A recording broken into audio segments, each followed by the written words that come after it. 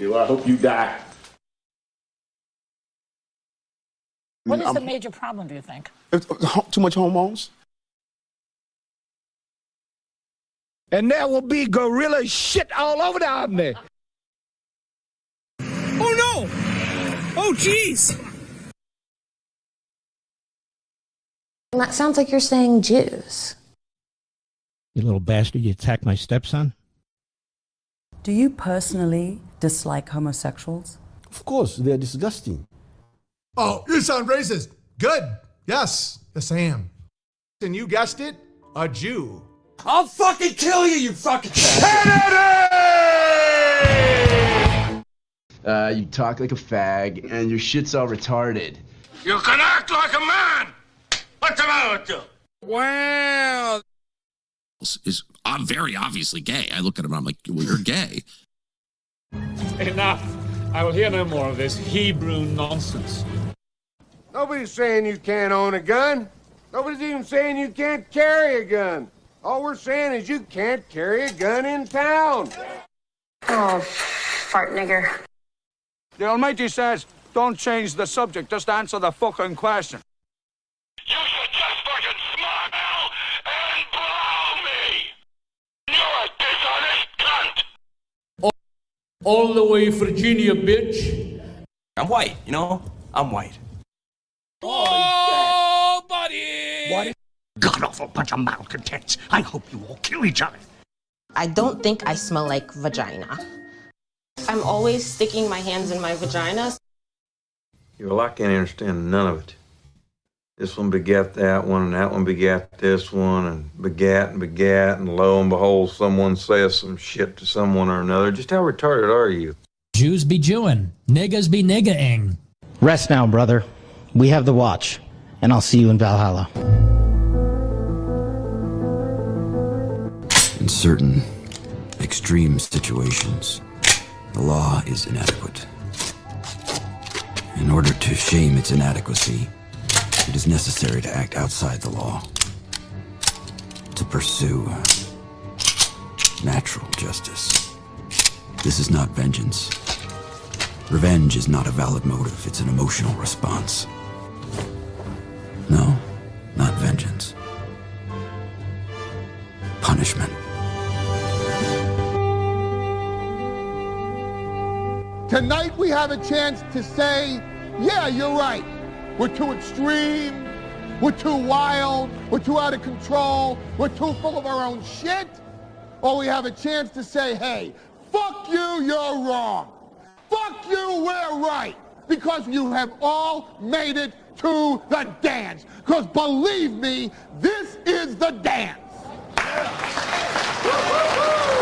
Start the show.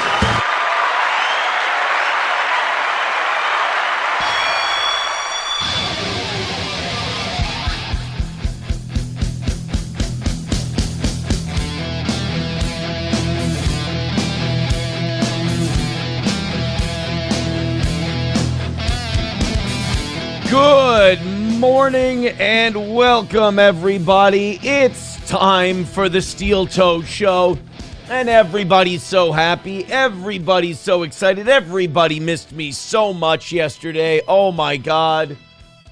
I could hear it. It was palpable. It was people. I could hear them outside my house. Aaron, we need an evening show. The world is lost. What do we do? I'm back. I'm here. Welcome. We have a great show for you today. Very excited. Johnny's going to be here at 7 o'clock. If you guys could just do the same thing you did yesterday, actually the same thing you've been doing the last week and a half, cool. And then if you could teach a class to the evening show on exactly how to do that, because they have like half what you do. Works. Half the audience, half the G word.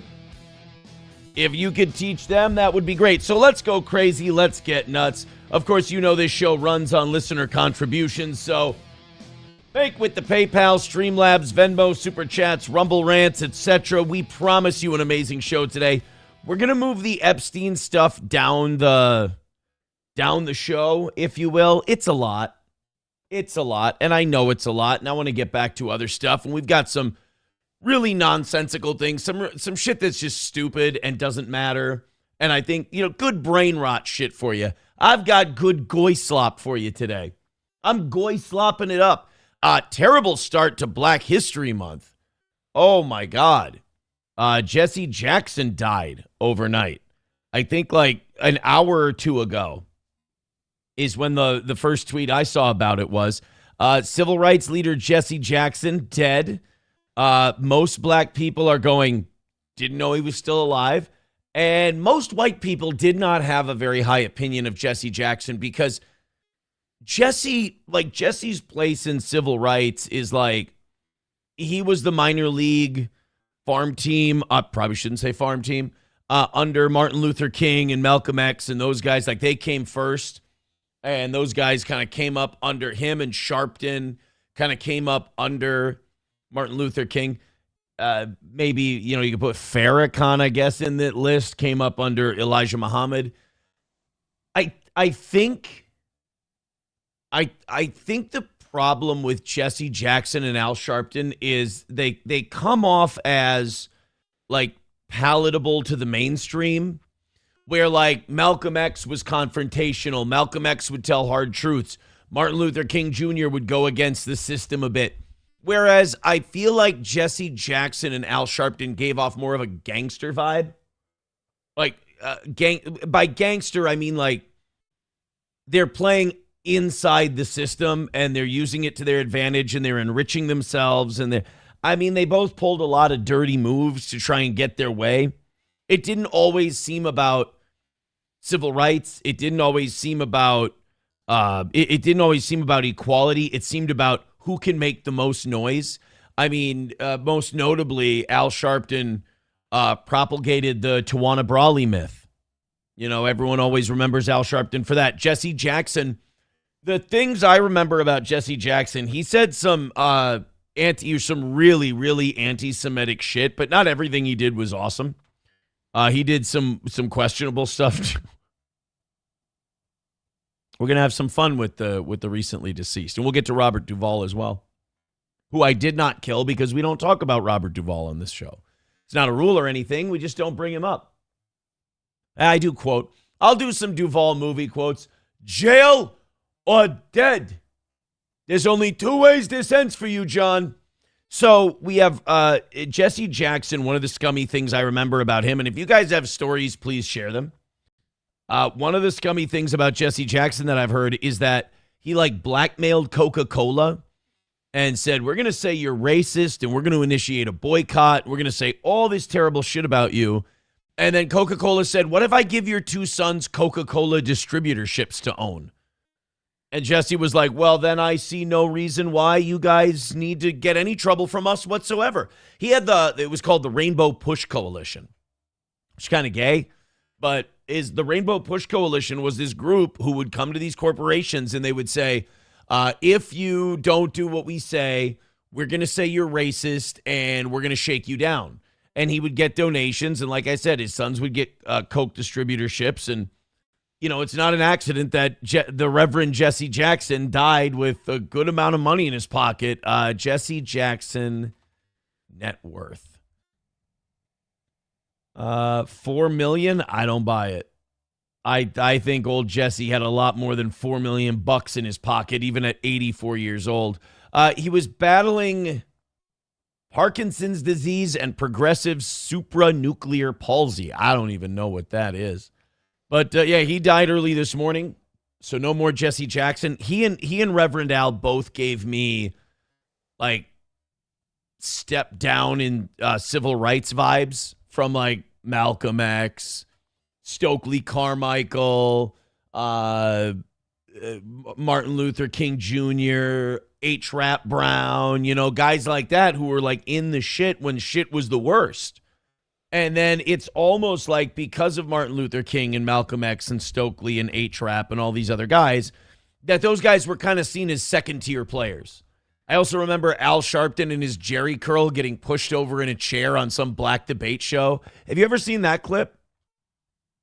I can't even remember who he's debating, but the guy just calls Al Sharpton a phony and he gets pissed at him and he just shoves over everybody. Or shoves over Al Sharpton in front of everybody. Quick note, Nancy Mace did tweet less than an hour ago the DOJ did not release all the Epstein files. I don't think that should surprise anyone. Al Sharpton shoved talk show. This was like in the late 80s, early 90s.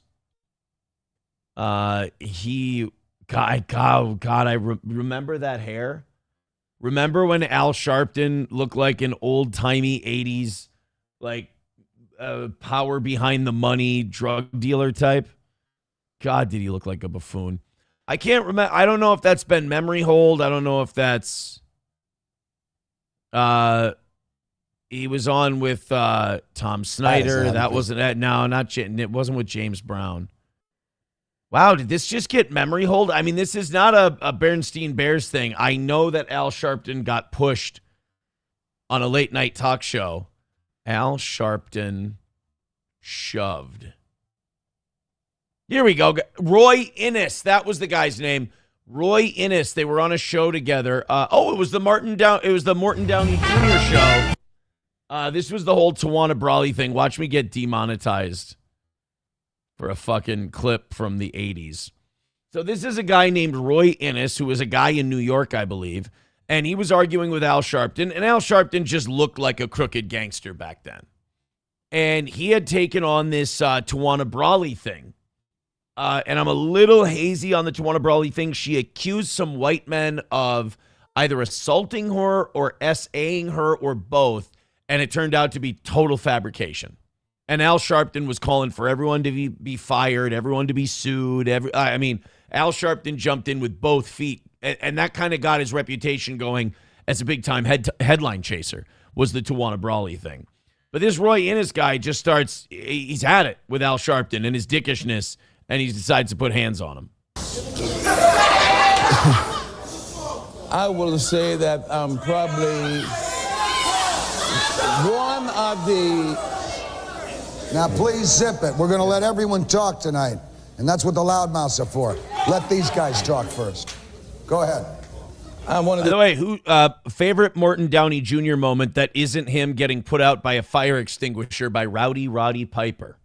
A few non-bigoted black leaders run, I would say. Let me state now, let's deal with the facts. Let's go to the record. Tonight, we want to deal with the records and the facts. Please do it. Roy Innes was on the Congress for Racial Equality. That was his gimmick. On this program, your program, you heard me, you have me on tape defending this man. Recently, even after the shenanigans with him and the other soldiers. That's a lot of crap. No, brother, you have your time. That's a lot of crap. Brother, and I got brother, it. no, I got it. hell no. I got it. Oh, hell no. I got it.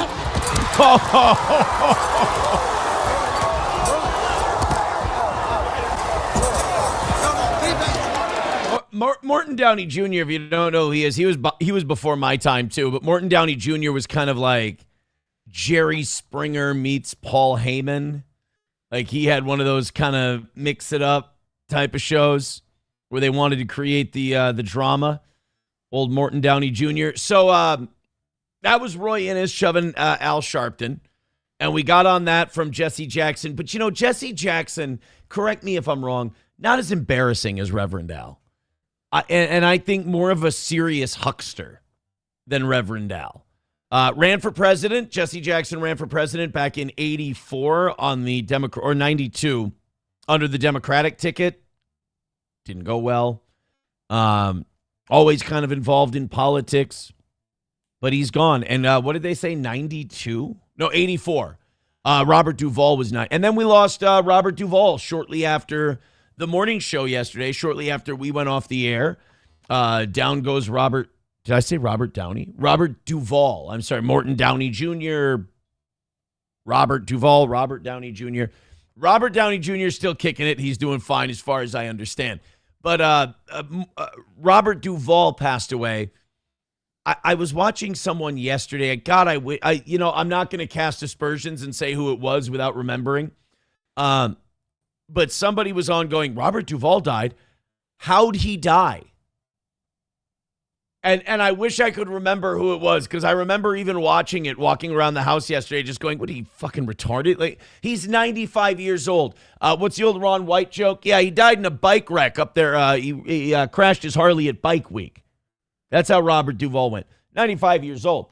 Breathe in, breathe out. That's a very difficult concept at 95 years old. Most of us will never have it down. Most of us will never know breathe in, breathe out at 95. So Robert Duvall died of being super, super fucking old.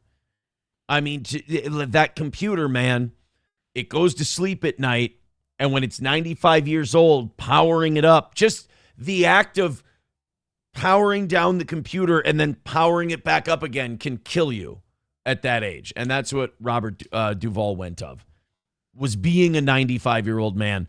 One of my favorite Robert Duvall performances, actually. I mean, you know, The Godfather, obviously. What was the one he won an Academy Award for? He won Best Actor in '83. I don't remember what that was, but I think he won something for Lonesome Dove as well. And then, oh God, what was the movie I was thinking of with him?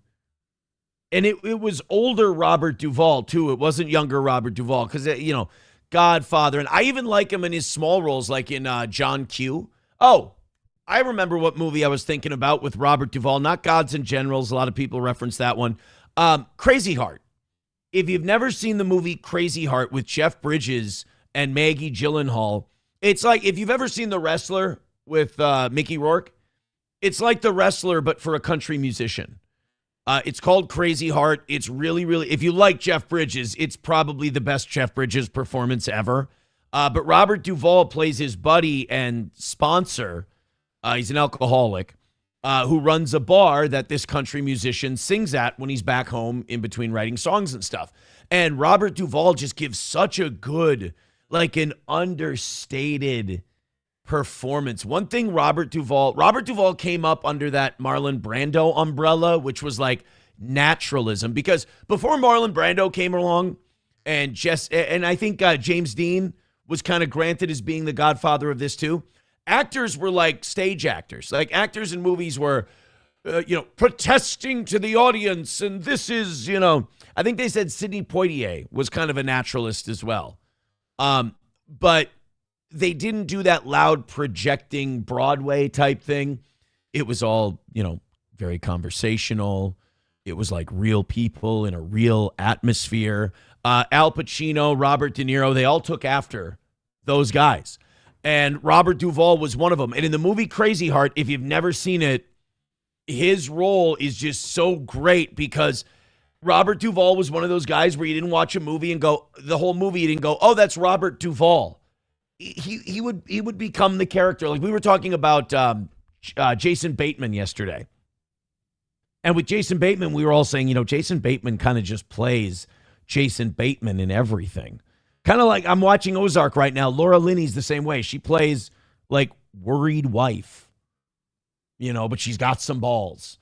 In every movie that she's, the John Adams miniseries is Abigail Adams, Ozark, even in Primal Fear. Laura Linney is kind of like, she's not quite the helpless damsel. She's got some guts and some gumption, but she's always in dismay all the time. But Robert Duvall was one of those guys, and you think of guys who could get into a character to the point where you kind of forget who they are for a second. Robert Duvall has that. There was somebody else I was thinking of. Bryan Cranston, I think, has that too. I see the character. I don't see Bryan Cranston. Joey Caravello at $2 says, Jesse Jackson is dead, baby. Also, Aaron, your damaged merchandise, and this is a fire sale. Throw your dollars at the damaged merchandise. Thank you very much. I appreciate it. Thermodyne Diesel says, I don't remember Sharpton being a fatty. Really? He's always, like, to me, I forget that Al Sharpton got skinny. He had the operation and everything. Kind of like Al Roker. I forget that they're skinny because I always remember Al Sharpton as a big old fat guy. That was, that's hashtag my Al Sharpton. Is like a big, fat, goofy hair having joke. Now he's a skinny, shriveled up raisin joke. He's a totally different guy. MSO says, yeah, Robert Duvall died climbing Mount Everest, right? Yeah, exactly. 95-year-old man. Oh, yeah, don't forget Boo Radley, To Kill a Mockingbird. He was Boo. Apocalypse Now. I have a confession to make because Apocalypse Now, not my favorite movie, but he's great in it. I forgot about his role in Apocalypse Now. What a cunt. Veldrain with $1 says Trump was involved in the Rainbow Push Coalition, yet magically became racist in 2015. Trump was a guy who needed to get real estate deals done in New York City in the 80s, 90s, and 2000s. Donald Trump has friends everywhere. He glad hands with black activists, with mobsters, with Republicans, with Democrats. I mean, Donald Trump was a Democrat until like 2010. So, I mean, in the business that Donald Trump came up in, you don't get to be just this thing or just that thing. You have to, in order to get your shit done, you got to be a bit of a chameleon. And we're seeing that now. Remember when he ran as America First to all of us? And apparently we didn't know this whole time he'd been a Jew. So that's really interesting. We've got Hobo Chili Recipe says Aaron's favorite role for Duvall was Kicking and Screaming. You know, I have a special hatred for the movie Kicking and Screaming because this was in the era where Will Ferrell was releasing banger after banger after banger. Like you'd have Anchorman and Old School and, he had a cameo in Wedding Crashers and he was really hitting with all these movies. And then out came Kicking and Screaming, and it was just the worst parts of Ron Burgundy as a soccer coach. Like, you know the Ron Burgundy phone booth scene where, I'm in a glass case of emotions. Apparently, enough retards found that part funny where Adam McKay, or I'm sorry if Adam McKay didn't write Kicking and Screaming. Adam McKay and Will Ferrell decided, why don't I just do that for 2 hours? And that movie fucking sucked. To me, that killed Will Ferrell's run. And I'm not saying Will Ferrell didn't have good movies. I think the one he did with Wahlberg is kind of funny. But it was the end of like every Will Ferrell movie is one I have to see. I think, check me if I'm wrong, Sandy, I think that he did Kicking and Screaming and Semi-Pro back to back, and then like Blades of Glory, like all in the same time frame. Will Ferrell, you go through his IMDb, it's very Adam Sandler-ish. You know, it's very like, oh my God, I remember all these amazing movies. These were great. And then you go through his IMDb and you're like, this guy hasn't made good shit in a long time. It's been a while since this guy had one that, was really, really solid. Rational Redhead says Secondhand Lions is fantastic. Oh yeah, that's him and Michael Caine, isn't it? That was a good one. The Apostle was a bit too real and creepy. By the way, people said this yesterday, too, when we brought up Bateman and Linney, that they're both assholes. That people who work with them both think they're cunts.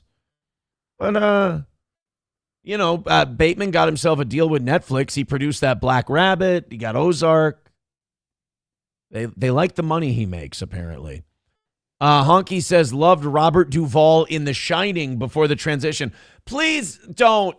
Stop. Don't dead name Shelley Duvall, please. Stop dead naming Shelley Duvall. Joey Caravello says you don't love Apocalypse. I don't love it.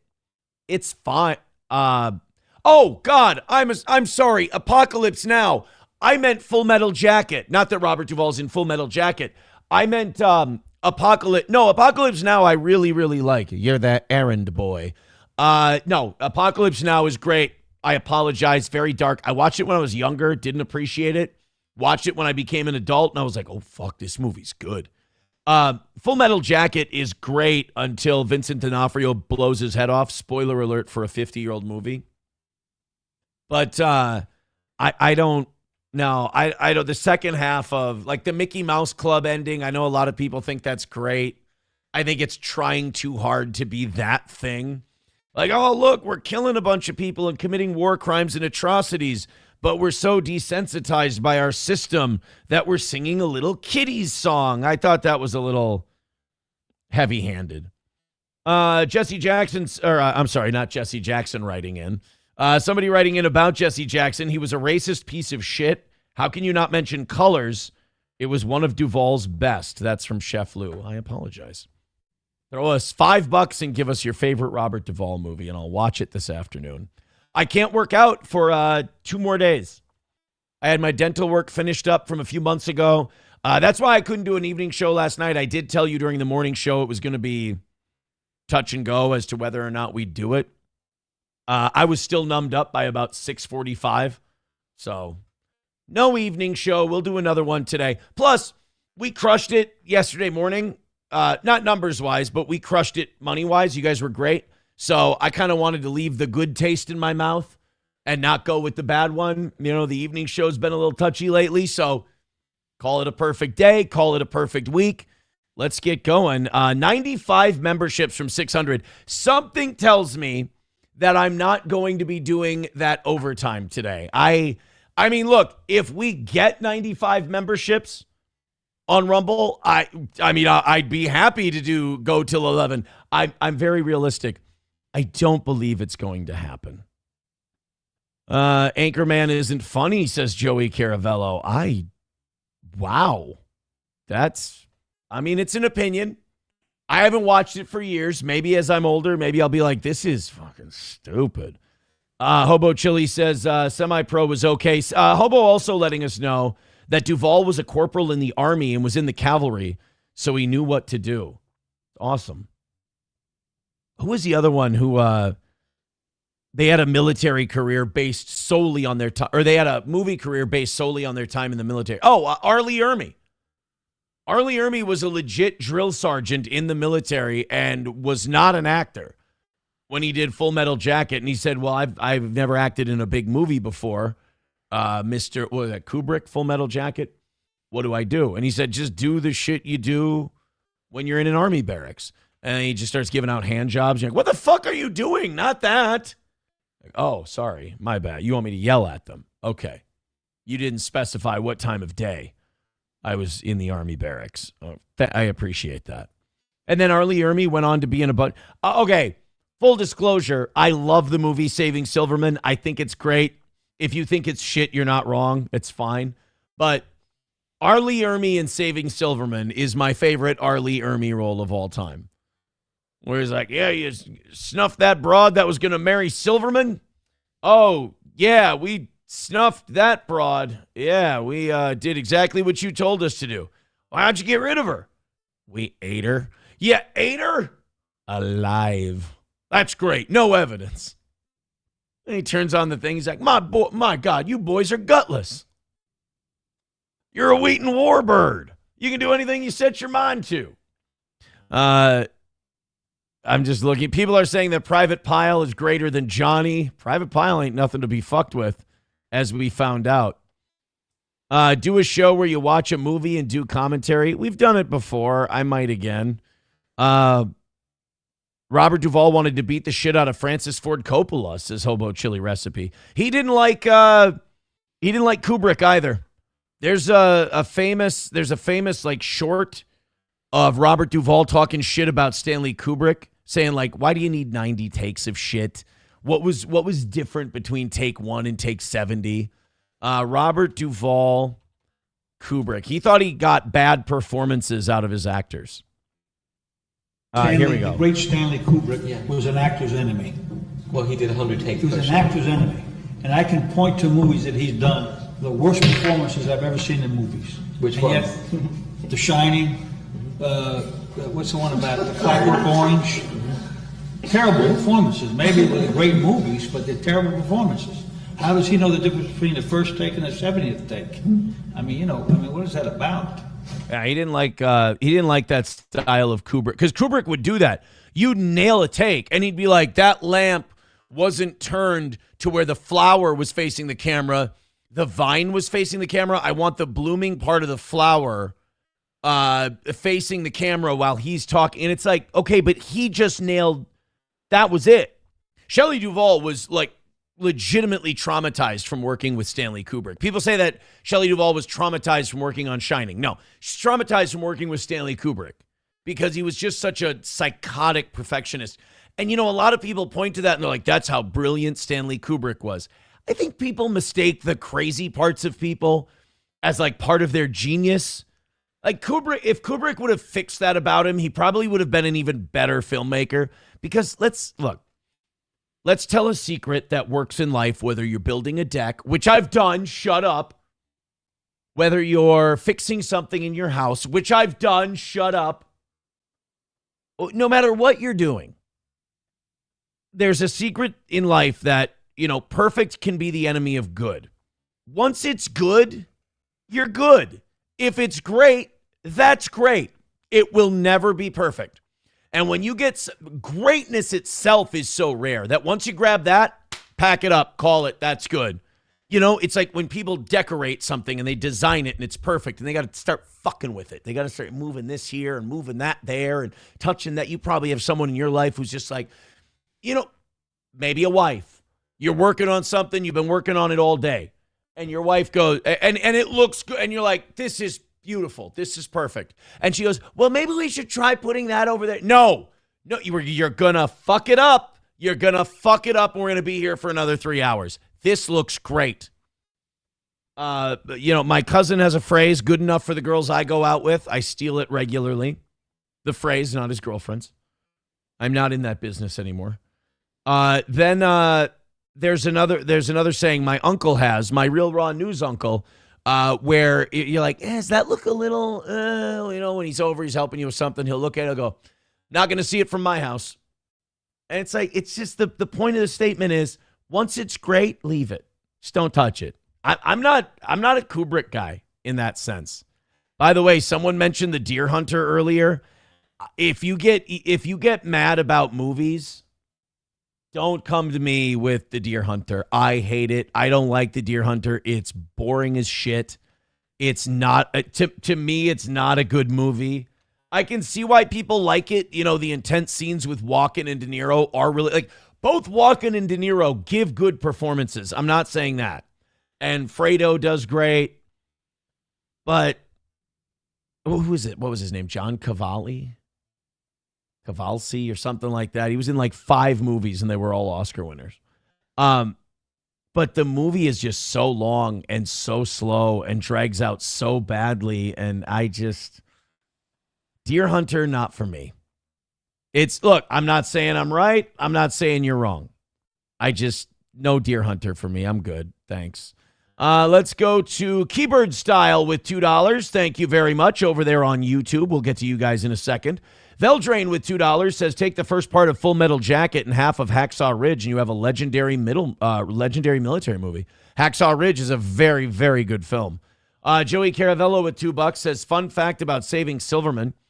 After director Dennis Dugan, regular Adam Sandler collaborator, was asked in an online Q&A about the movie if he has a statue of Sandler he prays to every day. I think Saving Silverman's a good movie. $1 with Coltrane says, the famous ICP movie night with gay face paint. I like to remember the Con Air night that I did. We did a really good job with, I did a good job with Con Air. That was a fun one. Hobo Chili says Harvey Keitel also hated Kubrick. Really good actors did not like Kubrick. You know who really good actors like? Tarantino. And unless Tarantino's filming a woman's feet, he's not really a perfectionist. He's like, that's good. Got it. There's actors who are like, I think we can try this time. And then there's actors who go, that's the one. That's okay. Perfect. Boom. Do that.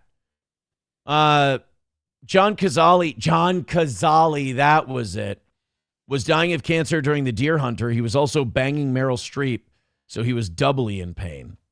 She wasn't bad back in her day. Stop it. QAnonymous says, good enough for government work. We used not going to see it from my house in the military when we built something in Iraq. Perfect. JH says, Aaron, what's your thought on the movie Thin Red Line? Oh, God, I always confuse... So there's the Mel Gibson movies. There's Flags of My Fathers, is it? And Letters from Iwo Jima and Flags of My Fathers are the two, like, from the American perspective and Japanese perspective. And I always confuse Thin Red Line for those. Was that an Eastwood or a Mel Gibson movie? Thin Red Line, 1998. Oh, Terrence Malick. Was Mel Gibson in it? Sean Penn, John Caviezel. I don't remember. Wow, what if I've never seen Thin Red Line? I've seen Letters from Iwo Jima, Flags of Our Fathers. I think I'm fucking this shit up. Nick Nolte, Caviezel, Penn, Kirk Acevedo, Adrian Brode. Oh, Clooney and Cusack. Yeah, I do remember this one. I remember I watched Thin Red Line one time. I was probably in middle school or high school. It was pre-Patriot.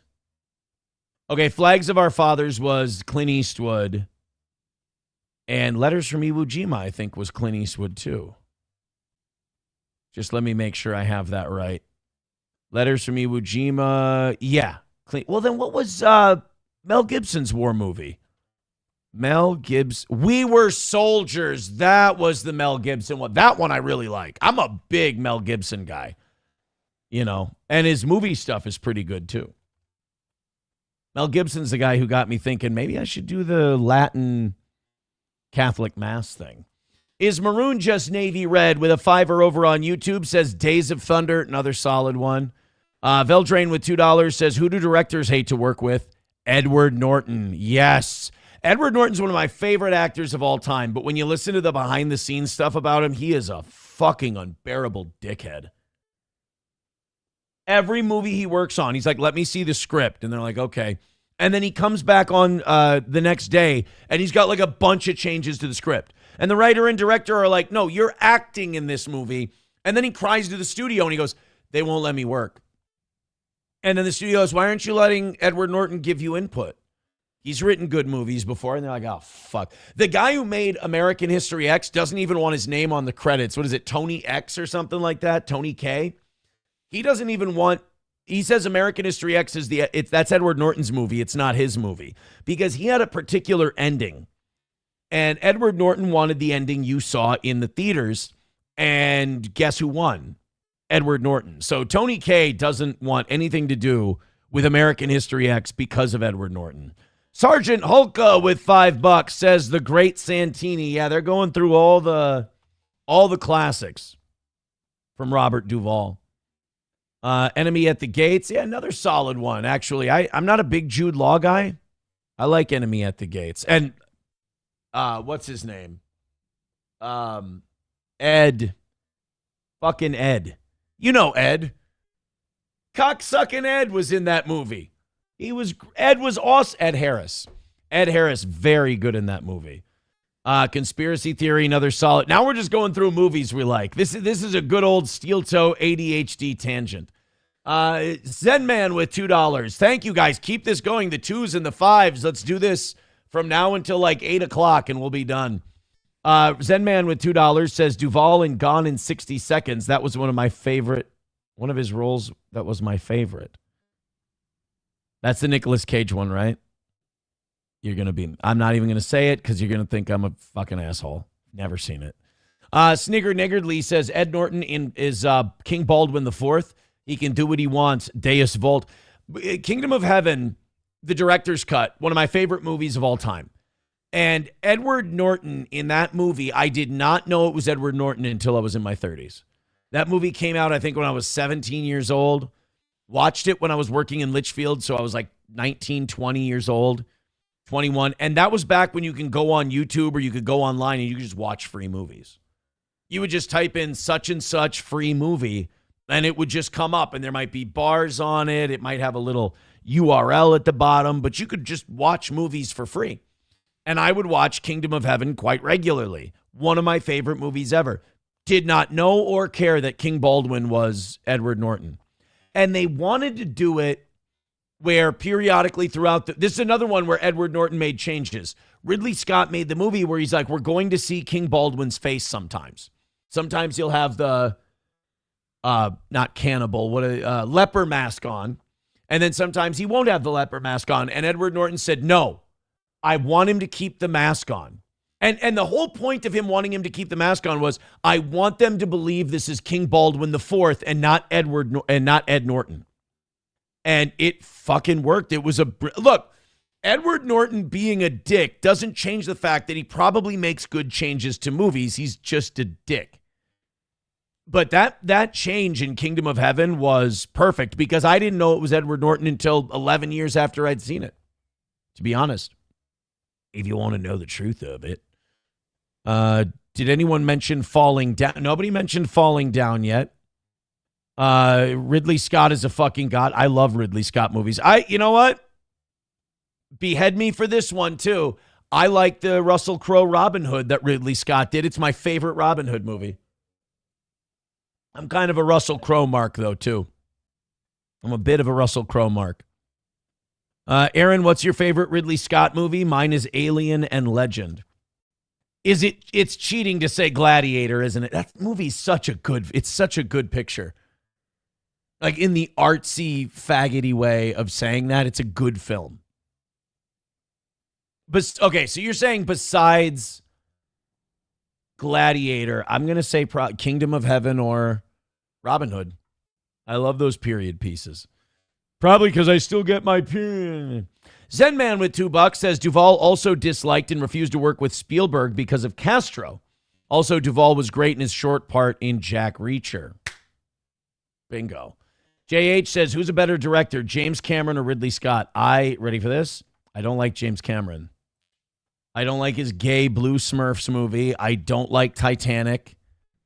Titanic really could have been much better if Cameron, he sold that movie out to chicks so bad. Unless Owen Benjamin's Whore of Babylon metaphor is actually what James Cameron was going for, that kind of saves it. Because then James Cameron was kind of wink, wink, nudge, nudge. Kate Winslet's the bad guy in that movie. But ultimately, I understand you got to get girlies to like it to get them to go to the theater. And he and Star Wars guy, George Lucas, they were obsessed with having the highest grossing movies of all time. So I get that's why Samuel L. Jackson is in Star Wars. Samuel Jackson is in Star Wars because what's his name? Lucas wanted to beat Titanic. And he said, you know who doesn't watch Star Wars? Black people. You know who might like black people? You know who might watch Star Wars if Samuel L. Jackson's in it? Black people. Same reason he put Natalie Portman in all those pretty outfits. So the women would have something to look at while they go to the movies. And then the Jar Jar Binks, the kids will think he's hilarious. George Lucas lost his touch a long time ago. James Cameron did make Terminator. Got to give him his kudos for that, though. Veldrain with $2 says, good thing Gladiator never got a sequel. Shut up. It doesn't exist. I get it. I understand. Power Windows said Black Hawk Down was a solid movie. That wasn't. Wait a minute. That wasn't. That was Antoine Fuqua? No. I'm way off on that one. Directed and produced by Ridley Scott. Okay. Ridley Scott and Bruckheimer. No shit. Jesus, you watch Black Hawk Down. That has Bruckheimer written all over it. Black Hawk Down, put that on the list of Ridley Scott movies that, to be honest with you, are hard to watch. Black Hawk Down is just a 2.5 hour kick in the cock kind of a movie. I mean, they really beat your ass emotionally in Black Hawk Down. Why did I say Antoine Fuqua? Where the fuck did that come from? What Antoine Fuqua movies I like? I think American Gangster. No, that was Ridley Scott too, wasn't it? Training Day was Antoine Fuqua. The Magnificent Seven, I also like his remake of that. Oh, and he made Shooter, one of my favorite movies, and Southpaw. Antoine Fuqua is fucking good. Ridley Scott made American Gangster, right? That wasn't, or was it Scorsese? Yeah, Ridley Scott. So Ridley Scott, really, I'll be the biggest Ridley Scott apologist there is with a roster like that. Aaron, are you a fan of Aliens? It's James Cameron's best movie. No, but I'll tell you why I'm not a big fan of Aliens. It's pure sexism. I just can't get into female heroes. I don't mind the Hunger Games movies, but that's just because Philip Seymour Hoffman, Woody Harrelson, and Donald Sutherland are all badasses in it. And Jeffrey Rush is good in it too. To me, Jennifer Lawrence, it was like, yeah, okay, fine. But give these guys more screen time. When they had to put Julianne Moore in that second one because we have to have a badass female character. We don't need any more badass female characters. Let Woody Harrelson drink and let Philip Seymour Hoffman go to work. And then Hoffman died before the end of the third one, or the fourth one, whatever the last one was. Snigger Niggardly says, Aaron heard Black Hawk Down phonetically and said, yes, please, in my ass. I didn't say that. You're making things up of things I didn't say. And it's offensive. It's offensive. Mad Season says, last book you read. Is it corny to say Bible? Because I was reading Jail. In Jail, it was Bible. Do books on tape count? Because I do listen. I do have Audible. And I do listen to my books on tape. I don't want to read you my roster because a lot of it's I got into trying to read the Game of Thrones books. So you want to know what a douche I was back in like 2015 or whenever the book came out, 14 or whatever. The first book I downloaded was Jordan Peterson's book. Ew, right? How gay is that? Answer, incredibly gay. Dark Passenger says, of course, Aaron is intimidated by strong women. That's the other thing. If it's a black superhero, it's, oh, great, black people will more relate to them. It's if it's a female superhero, it's, not superhero, but like hero in the movie. Oh, my God, it's something women can relate to. But if I see like a relatable white character as the hero in the movie, I can't say, oh, I have an easier time getting into this movie. I can relate to the character. No, you're racist. You're misogynist. You know, if it's a female lead and I'm like, I don't understand her. I don't get it. I don't. Oh, you must be intimidated because she's a strong woman. No, I'm not connecting with the character. It's not a fucking crime. You don't have to be defensive about it. Dark Passenger says he's reading YouTube. Aaron, you cheated. Oh. Is the listening to books on tape cheating? Because my ADHD brain won't let me just sit down and read. You know what I've read a lot of? Wrestling books. I find Eric Bischoff's to be fascinating. Bret Hart's, Batista's, Ric Flair's, Shawn Michaels, all of them good. Veldrain with $2 says, thoughts on the movie Memento. Don't ask me about movies I haven't seen. It makes me feel insecure and embarrassed. Nerd. Ghostbusters. Yeah, Joey Caravello says, Ghostbusters was great with women, wasn't it? Oh, for sure. Caliente says, thank you to who gave me a membership so I don't have to read ads today. Keep gifting those memberships. Your guys' $2 and $5 drops are doing awesome today. We're already at 500, which is amazing. Thank you. We're going to get to 6 in the 7s, 7s in the 8s. 6, 7. Let's just go nuts today. Hit like, hit subscribe, and hit follow. We've still got another 70 or so on YouTube, another 100 and change on Rumble. I think we're looking good today. But if we don't cut the movie talk off pretty quick, it's going to bore the shit out of people. Let's get into some other stuff. I got one more quick hitter, then we can start jumping into stuff that's not Epstein related. We're going to do that later.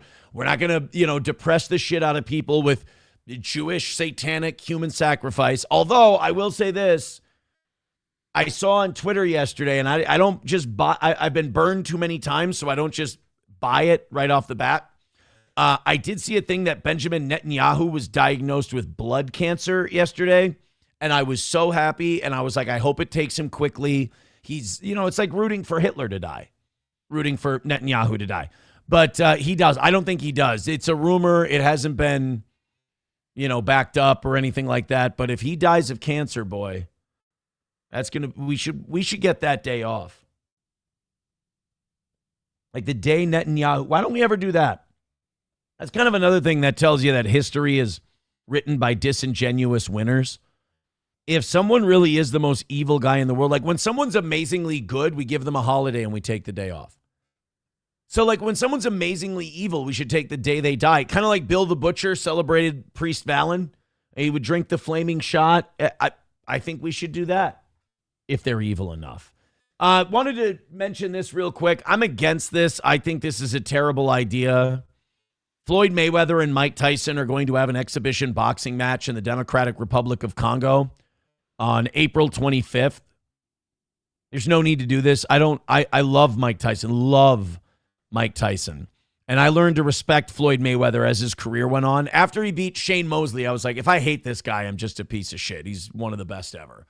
But I don't need to see these guys devalue their careers by doing this. Mike Tyson's 60 fucking years old. Floyd Mayweather's pushing 50. Is Floyd 50? Goddamn. How old's Money May?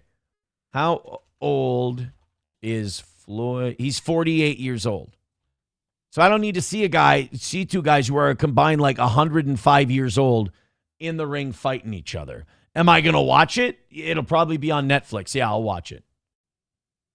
With one eye open, gripping my pillow tight. I don't need to. I watched Mike Tyson against Jake Paul. He's old. He looks like an old man trying to box. It doesn't matter how good he was in his prime. And no, that fight wasn't rigged. That's what a 60-year-old man in the ring looks like, no matter how good he is. Watch Evander Holyfield against Vitor Belfort from 3-4 years ago. It's just what 60-year-old men look like. I mean, you can't hit 60-year-olds. I don't care how much they're in the gym. I don't care how good they look on the outside. Ferdy Pacheco, Muhammad Ali's doctor, once said, you can't toughen up kidneys. You know, your organs are 60. And really, a boxer's organs are probably in worse shape than the average 60-year-old. You know, there's scarring, there's, from bruising from bleeding and all kinds of damage. You know, your brain isn't as sharp. Your reflexes get beaten out of you. We saw that with Tyson. You know, I hated it when I would watch people go, oh, look, the fight was rigged. You can see Tyson pulling his punches. No, that is what happens when you get to a certain age. Your reflexes, your brain to your body doesn't work quite right, and you will throw. I mean, even when you're in your 30s, like even when I throw punches now, there are punches that don't get where they meant to when I'm sparring because your brain's processing 100 things, and you'll short a right hand or something, or you'll throw something all fucked up, or you'll start pulling the trigger and you won't go. Add 25 years to that, and I can't imagine that gets better.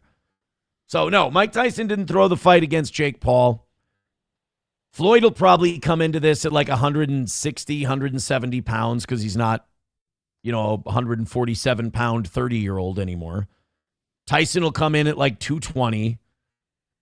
Hopefully they just do this like an exhibition. They just dance around the ring for a while, make it look good, make it entertaining. If you had to make me pick a winner if they actually fought, I would probably say Floyd on points. Floyd's hands are way too fast. Mike Tyson's way too old and decrepit. He shouldn't even be allowed in a boxing ring. I would say Floyd would probably beat him if they fought today and it was legit. Jayfish says, compare his sparring vids. Next time I go, if I go sparring again this week, I have to wait till at least Thursday. I'll film my mitt work and my bag work, and then I'll film my sparring work. One is going to look a lot cleaner than the other. All right? Anybody can look. I can take a guy into the gym who's never been there before, and I can make him look. I could make Hobo, who probably can't box to save his life, but can probably hit people really hard. I can make Hobo look like $1 million on a heavy bag. You put someone in the ring in a competition, or you put someone in the ring even just to spar, and it's just a totally different thing. You know, what's Tyson's old saying? Everyone's got a plan A until they get punched in the face.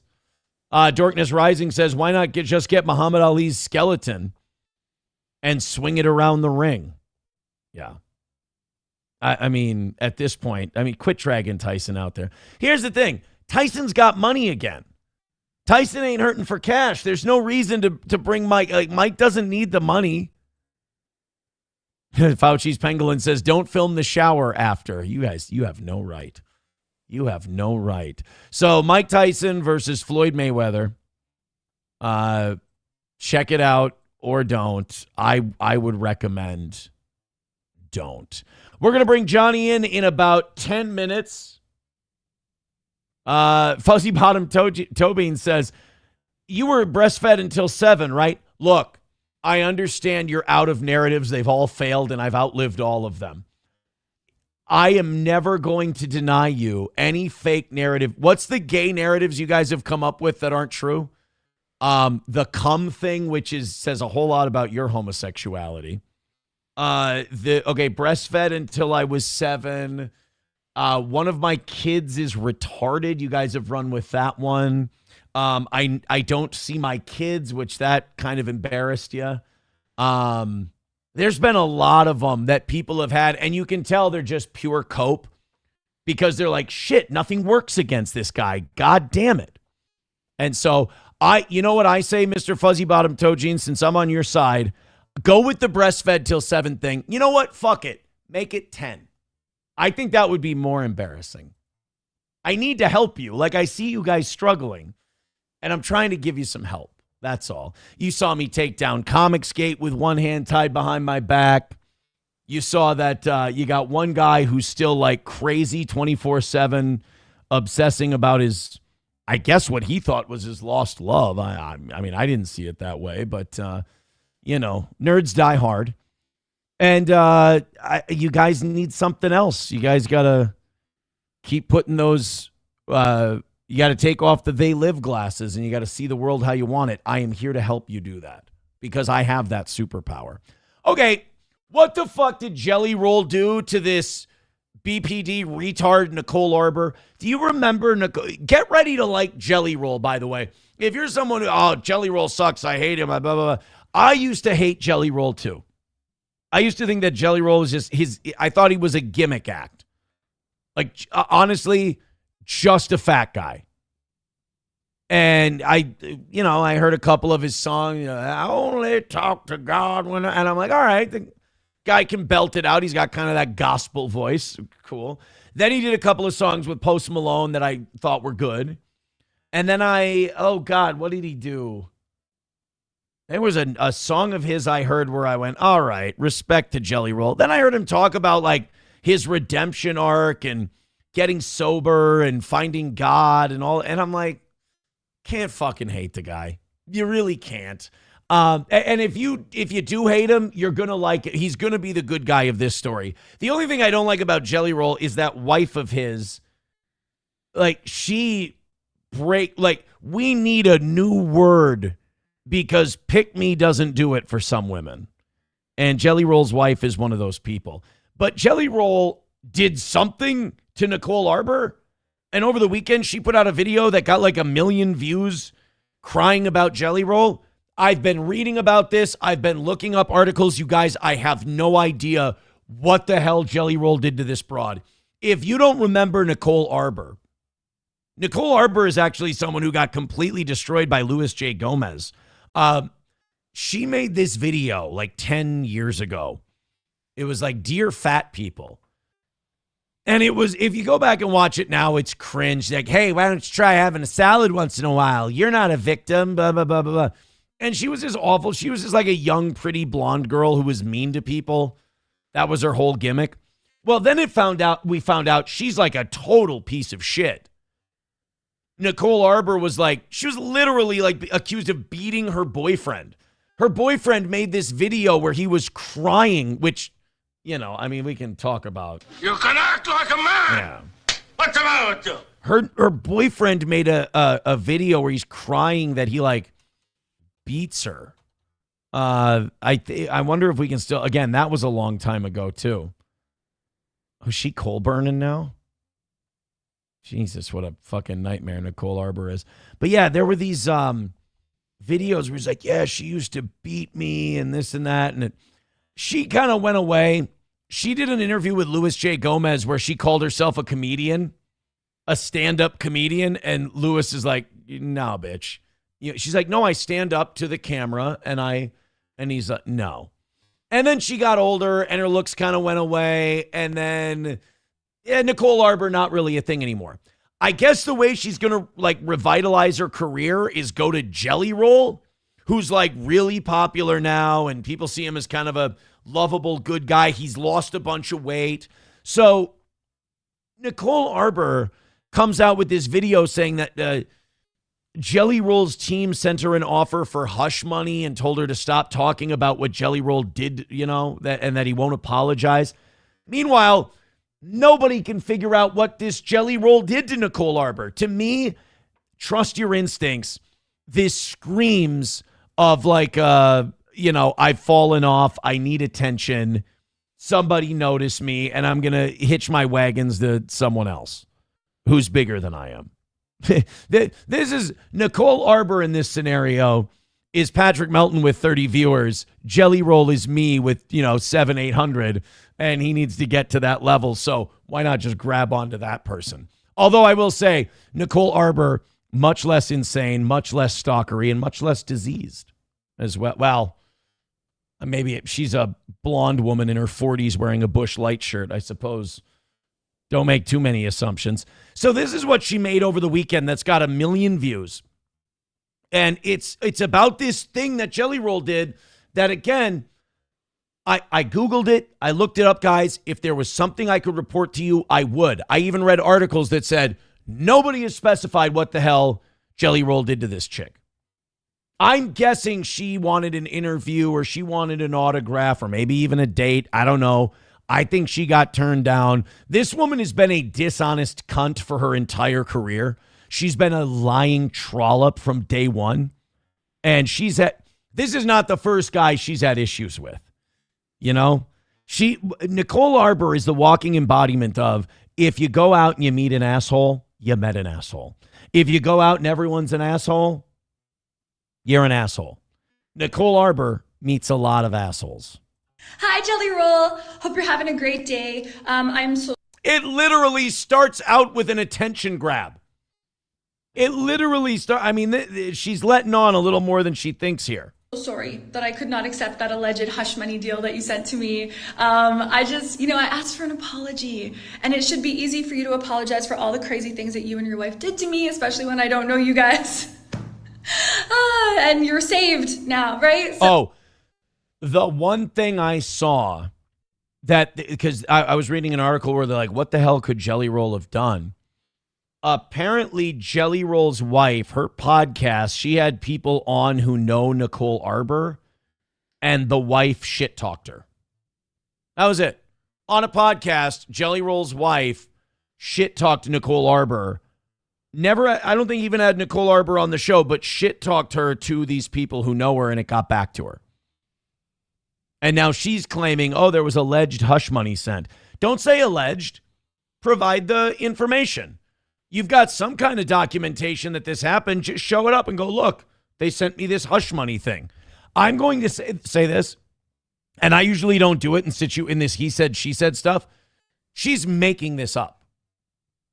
Like, this is being invented. Nicole, you have to understand, people who were famous on YouTube back in the teens or before, and she was kind of before, she like 2010, 2015, YouTube famous, they can't let it go. I think now people have a better understanding. They're like, look, everything goes in peaks and valleys. Nobody's big forever except Ethan Klein for some reason. And she can't handle it. So this BPD slag is not against just making up crazy shit and living in her own universe just to try and get a little notoriety back. So, you should want to atone for sins. You should want to make things right with people. Heck, even if you're just going with AA, you want to make things right with people that you've wronged. But instead, you allegedly sent me a hush money deal. And you're on the wrong side of 40, you got fat, and nobody pays attention to you anymore. If I were you, if this hush money thing is real, I show it. I make it part of my big comeback. You attach yourself to Jelly Roll because that's what you do. If you don't have talent and you can't do your own thing anymore, and she can't, you grab onto someone bigger than you and you try to ride that to an audience. And then you try and grab the people that hate that person because they actually create things, like a Jelly Roll who has a lot of haters, and you try to galvanize them. That's the move you make. That's like the last-ditch effort, I don't want to get offline move to people who can't do content. That's what she should be doing. I wouldn't sign it, then you allegedly threatened to sue me, which is crazy because you're still threatening me. Show me the threat. Threatening me for 5 years now, which is so strange to do to a woman that you don't know. You know what she is? Nicole Arbor is the chick who listens to the radio, hears a song, and thinks the DJ is speaking to her. She's Play Misty for me. That's who Nicole Arbor is. By the way, honey, can we Somebody needs to talk to Haley from Pretty Antisocial and tell her you can just use those industrial grade filters that Haley uses. And you can use that caked on stage makeup that you have to scrape off with an ice scraper like Haley does, because this is, if you want to trick people into thinking you're pretty because you're wildly insecure, talk to Haley. She's the master. You know, she does the smart thing though, where she doesn't show like much below the chest area, because much like Haley, that's probably a little, you know, with age, it happens to me. It's, you know, there, but for the grace of God, go I. Very odd. So People out here catching strays that they're going to see about all day. Again, I'm Mr. Set the Fire and Walk Away. It's just fun for me. Anyway, I just wanted to ask if I could post the alleged hush money deal online that, you know, some of your fans, they think it doesn't exist. And It doesn't exist. You would have posted it online by now. You don't need Jelly Roll's permission. If someone sends you something unsolicited, you can wave it in front of everyone's face. If someone sent you something and before they sent it, you signed a thing that said you wouldn't reveal it and it's a legal document, okay, you can't do that. But if someone sent you something unsolicited, show it. That's all you got to do. What's really gross about this is she's lying out of whole cloth. She's not taking a truth and stretching it. She's making this up. Jelly Roll, this is the Don Draper thing. She's like, you're sending me hush money. And Jelly Roll's standing there going, I don't think about you at all. Just being a crazy woman and making this all up. Yes. So if it doesn't exist, obviously I wouldn't have anything to post online. But if it does exist, then I just want your blessing to post it. You don't need his blessing. Do it, bitch. She's going to make another video at some point and go, he never gave me his blessing. You don't need it. That, you know, you're not going to sue me for posting it. He can't. And obviously you're not threatening me anymore. And by the way, offering you money to not talk about something is not a threat. That's literally like anybody I make jokes about. If they wrote me a check unsolicited and they went, here's $20,000, don't ever say their name again, I'd be like, shit, I'd have done it for 10. You know, I feel like I don't need to talk about that, or the other thing. I just think it's funny and silly to do a 10-second joke and watch people run with it for 3 days because they have nothing else. That's a form of ownership I like to do. But if somebody cut me a check and they go, you're hurting my feelings, you're causing me to stress out about you all day, here's some money, don't mention me again. You've not been paying attention? I can be bought very easily. I'm a cheap old hoe. yeah, we could all just have everything out in the open and everyone could know who you really are behind the scenes, and people could know that, you know, I was telling the truth maybe for the last 5 years about. I swear to God, I went online. I don't know what the truth is. There's nothing about it. She had people she knew that went on the wife's podcast and the wife was catty about her. Wow. Big. Why would Jelly Roll send any money for that? He's probably going to be at WrestleMania and he'll probably have a hit album out in a year or so. Everything. That'd be great, right?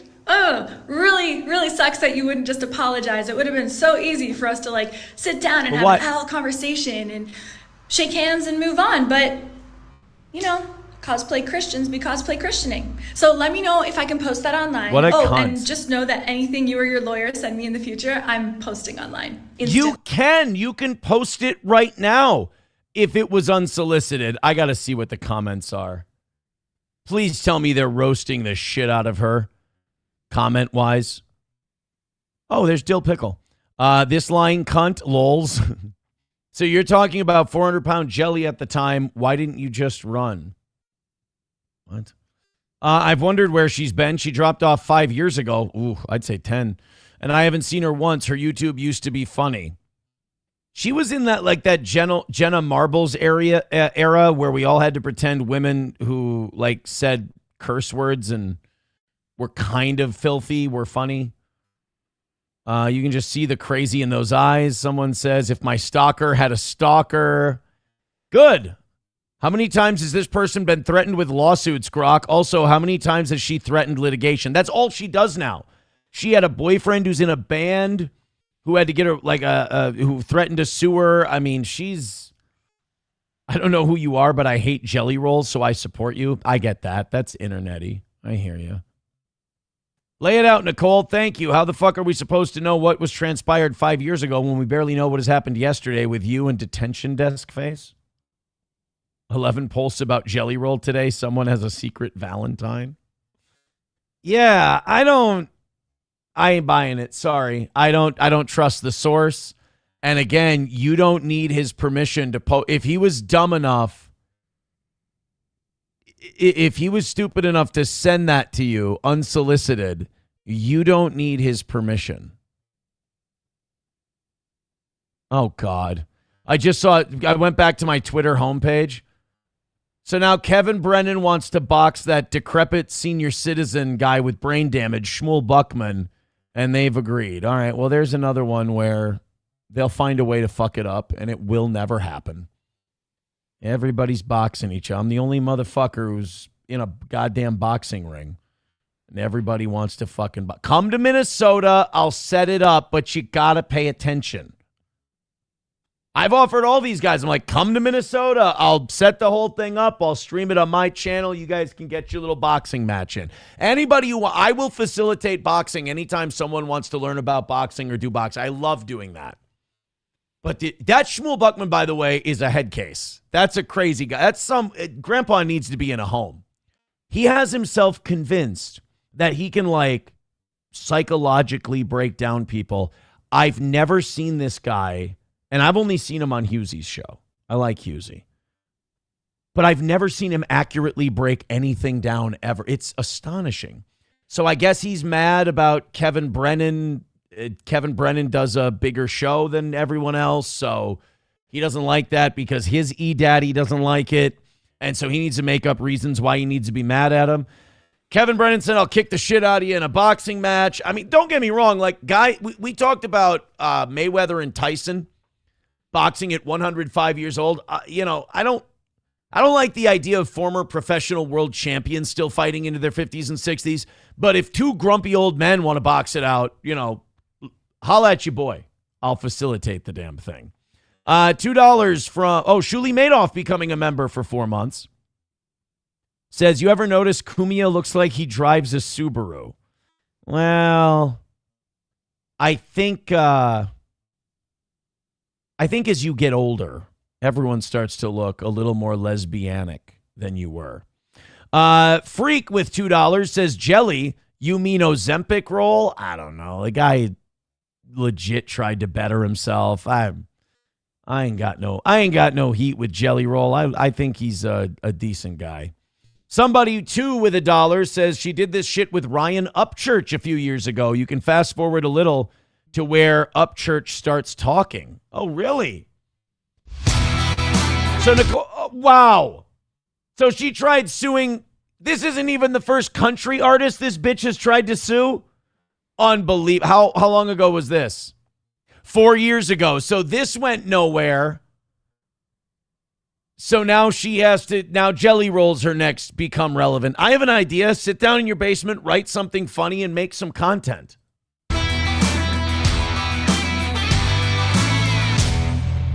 Turn it over to Upchurch. Here it is. Man, all that horrible shit that was said. That's what Upchurch looks like. Kind of a douche. Dragging me through the dirt and everything. The news dragging me through the dirt. Fox 17. Speaking on false accusations. All that shit.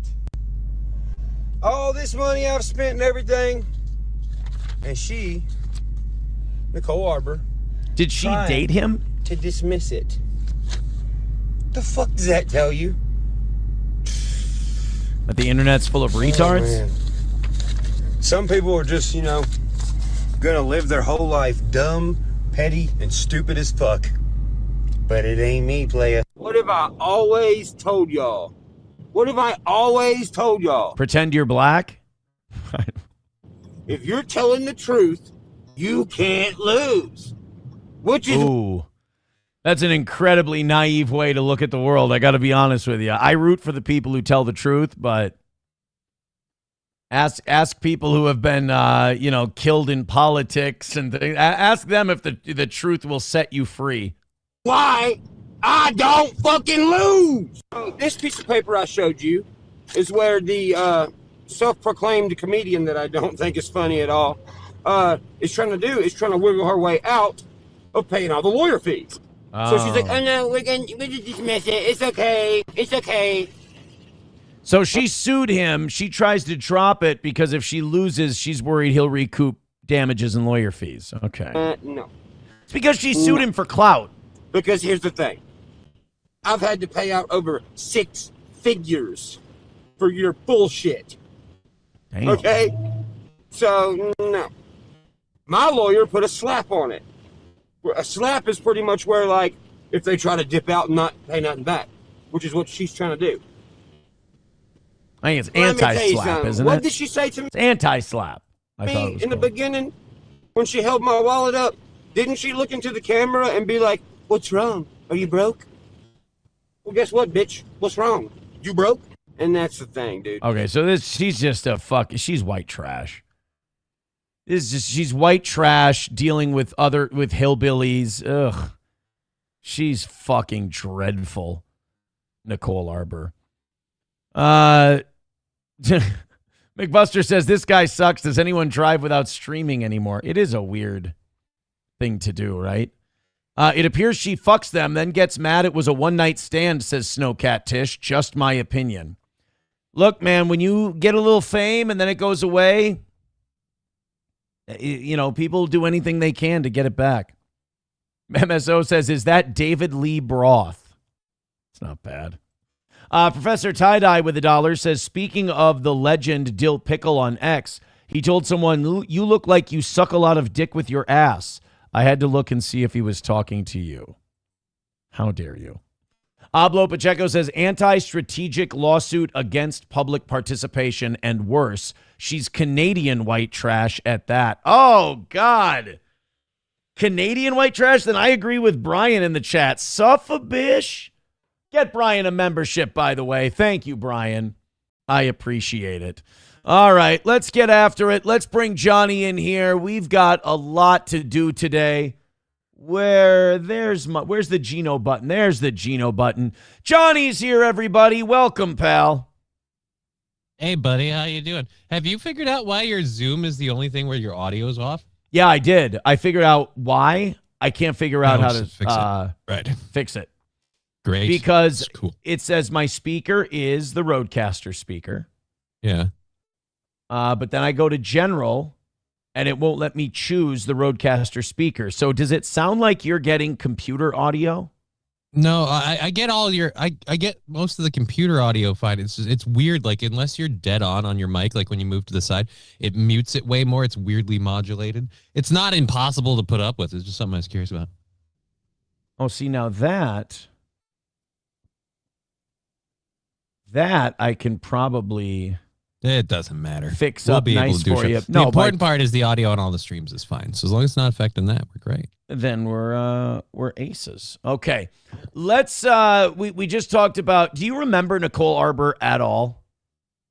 I remember she like picked a fight with or had an issue with some country guy a while ago, and apparently I just heard the show coming in. Now she's doing that with Jelly Roll. Yeah, it's Up Church here. There we go. We can turn your camera on. She was, do you remember Dear Fat People? No. Do you remember that viral video? I don't remember much about what she did. I assume she was one of those like internet. Dude, I'm pretty, so she got onto The View for this shit. She was on like Good Morning America for this video. It was like 2015. It got like 15 million views, and you can kind of tell just the try hard. You know, this was kind of in that like the edgelord days where you say, you know, wacky shit, and this was her. This was Nicole Arbor. Got my Kesha hair today. You don't know if this is hairspray or semen. Dear Fat People. Yes. Oh yeah. Remember when Amy Schumer did like her leather special and the whole thing with women was talk about your cunt a lot and how much you fuck? Yeah. That sucked. That was her. I don't know if it's hairspray or semen. Get it? Because I'm a whore. Some people are already really mad at this video. What are you gonna do, fat people? What are you gonna do? What are you gonna chase me? Really? You gonna chase me? It's gonna be like fucking Frankenstein. I can get away from. Hilarious, right? Remember jump cuts? Remember the 2010s? me by walking at a reasonable pace. Frankenstein, not so fast. Zombies have apparently gotten faster. I watched like 3 episodes of The Walking Dead, and not being slow myself in the brain, realized that every single episode is exactly the same. Oh no, they need something, but it's all the way over there, where the zombies are.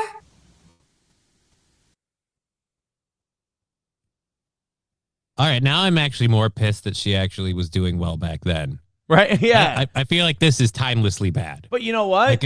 You got to ask what was wrong with all of us.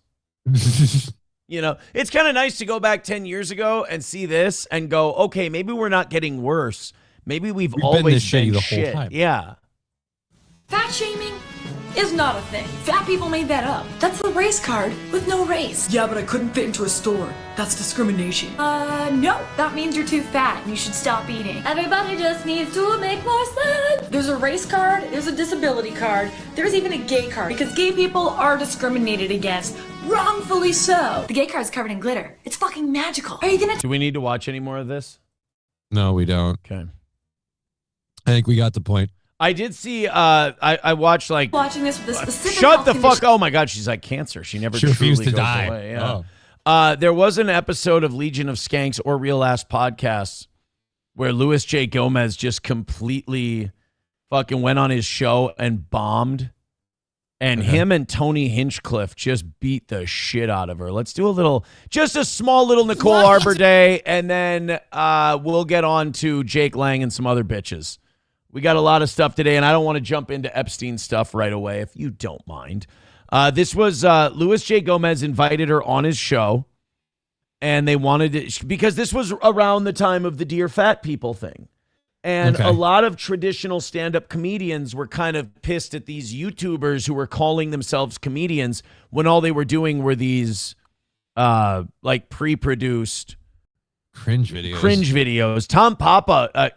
She got on Opie and Anthony, or I think it was Opie and Jim at the time. Anthony was gone by then. They brought her on, and Tom Papa, who's an old school comic, beat the shit out of her for it too. A comedy club, dudes treat you a certain way. It doesn't matter how funny you are. It doesn't matter how many times you kill anything. It'll be they're only laughing at you because you're hot.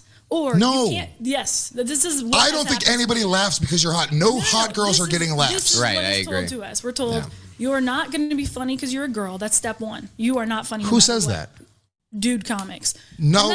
First of all, Louis J. Gomez has fucked enough middling female comics that he knows some funny ones, and he doesn't laugh at them just because they're hot. All right? He fucks them because he thinks they're hot. He doesn't. But the Nicole Arbor thing, like, it's ironic to me that she made a whole career of saying, "Dear fat people, quit whining, quit bitching." And the first thing she does is, everyone says that just because you're hot. And first of all, the nerve of her, you don't get to self-proclaim hot. You don't get to, this is pick-me behavior. This is like, just because I'm super fucking hot, everybody wants to fuck me. Oh my God, she's April.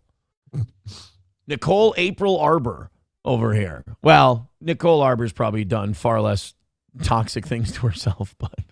No guys say that anymore. No guys say that anymore. This is not fucking 1985. It still does. That's not true. What's the deal with cunts doing comedy? I don't know what. This chick should be sitting on my dick. It does. No guys are saying that anymore. I'm telling you right now. That's not true. And then she'd have a funny bone in her body. Louis, that's wrong. Plenty of guys are saying women aren't funny, but it's not because we have a thing against women. It's because literally they aren't funny. Yeah, it could just be because they're not as funny as we are. And it's understandable. They don't have to be. I never understood why women, it doesn't cut both ways. Men don't like pine to go into women's stuff and be like, except trans people. Men don't feel the need to go into women's stuff and be like, I need to be good at this too. Women always want to, why won't you let women in your country clubs? Because it's way more fun without you, Why can't we be stand-up comedians? I mean, you can, but you have to be funnier than the guys. And historically, that's not really your thing. Like, in order to survive in the dating marketplace from a very young age, men need to learn how to be somewhat charismatic, somewhat funny, to somebody at least. So being funny is more of a male necessity than it is a female necessity. A lot of you ladies rely on your looks when it comes to dating. Like, I don't need to worry about having a personality. I'm so hot, everyone just wants to fuck me. You remember that? I don't think women understand. Yeah, right. I don't think women understand. Us saying you're not funny is not an insult necessarily. Our funny was built on necessity. You didn't have to develop that muscle because you have so many advantages that come first. We're hideous. We look like troll men. Guys are saying that anymore. I'm telling you right now, That's not true. there are girls that are fucking murdering it. I watch shows like Kill Tony, Roast Battle. Half the fucking acts that are on those shows are girls, and they fucking level. It's a different time now. Yeah. I think women are more empowered now. They talk about sexuality. They talk about things with balls now. They're not afraid to talk about things the way they used to be. It's so awkward because it's like, you Why know, is it awkward? But I don't. Here's why. I don't agree with you Getting that a billion views online is really fucking hard. I don't know if you guys could do that, but I'd be proud of you if you did it. There's this weird thing where it's like, we got to take... That was weird. Make fun of it. That was weird. That was weird. That was so passive aggressive. Internet comics, make fun of female comics. Oh, people are only watching your shit because your tits are out or because you look like this. No, it's in not- spite of that. No one said. I didn't say. Nobody said that. Nobody said that.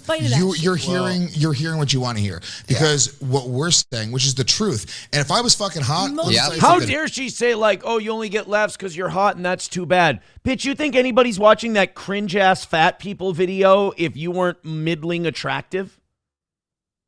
I was gonna say no. Like, dude, we couldn't keep watching it despite whatever attraction she has. Like, you're not getting laughs just because you're hot. You might get through the door, but an audience isn't gonna sit there and laugh at you and go, "Oh, look, she's pretty. I have to laugh." Like, that's not. Norm Macdonald once said, he goes, the new fucking thing. He goes, is this the new fucking thing in comedy? Here's a middling attractive woman and she swears a lot. And he's right. Joe Smash with $5 says, welcome back, Johnny. There you go. Well, hey, Joe. Johnny back after a week off. Yeah, throw all kinds of money at me to tell him you missed him. I like that. I love that. Please do.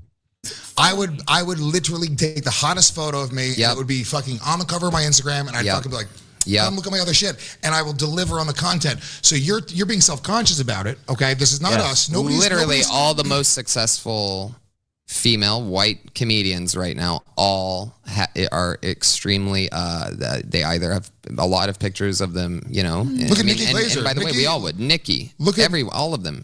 Amy always has her shirt halfway hanging out. Everyone. Eliza Schlesinger doesn't do a comedy special without her midriff open. You know, I would look. She's like 40 something, and she still has a God. Of course, God damn it, I'm never gonna beat these core allegations. Am I talking like this?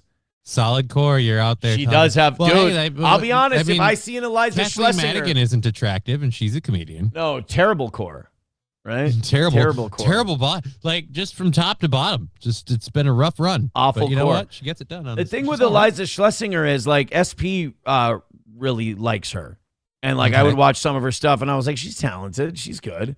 But the first thing I would notice is she's got the midriff out. So yes, to the audience, it was the core I noticed first. God damn it, I'm never going to win that one. You're going to look the absolute best that you want to look. It's marketable. I mean, you can admit that if we walked outside and a seagull snatched your eye out of your skull, that it wouldn't be great for your career, right? I would a bitch with an eye patch yelling about fat people. I would watch that. I mean, if you've got the oomph to lean into it, it actually could really boost your career. I mean, the whole eye patch thing can really get some doors open. It's very, very unique. She would have to change her name to Nicole Arbor. Sorry. You know what? I said sorry. I whispered sorry. I'm not sorry. I want you to know I'm not sorry. I'm fucking proud of that. I'm proud of Nicole Arbor. If a seagull. I don't need your fucking. Don't look at me like fuck you. I'm sorry. I'm partially deciphering what I'm hearing. And fuck all of you too. Fuck all of you. I'm proud of it. And in no way is this me projecting insecurity about that. It was a great joke, Nicole. Sure, you're just mad you didn't write it first in your little chat.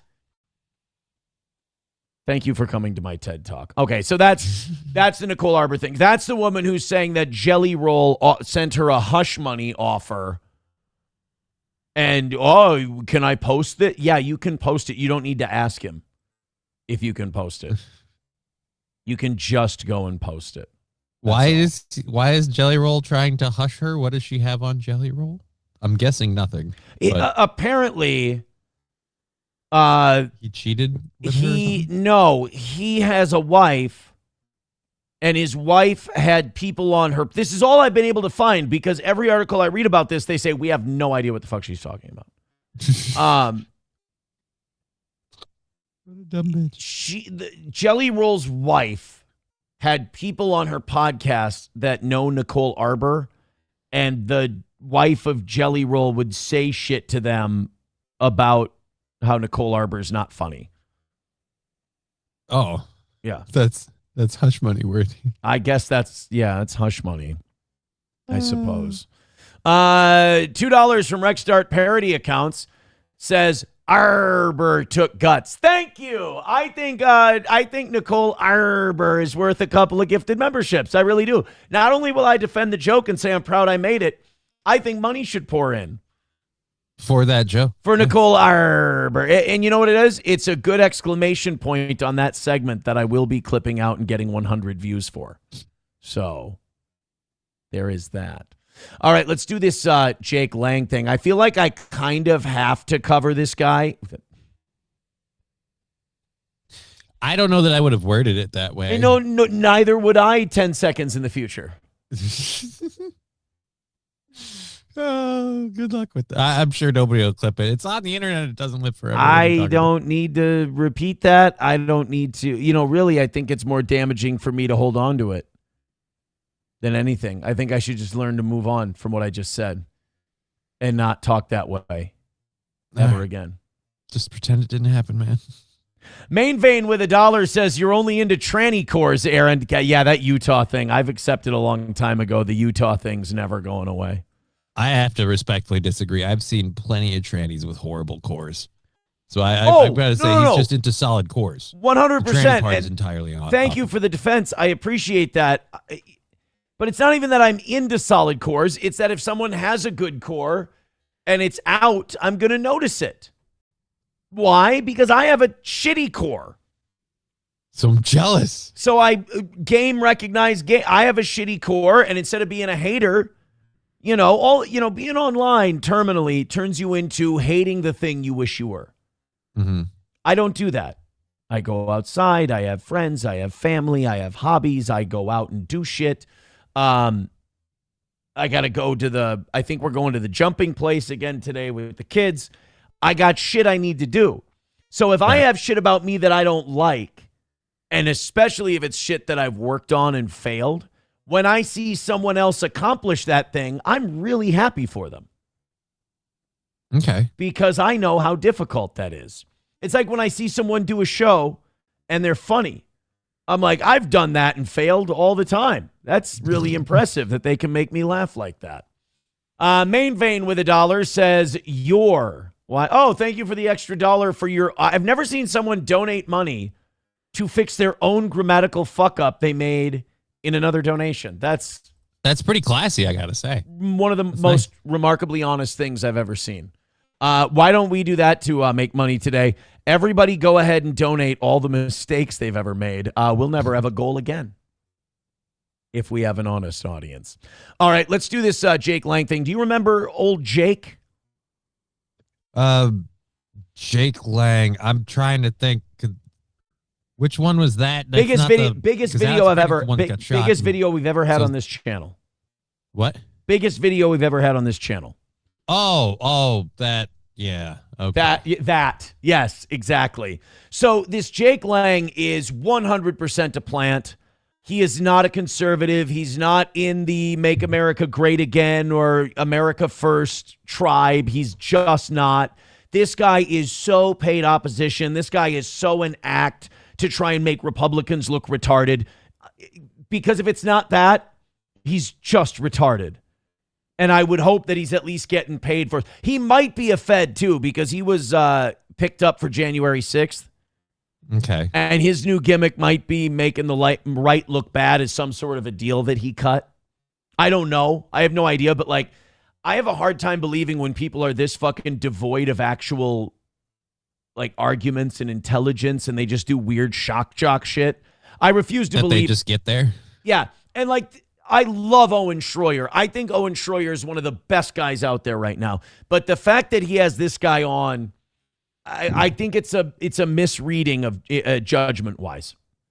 Because this Jake Lang is, that Zach X guy who runs around St. Cloud, I poked a little fun at him, and he went fucking insane on his little Facebook page.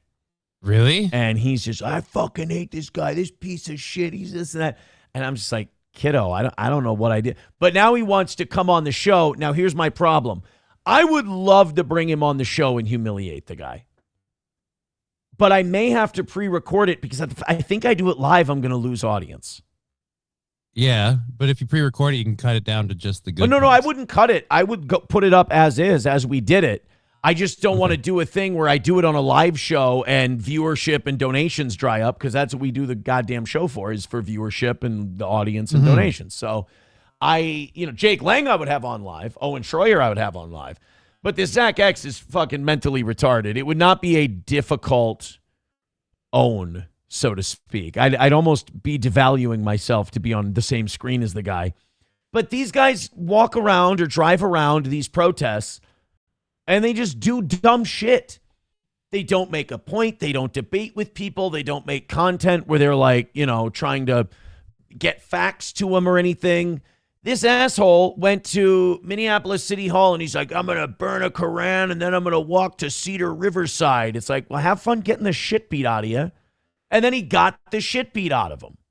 I mean, I can't take this side that keeps saying fuck around and find out.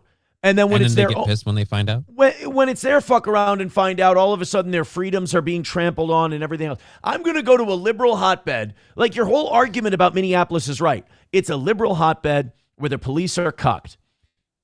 So you go there, you announce you're going to do something inflammatory and hateful, and then march down to a place, which you have the freedom to do. But you're doing it in a place where the people are lefty as fuck and the police are cucked. And then you're wondering why the crazy lefties attacked you. I mean, we say crazy lefties attack people. That's what they do. And the police are cucked. They're not going to do a thing to help you. And then he cries and whines that he was right. And these are usually the same people that are all like, you gotta be a man, don't be a beta. And it's like, right, but you bitched out pretty quick. These guys are the biggest bitches you'll ever find. And the thing is, he then says, well, I'm going to come back to Minnesota and I'm going to go to the Capitol and I'm going to rally at the Capitol against all, he's going to support ICE and he hates Somalis. Nothing about the Epstein files from this guy. Nothing about pedophiles. Nothing about the most serious problem that this country has maybe ever faced is the fact that our country is occupied by a foreign power and deeply satanic Jewish pedophiles. Nothing about that, but he had all kinds of things for Somalis and ICE and all of that. So he's going to have this rally last week, and it's going to be at the St. Paul, the Minnesota Capitol in St. Paul. There's this prosecute ICE sculpture up at the Capitol that a veterans group put up there. Yeah. He goes up and he kicks down their display. Oh, he's the one who smashed it. He vandalized the story. And when he kicked, he looked like a little girl because he would like flail his arms when he kicked. He looked like an absolute bitch doing this. And then he got arrested. He did damage over $1,000, which is a felony in Minnesota.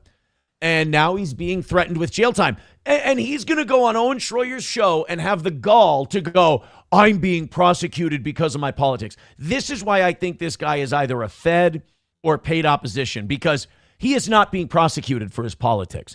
He's being prosecuted, plain and simple, for vandalism. Yeah, for committing a crime. The same way the people that have been going in the church were saying, you guys aren't being prosecuted for protesting ICE. No. You're being prosecuted for entering a church and disrupting church services. That's a federal offense. That's a great point, Johnny, because what Jake Lang did is not that different from what Nikema Levy Armstrong and DeWoke Farmer and, Don Lemon to a lesser extent, did with that church. He went in, he didn't just disrupt, though. He destroyed people's property. Yeah. He went up there and kicked it over. So do that, and then he kicked it so it said pro-ICE instead of prosecute ICE. Do that, be a badass, be hardcore, and then take your arrest like a man and go, yeah, I did it to fucking, shout out ICE, shout out conservatives. These liberals are destroying our country. Instead, he's crying about the prosecution. I'll tell you this, the woke farmer guy, I talked to him. He's kind of doing the same thing. This is all political. Motherfucker, you went into a church, okay? Nobody's going to have your back on that. That's insane behavior. So Jake Lang was on Owen Schroyer's show crying about his charges. I'm sorry, that's when you're not here. Let's go to this one. This is Jake Lang on Owen's show, and I would love to talk to Owen and give him more of a deep dive on Jake Lang because I don't think Owen ought to be putting this guy on his show, but it's his show. He can do whatever he wants. By the way, that Zach X here in St. Cloud was part of Jake Lang's whole crew with this other crazy retard, Jaden McNeil. And they kicked him out because he's too retarded for them. Oh. That's like does he want to come on your show or you want to do the interview with him? He wants to come on my show, and I'm leaning towards doing it. But he's one of these guys where if you ask him to do it, he flakes out and he comes up with excuses. And it's like, do I, spend my time fucking tracking down a dipshit? Charged with a felony because they're claiming that frozen water was worth $6,225, I believe. And I wanted to say this, first of all, to lighten up the whole entire scenario. Because I only smashed a certain number of letters. Remember the old Wheel of Fortune?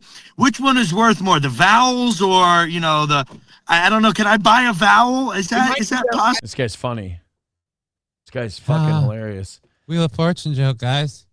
And people love that one. People see me attack this guy and they go, Aaron, I thought you were America first. Yes, I think the most important thing you need to do in a movement is weed out your own retards. We've established that the people on the other side of this are wrong. We've established that what they're doing is the wrong thing to do. If you don't call out guys like this, then your movement's not going to be taken as seriously because then they'll be able to lump you in with this idiot all day long.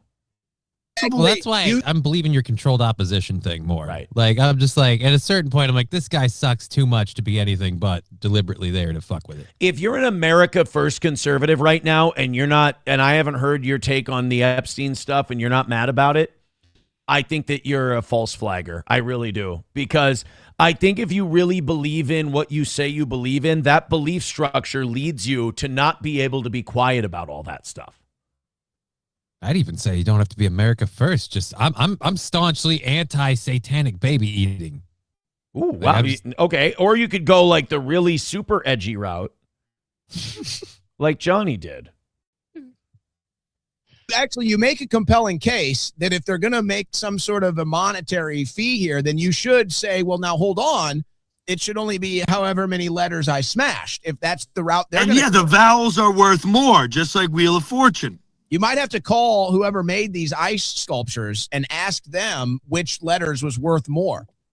Well, to get things back on the serious note, when I read prosecute ICE, I think everybody knows what that means. That means execute. Whoa, I was going to pause for a second. We'll go back. They shot an unarmed man, okay? Mm-hmm. Those guys who were responsible for Alex Preddy's death should at least be charged and brought through the system. Should they be thrown in jail? I don't know. We'll have a trial. We'll have a whole thing for it. Okay? Mm-hmm. Just like Jake Lang should have had a trial for his January 6th stuff. And if he didn't, that's wrong. But to say that prosecute ICE means execute ICE is one of the most retarded. You know what it is? It's these right-wing grifters who know that that's not true and they're manipulating people. I think that's what bothers me most. It's propaganda that's meant to manipulate, and if lefties were doing it, we'd be really outraged by it. But when these assholes do it, we go, well, can't talk bad about my side. Fuck that. I'll talk shit about my side all day if they're doing the wrong thing. And saying that prosecute ICE means execute ICE, I'm sorry, but I remember a few years ago when the other guy was president and watching out to make sure the federal government didn't get too big and making sure the federal government didn't get too powerful where they could like go into a state, shoot a couple of people and leave and get off scot-free was something you worried about because that was tyrannical government. Where were you on the whole thing, buddy Jake, when, Biden did kind of send the FBI into a dude's house because he was saying he wanted to, deal with the president and take him out. So the FBI went in and shot him and just said like, "Well, he was armed. We didn't have a choice." And a lot of us were like, "Was he though?" Like, yeah. Not saying the guy shouldn't be arrested for threatening the president, just saying it's weird that like the FBI went in and all kill squad style. Now he's dead. And that's why I'll never be able to be one of these conservative grifter types. I'll never get past a certain level of popularity because I'll shoot myself in the foot every time because I can't keep quiet. If something's wrong, I have to say it's wrong. If I believe I can't back immoral people and immoral shit if it goes against my principles just to get somewhere. I have to call that person out because I see that as toxic. And I see Jake Lang as a toxic guy because being America first and being small government means we're going to put as much pressure on the federal government to act right as possible, not excuse them. Like, even if the government's in the right on the Renee Good thing, which I think the Renee Good shooting is a little more arguable than the Alex Preddy. The Alex Preddy one you cannot argue. All right? Whether Alex Preddy was a crazy shithead protester, that's not part of the argument. Was he a mortal threat to those cops? Absolutely not. Even if it's an accident, there are accidental homicides, unintentional, manslaughter, involuntary manslaughter. Be happy with that charge. But guys like Jake Lang, you got to call these shitheads out. No, when I read prosecute ICE, I think everybody knows what that means. That means execute ICE. That means they're open season. That means... Dude, it's literally the opposite of... If they meant execute ICE, they'd say execute ICE. Prosecute ICE is so we don't execute people. Yeah, prosecution means ironically, prosecution means much like ICE, we go in, we round them up, and we bring them before the judge. Right. Go after them and stop them. And that's exactly what... Now, because of YouTube's terms of service, when I say prosecute the people in the Epstein files who did bad things, okay, yes, I do mean execute. You know, when I say things like there is no jail big enough to hold these powerful people like Leon Black and Howard Lutnick and all these other people, yes, I am making a statement on what I think should be done to them, but I can't. When I say things like every 80 years, a certain group of people tends to get out of pocket and create a massive amount of hatred publicly, and then they always blame the people who are angry at them and never admit that they've ever done anything to get people angry, it makes me question history a little bit. Like, I've been doing a lot of questioning history lately, and I don't want to. But I'm like, if this is how it was back then, is the end result more justified? Is the anger justified? I don't. And the weird part is they didn't seem to learn their lesson last time. Yes, they did. The lesson was complain about it every day in case anyone ever attacks you for doing the same shit. Fair point. Renee Good was trying to do. That's what that Antifa leader Kyle was calling to arms against ICE today. So I thought it was a moral imperative, a duty of mine that I had to go and destroy that, or at least... You had to go kick a sign like a bitch because some guy wrote that we should go get all the ICE agents. That is the flimsiest rationale ever. Oh, Your Honor, not guilty. He saw a tweet he didn't like. He had the crane kick down that sign like a chick like a white belt girl in a strip mall. He hasn't seen Mr. Miyagi in a while, so his form is off. He's a little off. But I don't get why, like, the whole ICE statue thing was like paid for, and like they had a permit to put it up there. Obviously, City Hall totally agreed with the message, but so they put it up there. Like, it's not bothering anybody. Like, I just don't get where this. I gotta kick it and break it, and now you're on the hook for literally kicking it and breaking. I don't understand. This is like a kid crying about right. I was gonna do say their chores or having to eat their vegetables. It's like we made an agreement. You could have ice cream for dessert, but it's not until after the broccoli is eaten. So eat the motherfucking broccoli. Yeah, to me, it's, imagine you're getting a win by kicking over a sign. That's like, it's just small brain thinking. Change it to say pro-ICE because at the Minnesota State Capitol, having a sign that says prosecute ICE is basically please akin show the girly to saying kicks. defund the police, close down the prisons, anarchy, and kill ICE agents where you see them. I think that's what the average Antifa and, leftist Minnesotan thinks. If the Minnesota State Capitol has a sign outside it saying prosecute ICE, that means it's open season to obstruct, attack, and even... Imagine this, dude. Zach X was so retarded he got kicked out of this group. That's impressive. And he was sad about it. He made a post on social media where he said, I've been kicked out of the Crusaders, and I just don't think it's fair. God damn, man. Where's your pride, man? $2 from Suave Banana says, did Aaron kill Jesse Jackson? We've addressed this today. We haven't talked, there's the old steel toe curse, and I think it didn't start with Luke Perry, but he was like the third or fourth one in the span of a few months where fans were like, dude, this is like the fourth guy where you've talked about him and either the day of or the weekend of, they die. This is getting uncanny. I know. Who's the guy who wrapped his car around a tree? The Cars guy, Paul Walker. Paul Walker? That was my first kill, they say. And then there was not Luke Bryan, Luke Perry. And then they started. Now, I haven't done this. This hasn't happened to me for years, but the reputation sticks with me. But no, we did not talk about Robert Duvall. We didn't talk about Jesse Jackson recently. My hands are clean on this one. My hands are clean. All right, let's talk to the crowd here. We've got $2 from Veldrain, says best core for a trans person belongs to Gorlock the Destroyer. New boot goofing. Thank you. Yeah, Robert Duvall's gone. Jesse Jackson's gone. One more, right? You need one more? It comes in threes. I'm having trouble hearing you. You're cutting out at times. What was that? Death comes in threes, so we got one more. All right, Robert Duvall, Jesse Jackson. Who else can we lose? I always pray for Netanyahu. That's the one I always pray for. And then I saw some tweets yesterday that why would the devil go back down? I don't. You know what would be funny is if Netanyahu on one of his trips to America, we took him down to Atlanta, and God bless anyone who just played "The Devil Went Down to Georgia" on loudspeakers the entire time on a loop. Be great. Baba Shab says, why are you pausing the video to fake debate a Jewish Fed? Because I'm mentally ill. Does that? I think that should explain it for you. That should suffice.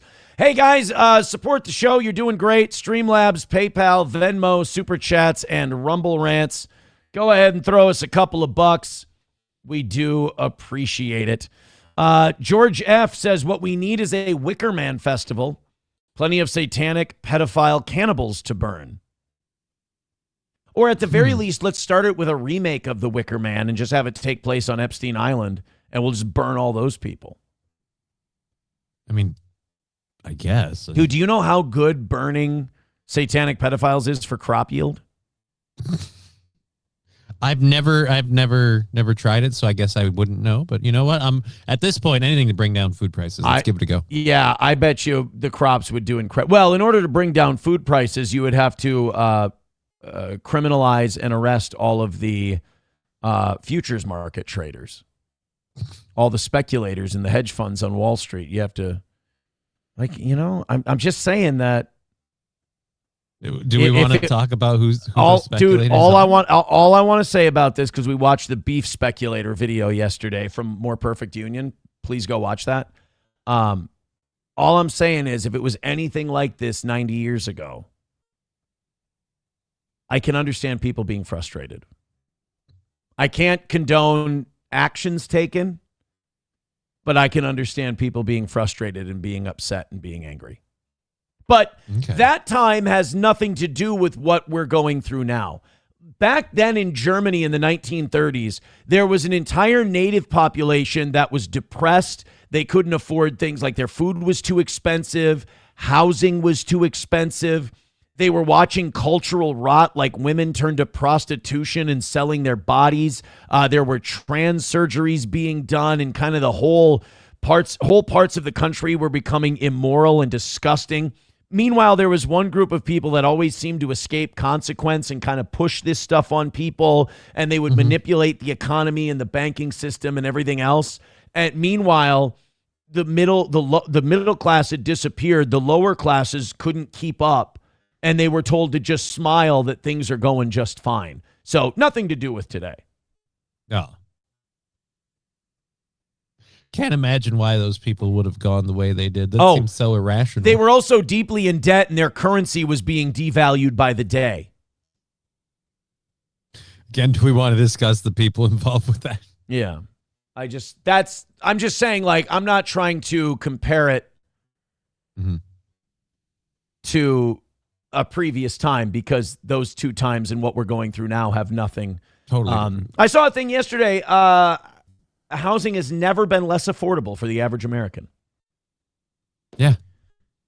Just thought I would. People can't make money on their homes. They're not worth shit. And if you have one and it's gone up in value, you might make some money, but then your family doesn't have any inherited wealth. And if your family does have inherited wealth, they come after that too.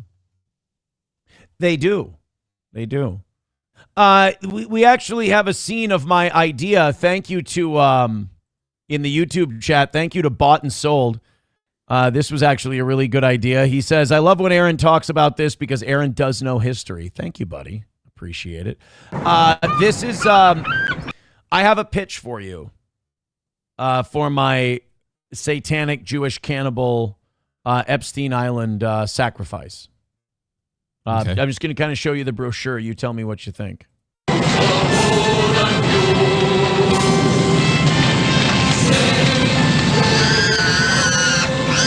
Oh, God.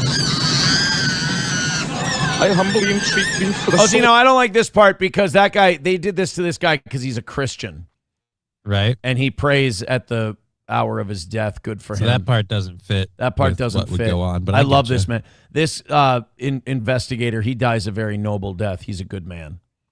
So, no, this is just what we're going to build on Epstein Island to prosecute all the people who partook in the human sacrifices and everything else. And, again, if you didn't do human sacrifices and you weren't there for underage sex trafficking and stuff like that, you have nothing to worry about. Yeah, you don't need to be part of the new Burning Man. You'll be on the outside looking in, or you can just go about your business and do whatever you were doing before. We're just going to get the guys who were there for... And by the way, I'm not saying the guys who did the human sacrifice. If you were just there, you're guilty. I'm sorry, but we can't... If you didn't get on a boat or get on a helicopter and fuck off and leave when that shit was happening, or at least take a few people down with you, I'm sorry, but we got to take sides. And look at how happy we'll be. Right? Everybody will be doing great. Everybody will be so happy.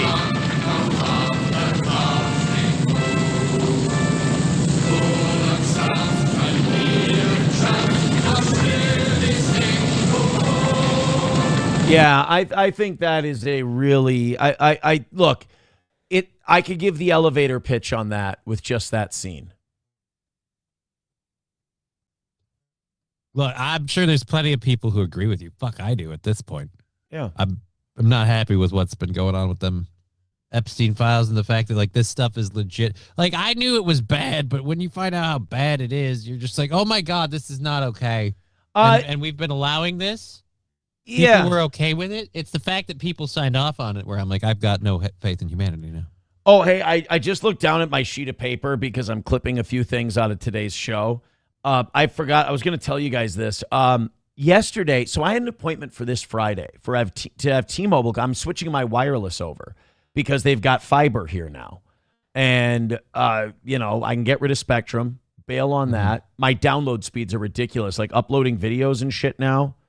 It's saved me so much time. Well, it wasn't supposed to be installed until this Friday. Yesterday, these two Muslim guys come by in a T-Mobile, a T-Fiber truck. And they're like, we're in the neighborhood. Because a lot of people in my neighborhood are switching.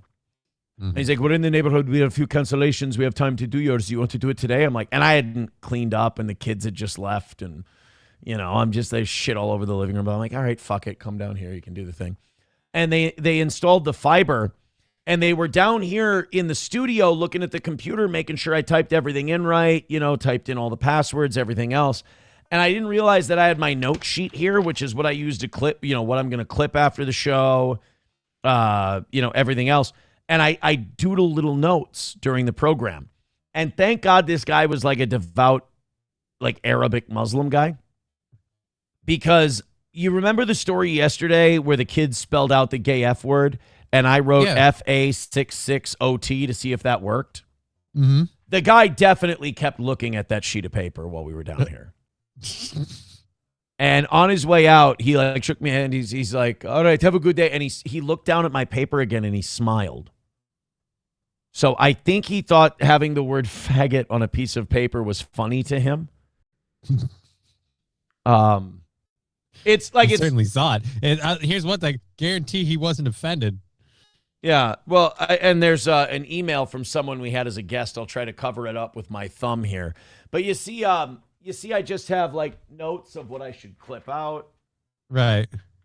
You know, just like little notes, and then you can see in there the faggot part. And so he's just looking down and seeing that. I don't clean up before I have guests, and I probably should. Probably. Yeah.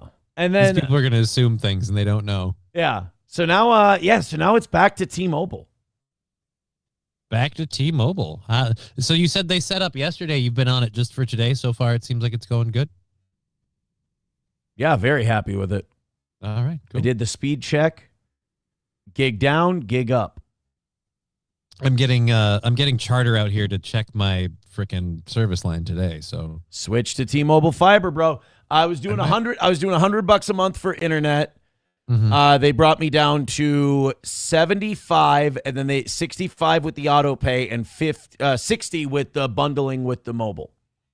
And I think all told on my mobile for myself and the kids and everybody else, and the internet, I think I saved like $140 a month. Plus, they gave me $100 gift cards for each of the tablets that I switched over from the kids. Nice.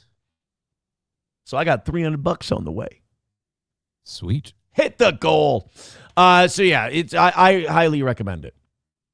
Highly recommend it. I might be considering it. People are saying, is Gordy okay? Yeah, Gordy doesn't bark. Gordy does this thing where he'll do the like the start of a bark through his lips, but he doesn't fully bark. And I like that. That's good. But he does. He's like, Gordy, no, don't. And he's a good guard dog.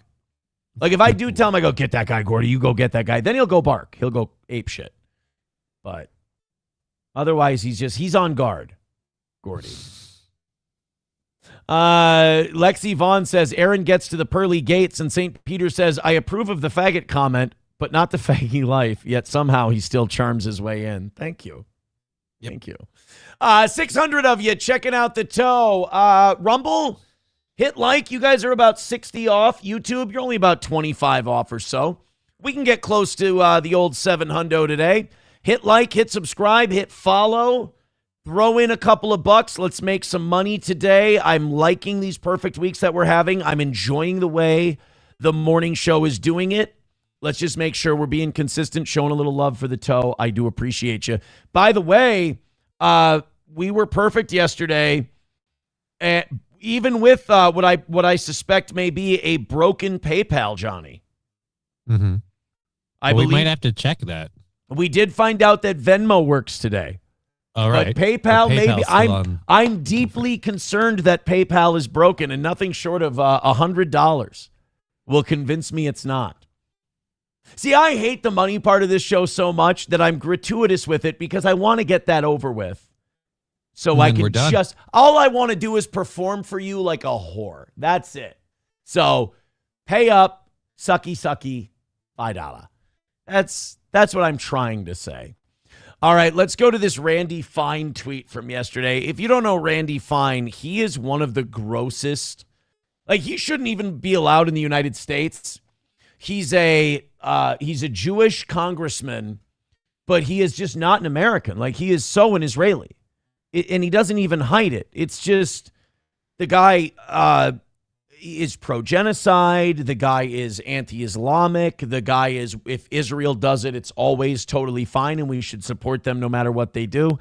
And he'll post pictures of, or he's responded to photos on Twitter of dead Palestinian babies and laughed about it.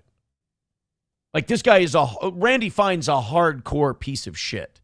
So I'm guessing he's totally kissed the wall. Yeah. Oh God, he is the wall. He's a big fella too. Randy Fine. There's video of him came out recently. There was a bill that would denouncing Israeli hatred or whatever in our Congress back in like 2023. And he's over there hitting yes buttons for other Congress people, making sure they all vote yes on the Israeli. He's a piece of shit.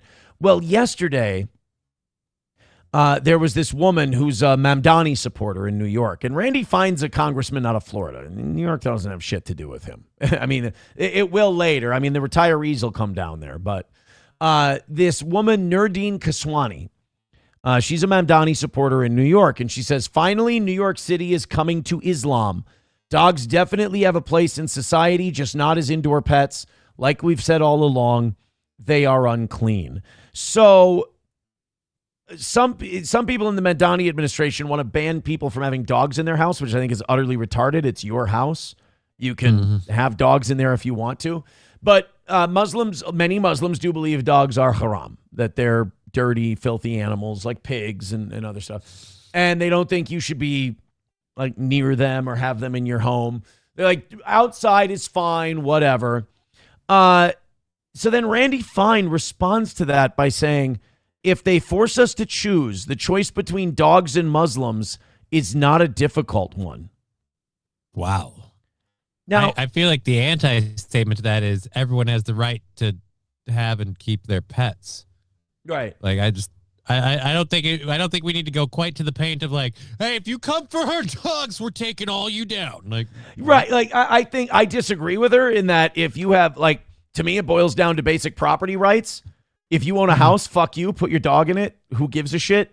But like for Randy, here's what I hate about people like Randy Fine. Okay, let's say that. I want to live in a country where everybody can say that if they want to. If I have to pick between dogs and Muslims, it's not a difficult choice for me. Okay, fine. But I know for a fact, if anyone tweets out, if I had to pick between bacon and Jews, it's not a difficult choice for me. Then it's, me mom died in the Holy. Me mom died in the Holy. You got to give credit to Palestinians and Muslims because, boy, they don't even use the genocide they're going through right now as an excuse. Like, people go, fuck Muslims, they suck, I hate them. You know, like the fraud thing in Minnesota. Get all these fucking Muslims out of here. And you don't hear Muslims in the Middle East going, oh, that's terrible, that's Islamophobic. They're like, oh, they're committing fraud. What do you do? We got bigger fish to fry over here. But if you go, oh, if I had to choose between bacon and Jews, not a difficult choice for me. I believe everybody should be allowed to say that, just like the Muslims thing. But I know Randy Fine would be the first one calling the police in your district and wanting you thrown in jail for that. So fuck Randy Fine. I don't even care about the anti-Islamic part of this, even though it shows kind of how Jewish people see Goyim. Like, not a good time to be writing this shit when the Epstein files are out. And Epstein and Ehud Barak and all these other Jewish people are being like, you know what the Goyim's work is? For them to lay bricks and us to trade on Wall Street and manipulate their labor and make money. Like, yeah, now, it does kind of make you look shitty. Now's not the time to be making dog statements about the Goyim, if you will. So Randy Fine better be careful, because if Christians and Muslims start finding out they have a lot more in common than they thought they did, that's about half the world's population right there, Jack. You thought a country of 80 million was tough. Wait. Next, you're going to tell me a certain group of people are trying to latch themselves onto Christians to kind of grab that group as like a shield.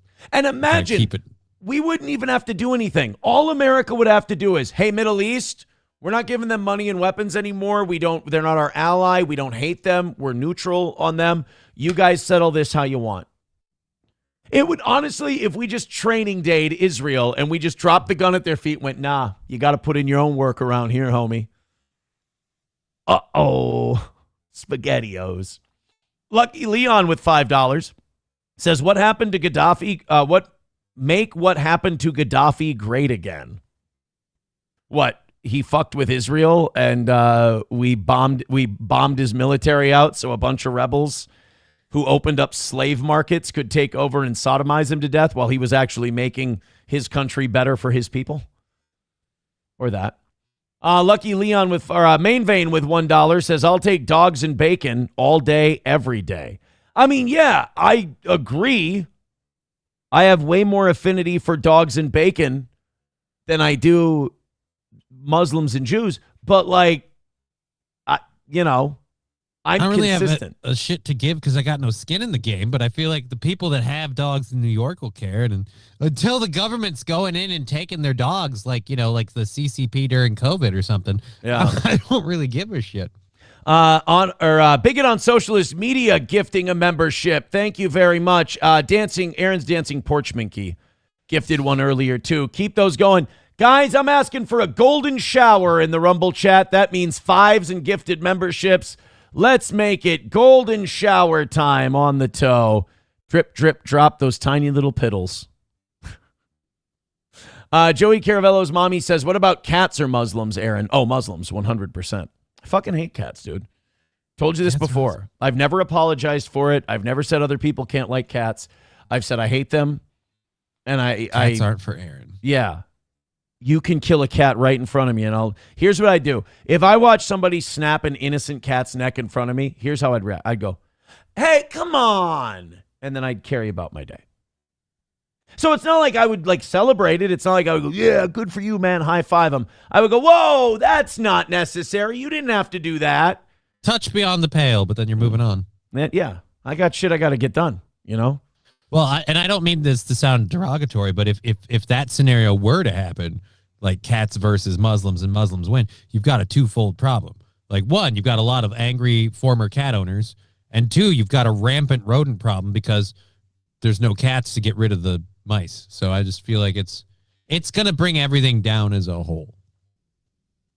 I'll just hire the Muslims to get rid of the mice. They'll take over for the cats. Boom. Got it. It's just as many Muslims walking around there as there are cats. It's a good rat burger.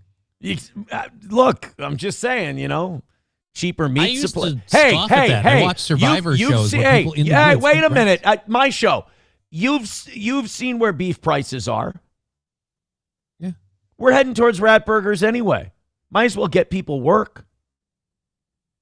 Cats taking away jobs from good, honest Muslims. Cats are the Mexicans to Muslims' white people.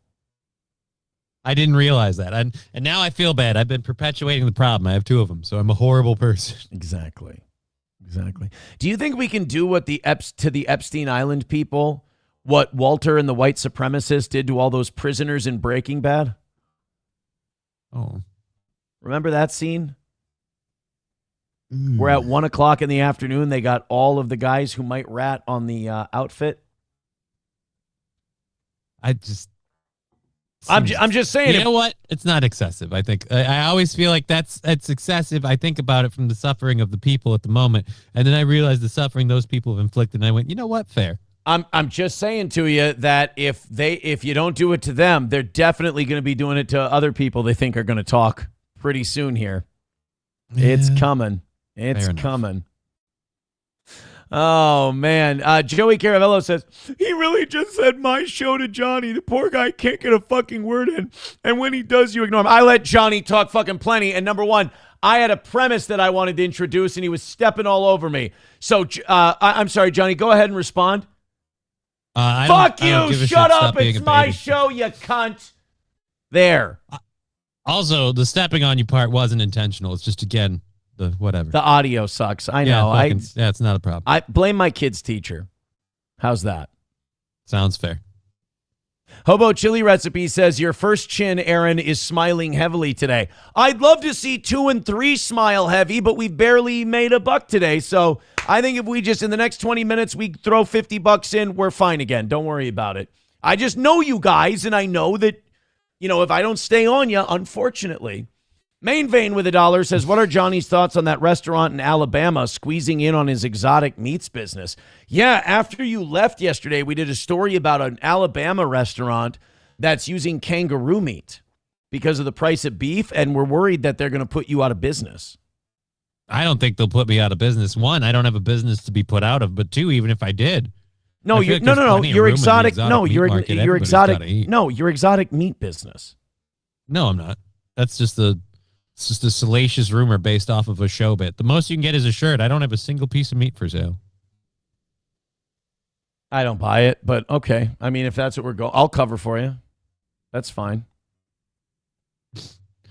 Look, the government could be listening. I certainly don't have an exotic meat business. Kangaroo. There's nothing illegal about kangaroo meat. You can have it's not. It's not illegal in the terms of the meat thing. It's just that then I'm gonna have to pay more taxes. I don't have a meat business. This is a lie. I brought you a gift today for anyone crying about Johnny not being treated fairly. I mean, you're more than welcome to contribute positive messages to Johnny. I got something that was just for you today. Okay. I have Michael Rappaport. Oh boy, what did Michael Rappaport do now? This is kind of in the same vein of just because you're chosen doesn't mean you're not dope. Yes. This is, I just want to say that if a white guy said this about black people, he would be... It wouldn't go over well? He would just get canceled every day just to remind people he's canceled. It would not... Or if maybe, say, a goy said this about a Jew in Hollywood, like Gary Oldman. Maybe I'll just pick a random name of someone who might have got chastised in the past. Michael Rappaport, I'll never be mad at him. I'll never turn on Michael Rappaport. I will always be his Shabbos goy because I don't take Michael Rappaport seriously, and he's an absolute cartoon character. He is. My cousin and I, when we were 10, 11, 12 years old, we would quote his lines in Next Friday religiously. You know, like, what are you, one of those entertainers? Yeah, I play for the Cucamonga Cracker Killers. Whoa, easy there, partner. You don't got to call your posse in here to pull a 187 in my ass. This is very nice, though. I like it. But he had some thoughts about, I remember, from all the me mum died in the Holly folks, that white supremacy is wrong, right? Like one race of people feeling superior to others and claiming that they are superior to others is it's bad for a society, and I would agree with that. Mm-hmm. I would agree. This is what old Michael Rappaport said recently. We, the Jewish people, we are the chosen people. The Jews are the chosen people, and it is so apparent when you're in Israel, the Jewish land, and you're with the Jewish people of Israel, how magical we are. Stay there. I mean, until I want it back and I talk to the Pope about it. Right, but for now, just don't come back. The place where we organized and facilitated the Christian savior being executed was like, it's fucking magical, dude. It's amazing, like what we've done with the place. We've just become this really dirty, manipulative country that commits genocides on our neighbors and treats people like absolute dogs. It's just a magical place. And it's like Johnny said, just fucking stay there then. I mean, it feels so magical when you're in Israel and you see the greatest land grab ever done to displace an indigenous people in the modern day of our country of, oh my God, slavery is wrong and we were horrible to the Indians. Fuck you, Palestinians. Get the fuck out of here. We'll kill you and your kids and then salve your whole city to the ground. Hold on a minute. Is Michael Rappaport just now making the argument for an ethno-state? Because what he's saying is, you go to Israel where Jews make all the rules and Jews are in charge and Jews get to have everything the way Jews want it to be. It makes it a magical place. It's amazing when nobody gets to push back and everything I believe is considered sacred. Oh, can Muslims do that? No, they're dangerous. Oh, okay. Can Christians do that? Oh, well, 80 years ago, me mum is a lampshade in me dad's shoes. Oh, sorry. So only you get to... They're all too violent. What did you guys do? We set off a bunch of pagers in public places. Yeah, right. Exactly. We blew up Charlie Kirk's neck with a microphone. Sorry about that. That's biblical shit. Okay? That's biblical. You can't debate any of that. I want to make sure everybody knows that the Jews are the chosen people. And that's no disrespect to anything or anybody else. But the Jews... Really? Because I'm going to tell you as a non-Jew... Very disrespectful. It feels mildly disrespectful. The Jews are the chosen people, and that's not disrespectful. No, don't use the right word. But that's not disrespectful. Are the chosen people, in Israel is ancient Judean Jewish land. We'll see. Says you guys. Yeah. Well, and here's the thing. The gross part that modern day Israel is doing is pretending that this country that was invented in 1948 is anything like biblical Israel. And also, they're not supposed to have their own homeland until their Messiah comes back. So Israel is kind of a blasphemous state to begin with, because unless Netanyahu's the savior, which some of these assholes might believe, I don't believe that. In fact, there's a whole sector of Jew. I think it's Hasids. Check me if I'm wrong on this. It's either Hasids or Orthodox who believe that Israel is a blasphemous state. There are Jews who believe that Israel shouldn't exist. I think it's the Orthodox ones, and they think that the state of Israel should not exist because they only believe that the state of Israel the country of Israel, the kingdom, should only come back when it's run by the Messiah. Which, like, don't tell anyone, but I'm super down with that. I don't know, man. Wouldn't he be pissed though? Like, they can go back and it's run by him, but he's like, I'm in charge. And by the way, I don't know if you guys know, it's not okay with the whole crucified thing. So. Right? Or like their savior comes by and he looks over at Gaza. He's like, what the fuck have you guys been doing? Oh my God. Like thou shalt not kill was not a suggestion. It wasn't called the 10 suggestions if you can't avoid it, whatever. It was, I was commanding you. Oh my God. It was the 10 do-its if you feel like it. Is that a hospital in rubble? Tell me you did that on accident.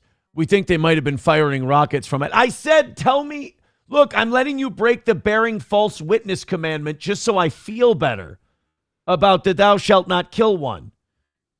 God, good gravy, you guys.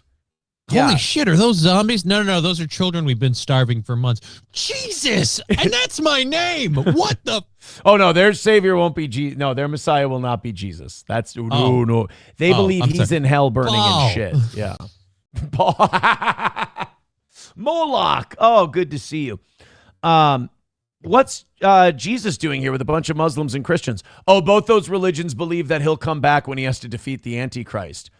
But I just can't. Oh, shit. This is weird.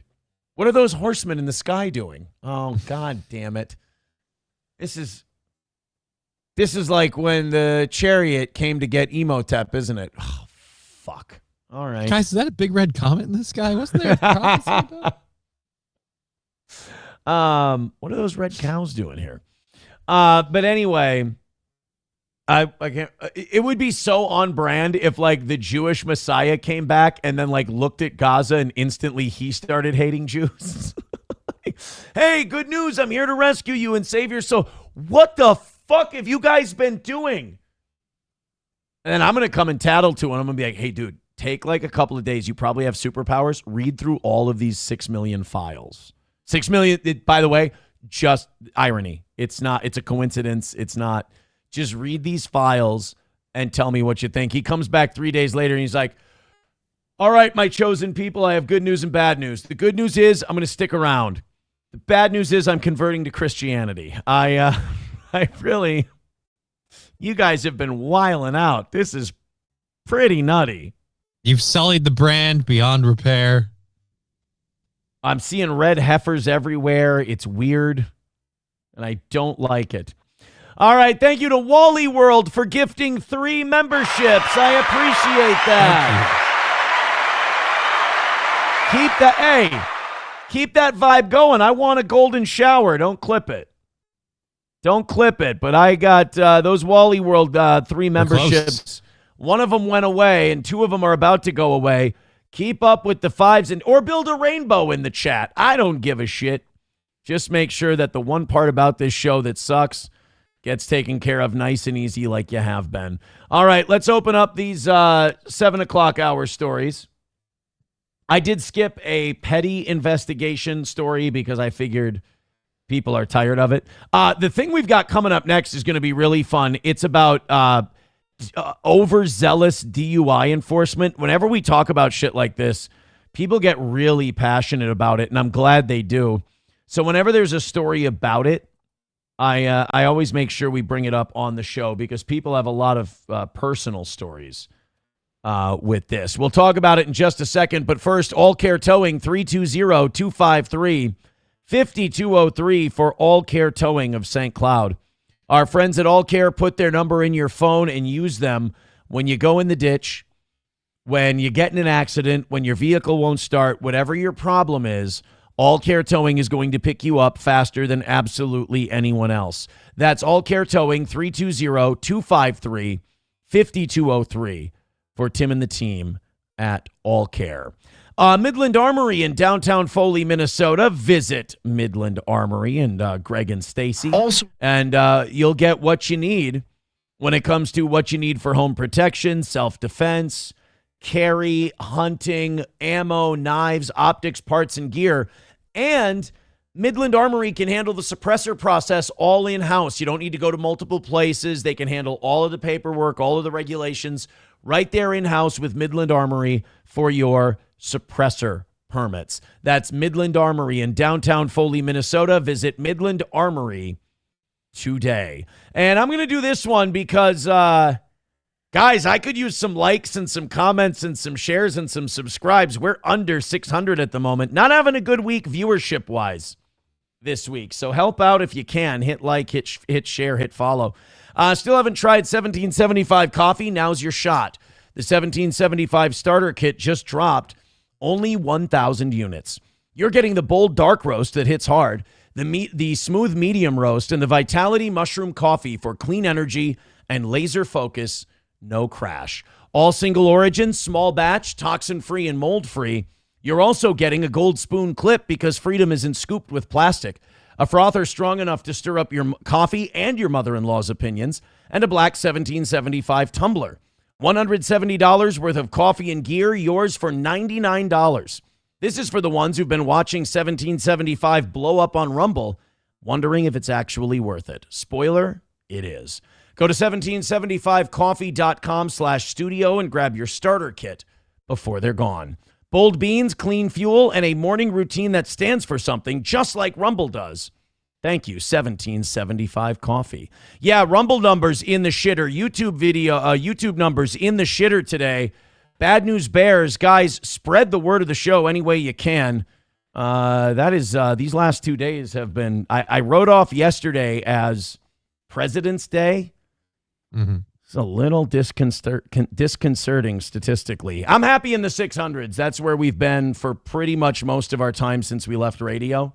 But, yeah, this week is off to a little bit of a panicky start. So if you're watching right now, please support our show by hitting like and sharing the show. I mean that. If you're not going to give us any cash, because times are tough, I get that. At least share the show and get us doing a little better. That would be really nice. That's a depressing fucking number to look at. And when I look at it next, I hope it's better. Here we go. This is becoming an issue nationwide. I think the Fox affiliate, WSMV4 in Nashville, is reporting on it. But it's people being picked up nationwide for drunk driving who are completely sober. This is a new thing that the people who are against those DUI checkpoints, which I think DUI checkpoints should be stricken down. I don't think they should be legal. I also don't think sobriety tests roadside should be legal because there is no definitive scoring of it. It's just an officer does it. If they give you the test, they're taking you in, whether you're drunk or not, because they're going to go, oh, we saw a little wobble there. That gives us probable cause. Or, we saw you cross that white line a little bit. That gives us probable cause to take your breath. I think your breath should be captured with a warrant. I think those tests should be done away with. And in Minnesota, aren't we either stalling some of that or like overturning some DUIs because of that? I heard they're overturning DUIs because of it. The tests are bullshit because it's all personal. Oh, follow this light with a pen. I raised it. Oh, you tipped your head back. Yeah. You're drunk. No, my eyes can't go up any further. And you said I had to follow the fucking light. Like, which is it? And I can follow a light with my eyes drunk. Like a lot of that shit, it cuts both ways on sobriety tests. On one hand, some of the shit on that I can't do sober. On the other hand, some of that shit I can do just fine hammered.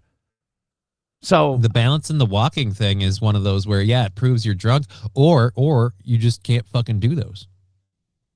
I'm going to put my left foot up here. Ready? 1, 2, 3, 4, 5, 6, 7, 8, 9, 10.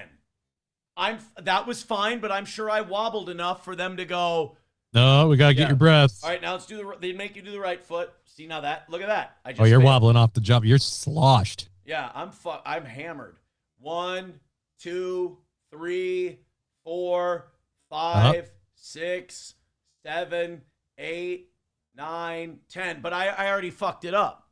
Right. You pinged at least twice in the beginning and during. Here, let me crouch down so people can see.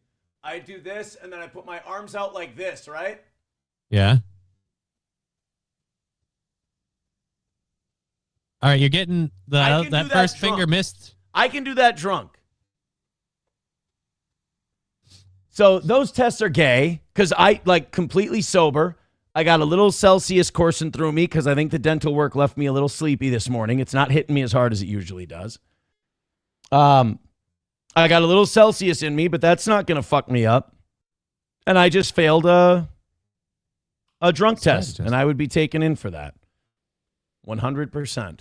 Let's go to this sober people being arrested nationwide for DUI.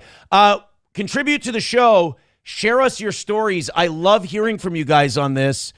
This is one, when we do a segment like this, it's some of the most chatty shit that our audience gets into. So throw in a couple of bucks, share your stories with us. I can't wait to talk to you in the chat. We got 2 of these stories coming up here. And I just thought this was a nice change of pace for today so it wasn't all Epstein and shit like that. Here we go. Well, we have new details tonight in our sobering problem investigation. Not just here in Tennessee, but across the nation, we're finding sober people are being arrested for DUI. And a recent study questions whether field sobriety tests are always reliable. It just seemed like you was all over the road coming out. Just moments after being pulled over, Justin Beery had an admission to make. You might think I'm drunk, I understand, but I've only got for like 3 hours of sleep. And by the way, if you don't get sleep, your brain can function the same way as someone who's blowing at about the legal limit. Right. Like if you're not sleeping well, you can be kind of like at least psychologically drunk. After working a 14-hour shift, the Alabama man also then made... I'm contractually obligated to do that. I apologize. I'll rewind. After working a 14-hour shift, the Alabama man also then made a key misstatement. Do you take any medication or anything? I have ADD, so I do. ADD? I should have said autism instead of ADD. What you should have said is, fuck you, I want a lawyer. Like these people aren't your friends. They're out to get you. They're people, not going to understand. They're not there to protect and serve. All he heard was, ooh, I can search him for drugs. Because that's what you just gave him. You gave him a reason to search you for drugs. All right? A cop pulls you over. Uh-huh. Yep. Yes, sir. Yes, sir. Okay. Like, do you know why I pulled you over? No clue. No. I wasn't doing anything wrong. You don't even say that. Just go, nope, no clue why you pulled me over. And they go, oh, I clocked you going this. I go, I'm not so sure because I got my cruise set at this. I don't think that's accurate there. Because like if they're gonna give you a ticket, they're gonna give you a ticket. Don't make it easier. Don't give them another reason to do more shit to you. You had anything to drink tonight? None of your fucking business. You got anything in the car? No, I want a lawyer. And then, like, look, they'll still take you in, but like this guy saying I have ADD. Now immediately this cop's gonna go, oh, you might be on drugs. I'm gonna search you. He might be abusing his Ritalin. Yeah. Because I just was afraid to say it. Diagnosed with autism, Barry performed poorly on the field sobriety test. But officers with the Pelham County Police Department in Alabama also note this. No odor of alcohol. Any evidence of marijuana use? Not in plain view. Just based on the results of the tests, I'd say we have enough. Like this, okay, the next time you think that the boys in blue are your guys, these guys aren't crooked cops. These guys aren't dirty cops. These are just They're normal just cops. Yeah, they're normal. I'd say we have enough. They're not after the truth. They're not after justice in the American way. They're looking at this and they're going, hey, let's make something out of this. I'd say we have enough from the test. This is another good reason why those tests should be banned. You're tired, you're autistic, you have a bad hip, you have a bad knee. There are a million reasons why people could fail that test before alcohol even comes into the picture. Like if you played the odds or you played the stats, people with knee problems, people with hip problems, people with behavioral problems, people with a history of injuries or anything like that, or conditions that they may have, are highly more probable than drinking. So these tests... It's not what you know, it's what you can prove. These tests need to be outlawed. These officers even said he doesn't smell like alcohol. There's no apparent evidence Sign of of drug marijuana abuse. use. This kid needs to be set free. Enough to arrest Beery for DUI. This time you will be placed under arrest. And when Beery's blood work later came back, it revealed no drugs, no alcohol in his system. I was very angry that this could happen because my wife and I are very both pro-police. But that's your problem. Look, if they do a good job, tell them they did a good job. That's fine. If your local police department performs well, that's awesome. But don't ever get off thinking that you're part of the team. That's one thing I hate about these back the blue guys, is they'll be all back the blue and they think that cops give a shit, and they think that cops go, oh, let's treat this peasant different than all the other peasants because he has a sticker on his car. You're a price tag to them. You're a collar to them. Guys, he backs the blue. We can't be jackbooted thugs to them. No, it's not how you're not in the club. Don't devalue your car with another useless bumper sticker, okay? It ain't going to help. And these people are not... It's kind of like we say about the military. I'm not saying they're good, bad, right, or wrong. I'm saying they're people who do a job, and that job conflicts with me having freedom. And so the cops are not something to be supported or not supported. The cops are just, they're a thing that get like... You support someone who doesn't have any power. You support someone who needs support and doesn't have a built-in structure for themselves. You don't need to support people who are legally allowed to just shoot people. They have all the support they need on that Batman tool belt they've got. Same time, our son being arrested for doing nothing. If it all wait, why didn't you just have the kid tell his dad, oh, this guy's going to be fun? Why didn't you just tell that, to have your son tell the cops that your dad and mom completely backed the police? That would have helped a lot. I'm sure he would have let him go. Oh, you mean Ken and Wanda? Oh, well, I'm sorry, sir. You're free to go. Sounds familiar, it's because for the last 3 years, WSMB4 Investigates has been exposing how more than 2,500 Tennesseans have been arrested for DUI, but their blood tests later came back showing no alcohol, no drugs. That's 400 people a year in one state, and in a small state at that. It's 400 people a year. Honestly, you guys should not be backing the blue at all. It seems like they suck at their job. Yeah. Drugs in their system. Barry's case shows it's happening far beyond Tennessee. Take a look. Using lawsuits, police, and news reports, WSMB4 Investigates found sober people in all these states saying they were arrested for DUI, including in Hawaii. Watch Amen Fapuliai's reaction when the officer says he smells alcohol. I do detect the odor of alcohol. That's your opinion. I want a lawyer. But I don't drink. Don't even give him that. Yeah, don't look. He said exactly what you did, but I don't drink. Don't even give him that. I want a lawyer. Stop talking to me. Even though he blew 0 on a breath test, he was arrested. I felt embarrassed. I felt profiled. I don't smoke. I don't do drugs. I don't drink. Honolulu prosecutor. But kind of fuck these people for not waking up. Because like that guy with the son goes, my wife and I backed the police. Well, okay, cool. What'd that get you? Are you learning something here? Are you? Because it wasn't two crooked cops. We saw those guys in the body cam. They were just normal schlubby cops. Just doing their job. Their job is to throw your son in jail if they see fit. You going to back that? I don't have a problem with, like, I see a cop or I see someone who is in law enforcement. I don't go, you fucking pig, you suck, blah, blah. But I know they don't need my support. Declined to pursue the case, citing insufficient evidence.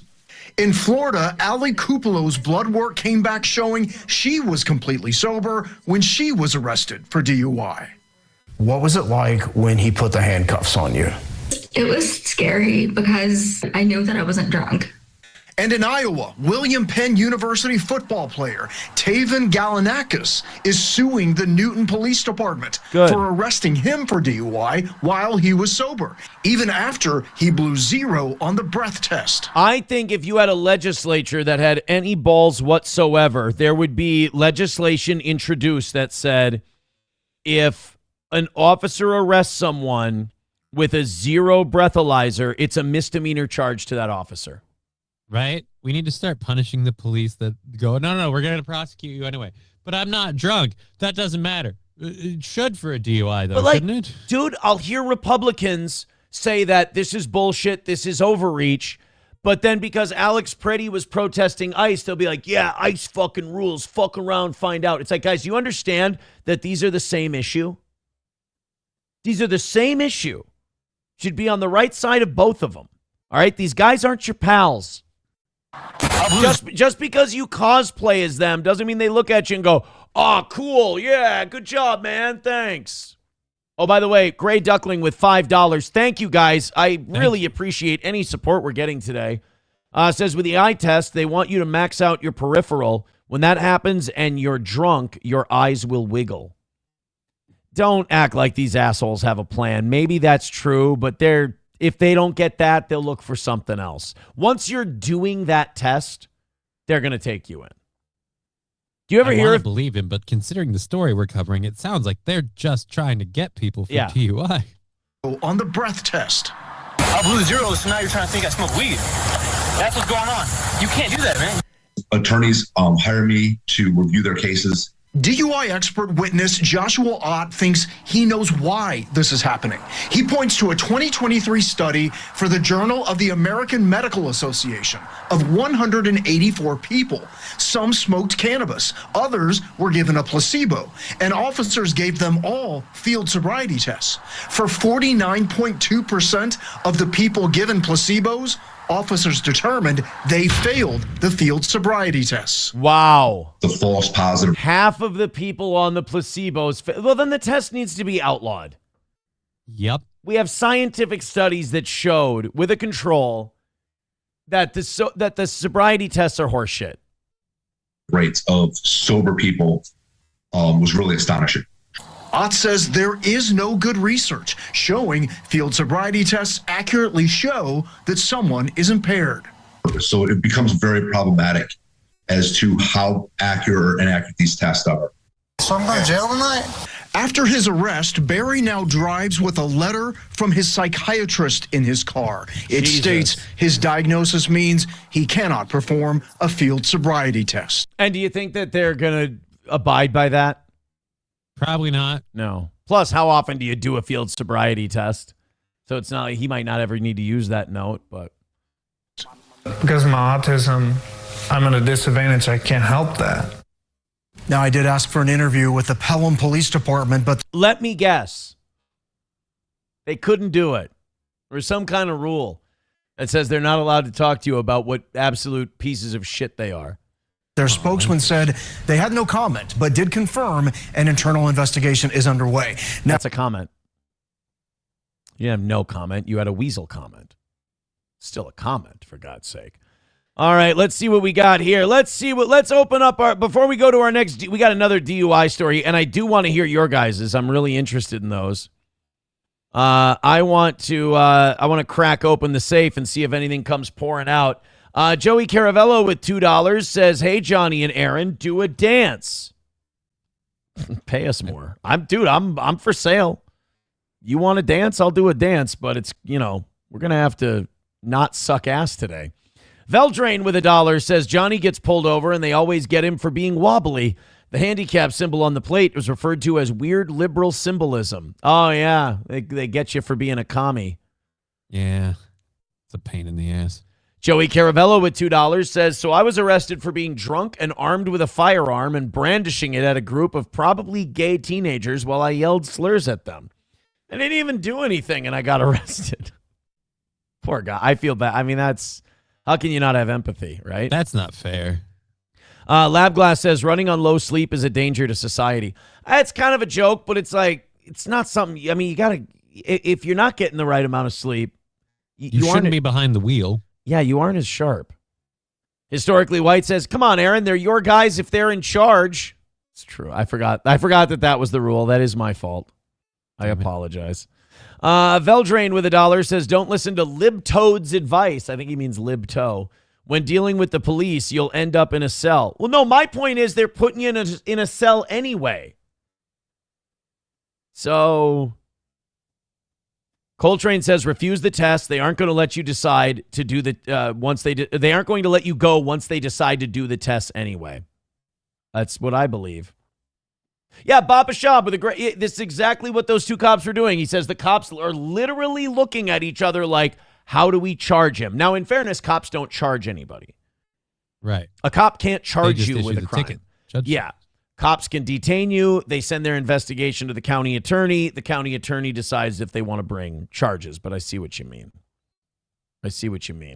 Reformed Rapscallion says, "True story about my cousin. He was pulled over at 6 a.m. for what would be a felony DUI. A crotch rocket drove by doing like 120 and the cop's chase instinct kicked in and my cousin was saved." Oh, like the drug kids on Super Troopers. He got a mother of God kind of thing. Good for him. Root says, "I'm from Chicago, bro. Our cops ain't looking for shit but weapons and weight." I like that. I like weight. Mikey Two Milk says, "All cops are bastards. Every last one of them, local, state, and federal." Here's my thing on the police. I don't support them. I don't condemn any of them just on the fact that they're cops, but I know what their job is, and I know it's not a thing that's on my side. I don't trust them, but I understand they're there as a necessity. Cops are like rattlesnakes. I'm never going to trust them, and I hope I never encounter them. That's it. And they both go when you get close. Make that sis noise. Labglass says, "Go ahead, Aaron. Ask for a lawyer on the road. Have fun in jail until court." Well, no, I'm saying if the result is they're going to take you in anyway, don't do what that kid did and give them a reason.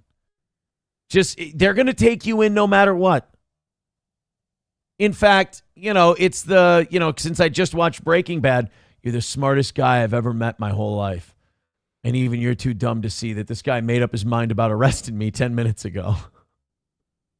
They come to your door knowing if they're going to take you in or not. Fauci's Pangolin gifting a membership to my Durango. Thank you very much, buddy. Thank you. I appreciate that. Thanks for throwing in a couple of bucks. Unpleasant Alex says, "They don't care. I have astigmatism in both eyes. Cops asked if I did before the test, and I informed him. Cop proceeded to write, I didn't, and the astigmatism was likely an indicator of alcohol." I believe it. 100%. The dirty, rotten bastards. Still about 10 people under 600. Hit like, hit subscribe, hit follow. Fuck, do whatever you can. We've got. I'm staying positive for these two stories. I said I would do that. Let's go to the next. So now we have another one of these studies from this same. So this is WSMV4 in Nashville. They're kind of spearheading this whole thing. They're doing a whole investigative series on what's going on nationwide with DUIs. I don't know if this is because of their investigations or not, but this was something they came out with last week. one Tennessee trooper's actions has gotten 41 DUIs thrown out. And I have a feeling that if every state everywhere took this level of due diligence, you'd have a lot of people with DUIs, even if they're guilty, even the guilty ones, that would have their DUIs thrown out. I think if a cop gets busted for being dirty and they can prove it in any way, shape, or form, and he's convicted or everything. This is also why I don't think they prosecute cops. It's also why I don't think they put cops in jail, because not because it's the right thing to do, but because they know what havoc it would wreak on everyone's statistics. Right. Now all of a sudden everyone looks bad. And when cops get proven for bad, like the Catholic Church does, they just shuffle them around.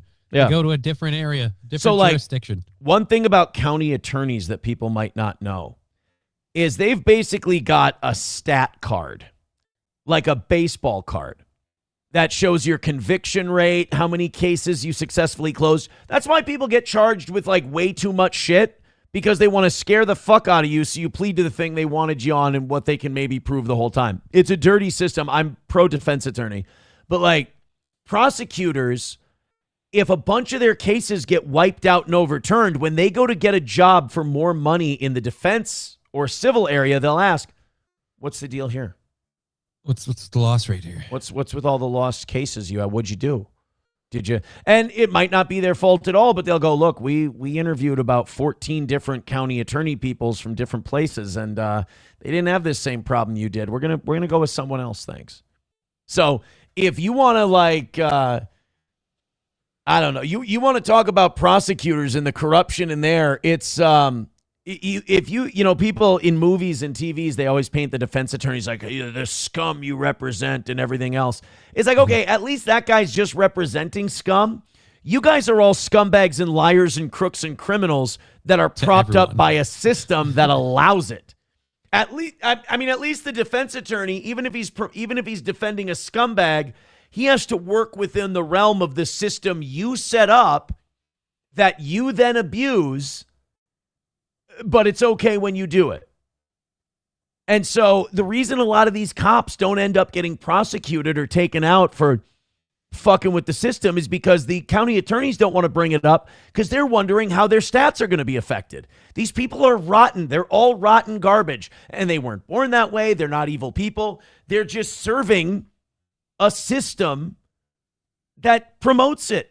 They're just part of the rot. So this is Nashville News letting us know about this one officer that caused 41 DUIs to be overturned.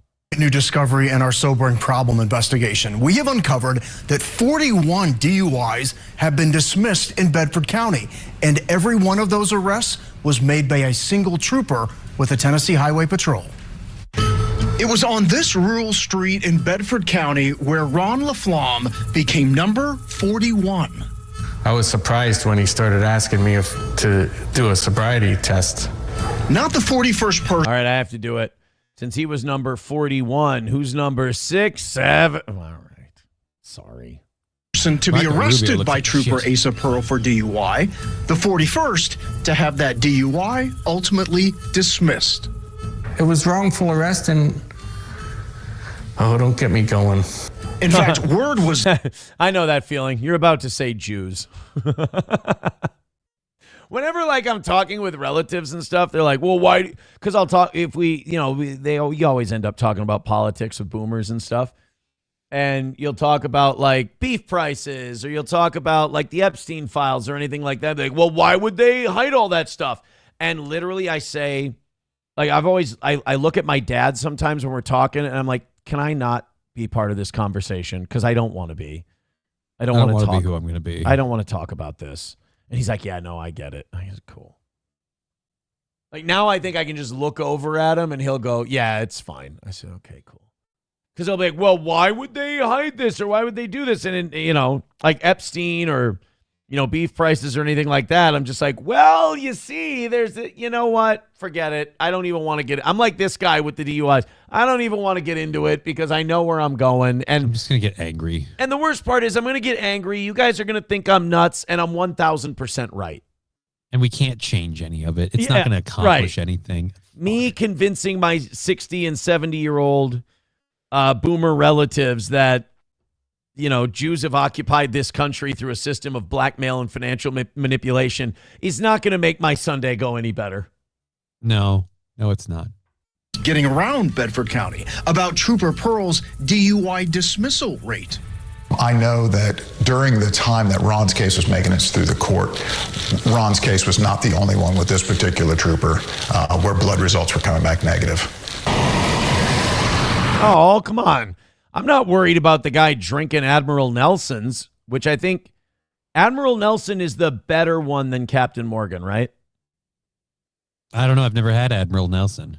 There's one that's above. Well, there's a couple that are above Captain. There's a lot of that are above Captain Morgan, but I'm just trying to remember back to college. Ron Diaz was the one below Captain Morgan. Admiral Nelson was the step above, I think. And then you had like Kraken, and I kind of got away from rum relatively quickly, so I don't remember. But I feel like Kraken was the big one. Could be wrong. But finding proof of all those dismissed DUI... Honest to God, spiced rum at some point just becomes spiced rum.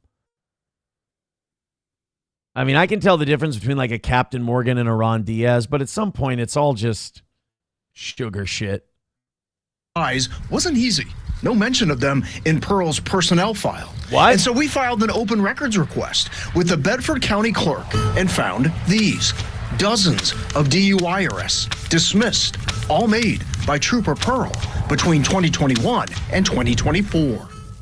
It tells me there was a systemic problem with what he was doing on the side of the road. Then we obtained... Okay, but did any county prosecutors look into it?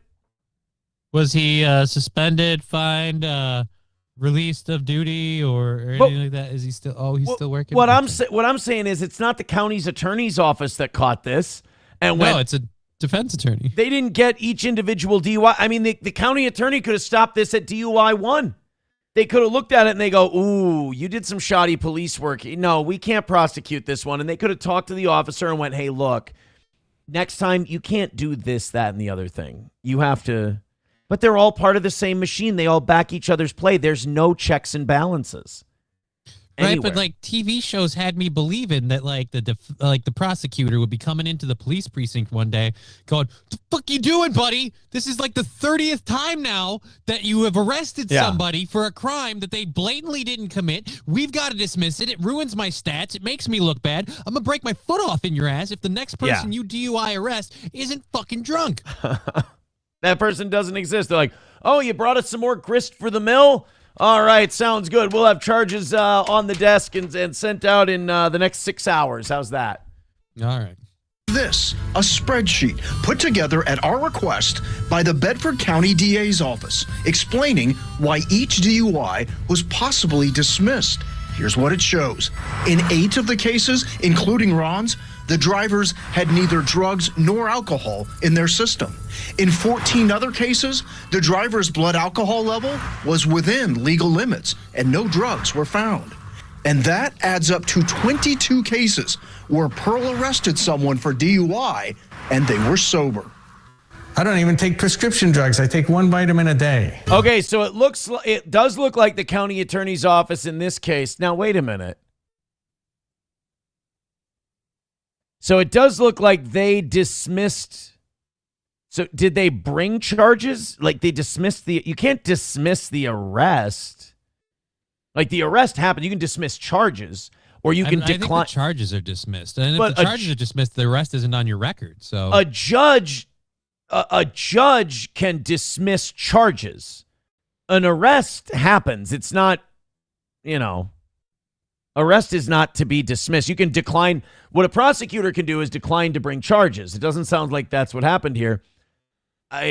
Dismissal, I think the news might just be a little flippant with their terms. Or maybe I'm way too familiar with the legal system, and that's a bad thing. The other 19 DUIs dismissed are just as confounding. Look, several cases had to be dismissed because Pearl... So those charges were brought. So the county attorney did bring those charges. Yeah. It sounds like every time it's the judge who looked at the pile of shit in front of him and went, "Good for the judge. Good for the judges in this case then." So the prosecutors still the crooked pieces of shit they are everywhere else. The police still the rat bastards they are everywhere else. At least you had a judge step in and go, I can't. What are you guys fucking doing? They don't even have any alcohol in their system. It makes you wonder how many people just get railroaded by these backwoods attorneys and cops and judges who just, send people through, plead them out, send them through the system. How many people who didn't have any alcohol on them who actually got convicted of DUI? Right. And Because- everybody that goes through this, if they get convicted, has to pay fines and stuff. So it almost seems like it's a shakedown. So you pay fines and shit of like 10 grand. Some people do for a DUI and legal fees of 10 Shit, grand. 10 grand? I didn't know they went that high. So I've heard from some people. I've heard the number 10 grand thrown around by people. But let's say you go and you fight this and you get it overturned in lawyers' fees. That can cost you anywhere from $7,000 to $10,000 too, depending on how high the charge is. So you're fucked either way. You're buying a whole new car with what you're spending on officer fuck around. Yeah. No longer available for court or couldn't recall the events of the arrest. And we wanted to talk to Pearl about all of this. Why so many sober DUIs on the streets of Bedford County? Why was he not available for court or couldn't remember details? But Pearl never responded to our emails or calls. All his personnel file shows is that in 2024, he resigned from the THP. No reason given. But Pearl. It's just so dirty. It's just so, and they do it right in front of our faces. Right? It's like everything we know else. We know he's fucking around, so we're going to force him to resign. He's going to go somewhere else. He resigned from this jurisdiction, and he's going to get a job He'll go somewhere else and Yeah. start up again. Wasn't that Boston cop I didn't hit him with my car? Wasn't that guy another one who was a piece of shit in other places and they just kept sending him and he ended up in Boston? Yep, I think so. Is not forgotten in this county, especially by 41 people. Did you get an apology from the officer? No. Of course. This could happen to your child. This could happen to your parent. This could happen to your coworker. As we have with every investigation, we reached out to the THP with our findings asking for an interview, but we received no response. It's almost like they're all above accountability and just make up the rules as they go along, and the law doesn't fucking matter. I can't imagine the guy that couldn't make time to show up or court or remember why he arrested people wouldn't go to an interview on why he's not showing up to court or can't remember why he's arresting people. Johnny, I'm as confused as you are. I can't believe something like that would happen. I'll say this. I've never seen someone look their name so much because his name is Pearl, and when you look at him, it's just a white bead of Looks a head, like a and little like, oh my beady- God. Well, and I hope he's eaten by a clam. I really do. $5 from Historically White. Thank you, anybody sending us a couple of bucks today. Geez, I do appreciate the people who keep this show going. He says, how many phone calls and texts have you received since last week? Not as many as you'd think. There was one guy who called from a private number, and I answered it, and I'm like, I'm going to let this guy, I'm going to let this guy go. I'm going to see what he's got. And his whole thing is he was like, how are your tits? I'm like, what's that? How are your tits? Fine. And I'm like waiting for the joke. I'm like waiting for the funny phone call.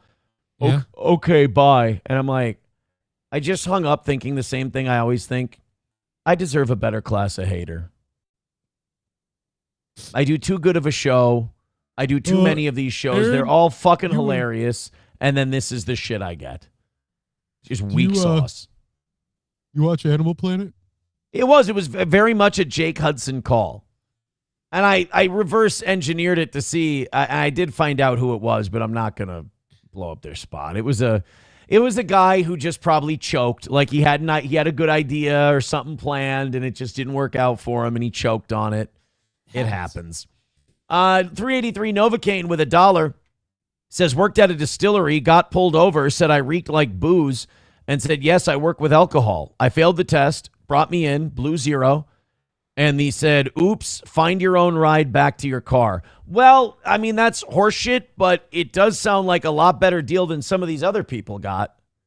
And I can at least understand why the officer maybe suspected alcohol use in the first part. You were working at a brewery. You reeked of booze. Well, yeah, I mean, I can understand. Right, like that part of it, I can understand. That's mildly excusable is all I'm saying. Los Federales with $1 says, found Johnny's Grindr profile. Check your ex. I'll check that in a little bit. I don't have a Grindr profile. I disavow. I'll check it in a little bit. Let's take a look here. Yeah, numbers in the shitter today, guys. Just, do what you can to help the show. I'm happy with today's show. I like today's show. I'm having a good time. I hope you are too. If you can't afford to throw a couple of bucks in, I mean, at least just do the bare minimum and hit a thumbs up on every fucking place. I mean, our numbers are shit. We're just under 600. Throw a couple of bucks in if you can. Gift a membership, whatever. Streamlabs, PayPal, Venmo, Super Chats, Rumble Rants. Aaron, do you want a link for Alex Stein going off on Tim Pool's Jewish co-host? Fuck yeah, I want a link of Alex Stein going off on Tim Pool's Jewish I think we'd all love to see that, wouldn't we? I'd enjoy that. Johnny's got an hour left. Let's do that. Let's grab that. Also breaking news, Ronda Rousey announces she's returning to MMA. That's okay. I don't think I don't think that's going to go well. Oh God, she's going to fight Gina Carano. I don't think either of them should be. All right, never mind. I'm paying to watch this. This is two old bitches beating Isn't that kind of the Floyd Mayweather Mike Tyson fight? Yeah. I mean, Gina Carano, I think, stopped fighting a long time ago. Before Floyd Mayweather stopped fighting. Dude, and the thing is, like, I haven't seen her since they kicked her off that Disney show. Did she get really fat?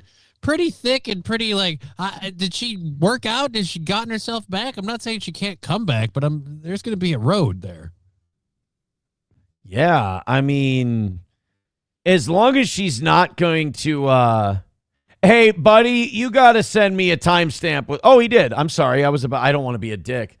We'll do the Tim Pool, Alex Stein thing in just a second. That sounds like something I might want to clip too. Thank you very much for that, adding to our little program today. All right, this is Johnny's Grindr profile that Los Federales found. By the way, Los Federales, whatever you're sending to me lately is absolute shit. Like, it does not load. And if I were doing huge numbers today and I could spare listeners waiting for this to load, I 1,000% would. But we're not getting anything done. Like, we're having a great show, but we're getting shit results. So, look, I'll come back to it when it loads. Whatever it is you've been sending me lately loads like shit. I don't know what to tell you. Do you want to go into our Epstein stuff for the day, or do you want to? Let's do the Alex Stein thing. Well, I guess let's at least do Alex first. This kind of pertains to. I mean, look, we didn't make any fucking money today not talking about the Epstein stuff. I purposely didn't because I thought people were burnt out. So might as well just do that shit. And if I'm going to lose talking about stuff I enjoy commenting on, I suppose. Throw in pity donations, though. Today sucks. Streamlabs, PayPal, Venmo, Super Chats, and Rumble Rants. I don't want to mention it too much. I don't want to wreck the vibe of the show. So just do your part, and let's get ourselves a win for the toe today. Thank you. Especially since the morning shows have been amazing, and you guys have been great lately. 223-0. This is Alex on Tim Pool's show. And, I'm really hard on Tim Pool. And I have to be fair. I mean, sure, he's probably just fence walking. And sure, he's probably just hedging his bets. But he has been at least on the Epstein files. And he has been going, I can't support this administration if it's going to back the human sacrifice and the Pizzagate and the baby stuff and all of this stuff. He goes, this is disgusting. This should all come to light. Poole and Crowder have both been really good on this. For like what they for Poole. Yeah, for what they are. Crowder's kind of gotten more based, and like he's gotten the conservative ink cock out of his mouth. And I think what that was that whole world turned on him so hard that he got bitter and vindictive. And I mean that in a good way. And I hope Crowder, he learned they're not your friends. Yeah, I hope Crowder keeps that energy up. And yeah, he might not be making as much money as he was at like the heyday of Crowder, but he has his soul now. Like, he gets to say what he wants, and I don't think Crowder's hurting for money. I don't think so. So hope not. Take a few bucks off and say what you want. Look at me. I'm not making dick today. I've made I've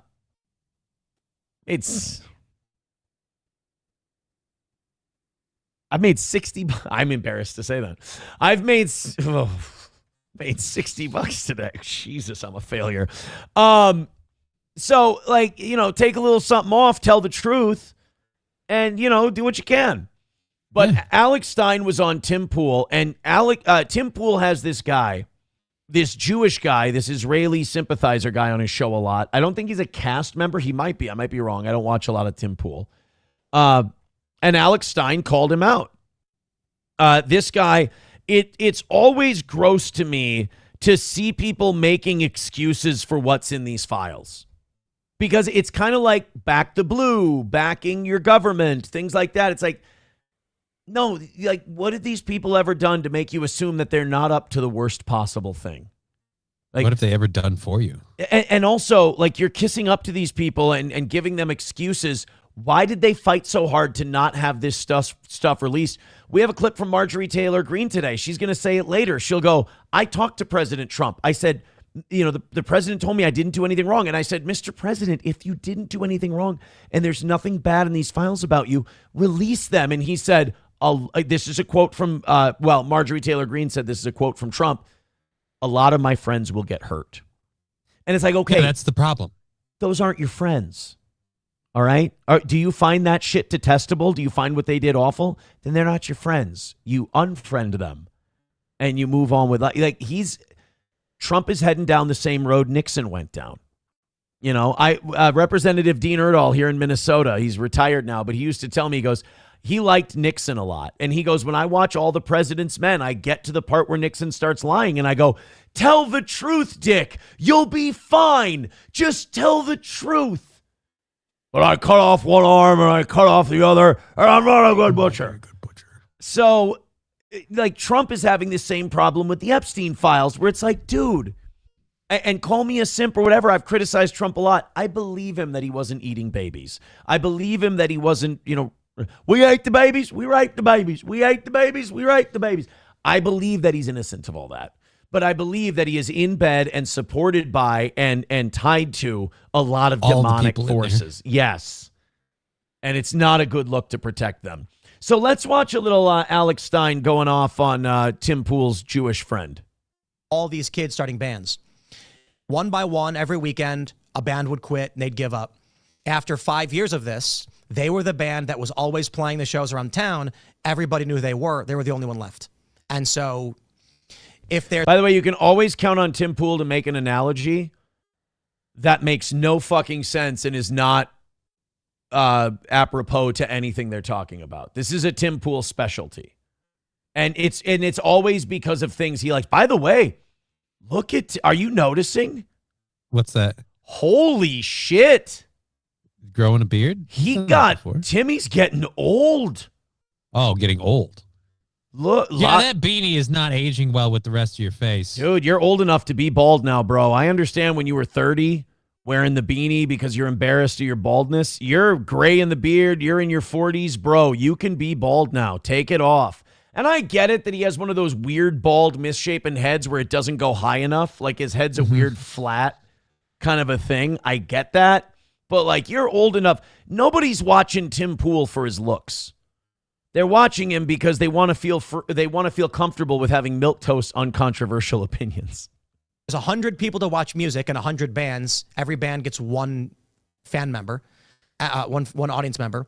And then when 99 of the bands have quit, but there's still 100 audience members, they're all at your show. By the way, I think this was the same pitch that Patrick Bet David gave to people when he was trying to get his insurance company off the ground. When he was bringing in agents for his multi-level marketing thing, I think this was the same pitch. I think we call this in the business the Patrick Bet David pitch. The PBD. If we have you as one of our insurance representatives and then you get 7 more people to be an insurance representative, you all know at least one person who needs insurance. So then they get a bunch of people who need insurance as well, and then they become an agent, and you see how much money we all make then. And he's like, yeah, Patrick, like by level 5, don't we run out of people? Shut up. I'm Persian. You can trust me. Yep. I started playing in bands. Oh, the All That Remains guy. 1993 is when I played my first show, I think. And then like All That Remains, the record that put us on the map, came out in 2006, and All That Remains started in 1998. So, You just keep doing it. You keep. This is like me going through like my varsity baseball pitching stats, talking and trying to relate it to the Epstein files. These guys just want to talk about being in bands. And they're trying to relate it to the Epstein files and shit. And I feel bad that poor Alex Stein has to sit through this stuff because Alex has a radio show now. He got picked up in Dallas. I think he's doing Saturdays. And I think they're going to put him in drive time pretty soon. They should. They should. Time for sure. If Alex, if I get back on and Alex gets back on down the line, we ought to just team up and conquer radio and bring it back, resurrect it. Go for it. But I mean, Jesus. I mean, all that remains was in 06. Cool. What does this have to do with Jewish pedophiles? You just, there's a whole lot of you just don't quit because the more you do it, the better you get at it, of course. So your first offering and stuff is not usually your best. But the more you whoever sent this in, whatever fucking timestamp you gave me. I thought it was Los Federales. No, it wasn't. No, it was a good guy, though. It was a good guy. You know Los what? My mistake. I fucked up. This is on me. He's totally cool, the guy who sent this in. You used the wrong timestamp, didn't you? 223, not 222. My bad. Uh-oh. That's on me. Do it, the better you get at it. And just like Tim said, the longer you do it, the more people will decide it's not for them. The more people give up. There will be fewer bands that are competing and stuff. So really just keep doing it. Don't stop. Keep putting out content. Keep going out. Now we're at the timestamp on the timestamp. ground. So I think I have some prudent. Okay, so okay. The timestamp was absolutely spot on, perfect. Because it was all you. It was 1,000% my fault. Yep, I deserve to have a shitty show today, numbers wise. I don't know if you can tell, but this is the Jewish guy I'm talking about. Never would have guessed. I just wanted everyone to know so they didn't get confused. And this is. I don't know where the fuck this band conversation is going, but okie dokie. I think the conspiracism is leading to the further retarding of our politics. But if that's the shit you're into, I think you should lean into it. Throw caution to the wind. Like, facts, no matter how baseless, make it as salacious as you fucking can. Candace Owens times 10, bro. I swear to God, it doesn't matter. Candace Owens not wrong about Erica Kirk.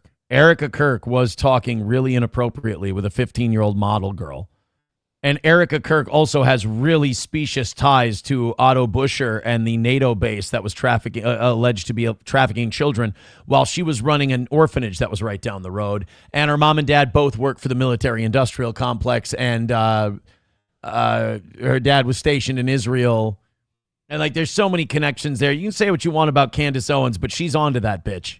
And I mean that. I'm not saying that Erica Kirk had her husband killed. I'm just saying that I don't think Charlie Kirk... I think to Charlie Kirk, their marriage was real, and it was pure, and it was good. I don't know if Erica saw it that way. You think what? She saw it more like a business I think she was a honey... Like, I think she was a honeypot. No, I think she had feelings for Charlie, but I think she was also doing her job. I think she was a honeypot. I mean, she has so many connections. And this Charlie Kirk was starting to get popular independently amongst young people. So they had this Turning Point USA, and they had a bunch of people, Zionists, come to him and say, we'll donate a shitload of money to you, kid. We'll get you off the ground, kid. You'll be able to go all over the place, kid. Look at this beautiful woman who was just with a guy from the Daily Wire, oddly enough. Isn't she pretty? Do you like her? Come on, you got game. You could probably date her, kid, don't you think? I mean... This guy sitting there going, conspiracy theories are all great. Name the conspiracy theories that haven't been proven right. I mean, it used to be show me the conspiracies that were right. And that used to be a short conversation. There would be a few, but it was a short conversation. Now the shorter conversation is prove me the conspiracy theories that didn't turn out to be true. It's basically at this point, conspiracy theories are just shit that hasn't been proven right yet. And I mean, if he weren't big friends with Trump, wouldn't Alex Jones be doing a big I told us so right about now? Right. Well, Alex Jones, I think, has been compromised, too. I think he got that $1 billion in debt, and he started towing the line because he is not Alex Jones anymore, and that's why Owen Schroyer had to leave. But this guy here, if you're Jewish, you're a Zionist, if you've got dual loyalties to America and Israel, I can tell who your loyalties are or where they are by how little you want to find out about this and how much you demean the people who have been right about Pizzagate and right about the Epstein files and right about all this stuff, and you're calling them conspiracy theorists and you don't want to know anymore. You are not, your allegiance is not to the United States of America, and you don't get to call me a fucking name for noticing it. Just make shit up, jerky, dead babies, placenta, my asshole. It does not. We're not making that up. It's in there. It's in the files, fuckwad. We're not making it up, and I guarantee this guy has not read this stuff because he doesn't want to read this stuff because it's going to make it harder to defend. None of us, hey, Johnny, before these got released, when did any of us say anything about beef jerky? I'm going to file that under never. Never. We never brought it up.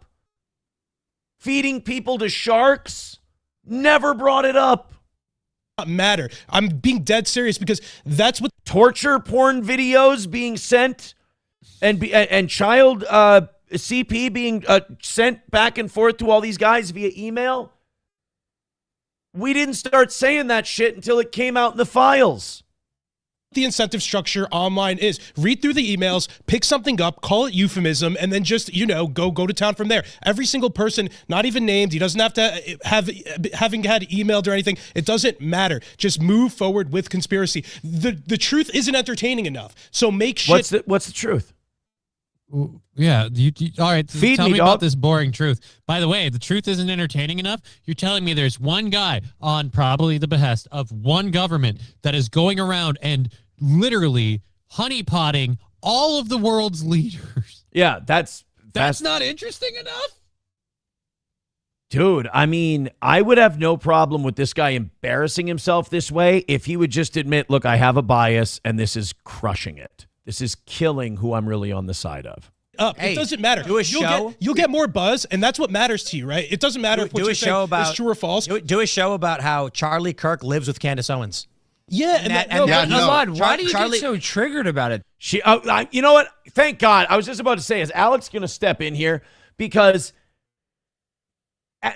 Candace Owens can be wacky. Absolutely. She plays to that true crime audience. She plays to it. But Tim Pool really has a bug up his ass about Candace Owens. She really got under his skin and into his head when she called him out and people were calling him a fence sitter. And Tim is a very catty, bitchy, feminine, vindictive guy where if someone he still is salty about Sam Cedar coming on his show and kicking his ass. He's still salty about Candace Owens. He'll bring up people on it. Oh, that Luke Beasley kid who owned him on January 6th on Enrique Tarrio and all that. He still will take little pot shots at that guy. Tim, when Tim gets embarrassed, he keeps a long memory. That's the weird thing. I'm explaining to you because I think it's leading to the retardation of our politics. I think there's enough stuff in politics to be fascinated by. But no, we need to add this stupid bullshit extra on top because it's not salacious enough for people. So I'm telling this guy, dude, for real, I don't buy into this shit. I think it makes you stupid. But if you buy into this shit, push it. Because online, that's... Okay. Deal. We're pushing. Talk about it every day because it's very important. Honestly, it seems like you might have a problem with the fact that we took you up on your offer. And by the way, this isn't a guy with just a different opinion. This is a guy who's scared of something. This is fear in his voice and fear in his eyes and just fear in his body language. I mean, this guy, if this shit is true, which it's looking like it is, what's that line? Some people don't know what to do when their whole belief system collapses. Yeah. Me, I don't have that problem. I just kind of I float with where the truth is. Like if you tell me some new shit I didn't know, I go, wow, that's fascinating. I'm going to look into that and make sure I'm not looking like an asshole here. But if that's true, I got to change the way I think about stuff. Whereas guys like this, they want to think about stuff a certain way. And if the facts start going against that, they need a comfort blanket to wrap themselves in. So just call everybody a conspiracy theorist. This is a guy who doesn't know what to do when his entire structure falls apart on him. And I think that's why a lot of normal people like your parents or your relatives or whatever who aren't online very much, God bless them, they're doing the right thing. But that's why a lot of them stay away from this.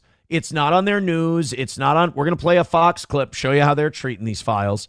But that's why a lot of people don't pay attention to this is because they're like, this is going to devastate the way I've thought the world works. I think the majority of people cannot hang with that. Objection, Your Honor. It's devastating in my case. Yeah, absolutely. You're right. That's what the algorithms are recording. Follow Ian Carroll. Follow Candace Owens. Alex Stein isn't even doing a good job at it. But push this. No, because he owes $1 billion to the Illuminati, and they've got him owned. That's why Owen had to leave. Paul Joseph Watson had to leave. They were like, this isn't what I mean, you understand that an Owen Schroyer, when he got hired by Alex Jones, was probably the happiest day of his life because he's a believer. He's been watching Alex for years, and he believes in this shit. Do you know how painful it probably was for Owen Schroyer to tell Alex Jones that he had to leave? And to realize why he had to leave? Yeah, it probably, I mean, Owen Schroyer's an impressive guy because that kind of shit breaks people. And it didn't break him. Good for Owen. Same shit that these retards are pushing. You'll get the clicks you're looking for. Dude, I swear to God. No, wait, I'm being honest. Why can't I give honest advice without you getting butthurt, Alex? I'm not butthurt. Oh, yeah. Alex has said 4 words this entire time. Alex is butthurt. Tired of this. He's Alex is ranting, though. Alex fucking asked me to go on his radio show a while back, and I was busy that weekend. But I was like, dude, we got to hook that up. I will go on there. Absolutely. Fucking Alex has got to do this show, too. I fucking miss Alex Stein. He's another ray of sunshine in this whole deal. On a blip, I'm doing fine. I have my own show. Look, I explained to you. You don't think I'm doing good enough? What are you doing, dude? I you suck at your job. You don't ever go to the White House. The president says I'm a good reporter, so I don't know. The president thinks I'm a good reporter. Well, you suck at your job. You had no viral clips. Oh, he's Tim's. Oh, I forgot. Yeah, no, he does work for Tim. He's his White House correspondent. Yeah, so Tim could have been the White House correspondent, but he didn't want to take his beanie off. So this guy goes to the White House and licks balls and then comes back on Tim's show and goes, Trump is just the best, you guys. He really is great. You know, a journalist. So you're trying to come after me, so dude. here's the thing. Nobody knows who you are, Lod. Literally, nobody knows who you are. If you weren't on we want a viral clip. Nobody would know who you are. We want viral clips. So just talk stupid shit online. Continue to retard if you didn't have Tim Pool's dick in your mouth, nobody would know who you are. So you have Tim's nuts. Did I have Tim's nuts on your head? Whoa. That's Tim just like, dude, can we go one show without gay allegations towards me? It's getting old. I get it. I empathize with Tim on this one. Yeah, can we just have one show where my dick isn't in a guy's mouth or vice versa? I mean, you want that, but it's not going to happen. This is me projecting now, you understand. But still, I'm going to defend Tim on this one. By the way, thank you, Nicholas, my golfing buddy, for a 10 spot over there on PayPal. Appreciate that. Appreciate your support for the show. Alex, who's mad? I'm married. You said I'm not doing a good job. You're coming, because you just all of a sudden you attacked me. And this isn't a conspiracy. Why did you attack me? Why did you say I'm not doing a good job? I'm attacking your ideas. I have my own I'm attacking your ideas. Good for you, Mazel Tov. You have your own show. Mazel Tov. That would enrage me. He's rage baiting now. Yeah. Mazel Tov. Alex is going to town on him. And, it's not even that Alex is saying anything that groundbreaking. He's just telling this guy the poor truth to his face. And he does not want to hear it, though. And it's not only that, but it's also he just went off on this rant about how we're all retarding America and the conspiracy theories are dumb and beef jerky and pizza and all that. And then all Alex does is go, dude, you understand that you sound like this is really bothering you, and you're only here because Tim Pool's cock is in your mouth. And then this guy goes, why are you so triggered? Why are you so triggered? It's like, I'm just telling you the truth about yourself is all, buddy. That's it. I mean, throwing off the skin shades, you look pretty triggered. You hate to see Jews fight each other like this, though. You do. I hate to see Jewish infighting. I wish they would kiss, make up, and burn down a Palestinian hospital, like the old days. Conspiracies aren't stupid. Okay, well, you're stupid and you just suck at your job. I'm just trying to give advice. Okay. Can we just say what needs to be said? You don't need to give me advice. I wouldn't take your advice. I'm not giving you advice. I'm giving the caller advice. Guys, can we just say what needs to be said? I was in a band and I skateboard, and we need to steer this conversation back to those metaphors, all right? Because I am tired of this Jewish infighting. I'm worried I have a bald head like a white malted milk dud. It was the Jews. I knew it. There you go. Why won't he? That means he was alive. Why won't Alex Stein admit it was the Jews involved in Charlie Kirk's murder? That's the real question. Oh, did you excuse me for a moment, Johnny? I've just been summoned. It was the Jews responsible for Charlie Kirk's murder. What? I just wanted to make the guy happy. So what if he also let me say something I believe? I don't see how this isn't a win-win for both of us. Question here. I wonder if Alex Stein's working with Mossad because he's really running cover for these guys. He's running cover for the Jews right now because he is refusing to admit the Jews and Mossad's involvement with We're saying, wait, Tim, I don't believe that at all, and he's mad that I don't. I'm making fun of you. He's right. Alex is right. That's where you're making fun of me because I don't believe that it. By the way, good to see that Tim got John Cena on the show. Yeah. That's a big get for Tim Pool, dude. Even though Cena's retired, like that's still a big get. I love that he maintains the "you can't see me" bit. Yeah. Involved in Charlie Kirk's death? Bro, that's crazy. Dude, you're a retard. No, so bro. on one hand, you're mad that people believe conspiracies, and now you're mad at me because I don't believe in conspiracies. I'm making fun of you. It just proves that you're a faggot and you're an idiot. Whoa! I am enjoying this. Pass the matzah and let's fucking go. I'll take a shot of Manischewitz. I'll take a little matzo ball soup. Light a menorah. Let's fucking go, boys and girls. Hava, Nagila, Hava, Nagila, Hava. Honestly, if I sing any more of it, we'll get a copyright strike because I sound just like them. It's weird they're so quick to litigate. Something about Alex calling somebody a faggot makes me happy. I couldn't help but chuckle. That was just fun. Yeah. And it doesn't hurt that the guy's also being a faggot. Yeah. So... I don't believe that conspiracy. That's where you're making fun of me because I don't believe that Israel was involved in Charlie Kirk's death? bro, that's crazy. Dude, you're a retard. No, so bro. on one hand, you're mad that people believe conspiracies, and now you're mad at me because I don't believe in conspiracies. I'm making fun of you. It of just you. proves that you're a faggot and you're an idiot, dude. Yeah, you're furious. Because you have that faggot fucking mustache, and you're acting like a fucking faggot, dude. I don't know why. You seem like a triggered little leftist. I don't know why, because you're trying to come after me. Leftist wouldn't say you're mad. faggot. No, but listen, you're mad at me because I don't believe in conspiracy. I'm not mad at you. I'm making so it just fun of shows you. you how hypocritical you are. Well, You you're don't get making it. fun of yourself. You and your high IQ show. You just don't get it. You're a retard, and nobody knows who you are. So I'm just saying you are a retard. I'm just a sexy goy, sexy goy. I'm not just Shabbos goy, Shabbos goy. I'm just a sexy goy. It really is. It's like watching black people fight. You know, I love the typical guys. This is my show, and absolutely nothing about this is about me. Can we stop this for a second? I was just gonna say that I like the way Tim's behaving in this because Tim's like, Tim's now gonna play the role of guys. It's getting too heated in here, and then they're gonna start yelling at each other again. But well, I tried. Well, I can't hold back the tide, guys. I gave it my best. What am I gonna do? I'm not Doctor Strange, for Christ's sake. Sometimes the water just gets through. Listen, Elad rhymes with Mossad. Totally. I think it's obvious, though, Tim. You can see all the people that are defending Epstein is they don't like that Ghislaine Maxwell's connection with Robert Maxwell, her dad, who's basically an Israeli spy. Totally. And Charlie Kirk was turning the cheek on Israel. I never said that. I'm saying that. Well, I don't believe that. Yeah, me too. Me and this Jewish guy agree, except me, not ironically. I do think he was turning on his donors, and they had him killed. Yeah. I think his mic pack blew his neck out. I hate to accuse the people that used pagers to blow people up of perhaps rigging a microphone pack of someone who wasn't loyal to the cause anymore and had taken, look, this is why they were upset. He had taken hundreds of millions of dollars of their money. And now he was going to act like he gets to have his own opinions that run counter to theirs. You don't get what the money was for, buddy. Exactly. And he doesn't carry a pager, so got to figure something out. No. You know what? You're right. I'm sorry. My theory is retarded. You know what probably happened is some 20-year-old kid with his grandpa's rifle who's been out hunting a few times went up on a roof a couple of football fields away from the guy. And even though he was shooting at an upward angle, somehow, while the guy was talking like this with his chin pointed down, looking at the crowd, somehow hit him right here in the neck. And there was no exit wound, and it didn't go through his mouth. It didn't hit him in the face and go downward. And then it planted in his spine somewhere. That's a much more believable story. Yeah. The only thing I could catch the guy initially, because after this huge shot was fired, there was nobody there to arrest him. Yeah. So it's just he goes. There was also a Jewish guy who was running cover and saying that he did it, and he got arrested while the other guy got away. That doesn't look weird.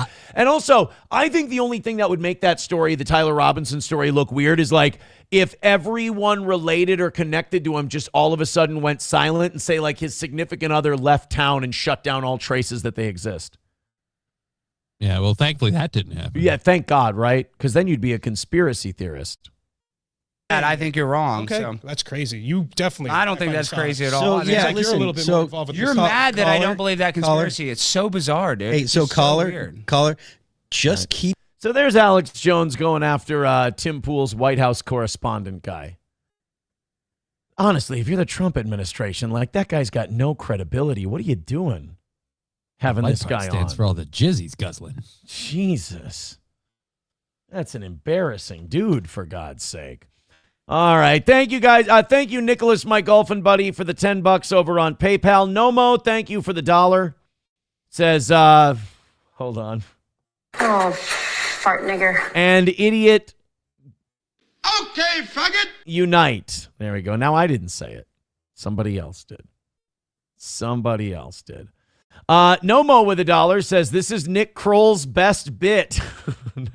I think it's a reach to call him Nick Kroll, but look, I'll laugh at $1 donations today. It's not like they're coming in hot and heavy, so ha ha hee hee. Frog Springs with $1 says, Steel Toe 1, that's not me, just sent you an email with links to a couple of my photo albums and pics of some of the stuff from the Grove that I squirreled away. Yeah, Frog Springs called in yesterday, and we'll put this up as a clip at some point. It called in to talk about her time at the Grove, and it was very interesting. Approachable says, if it keeps happening, it must be because you enjoy it. Oh, no, he's got a clip.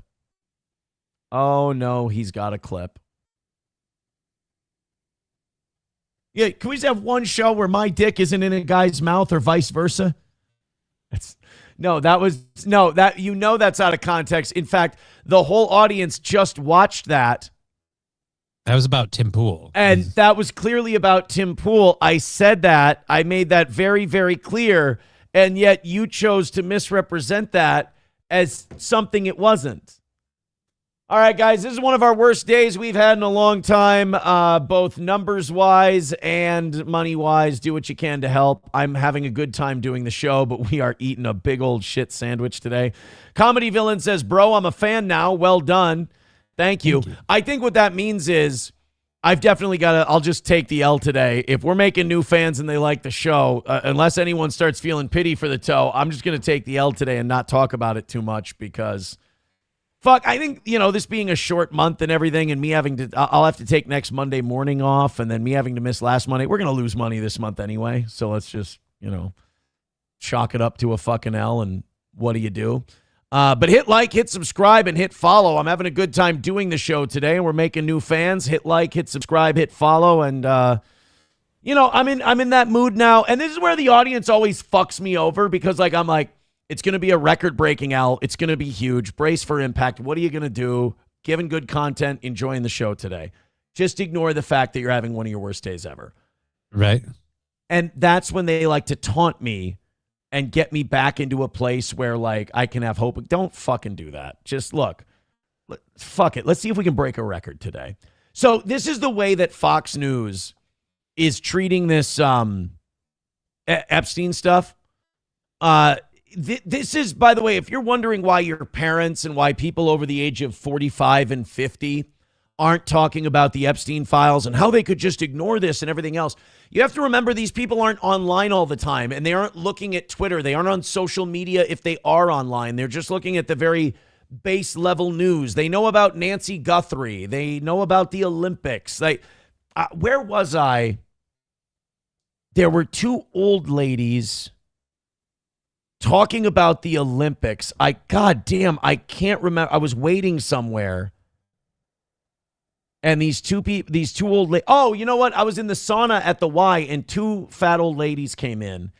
And I had one headphone in because I broke my other headphone on the basketball court.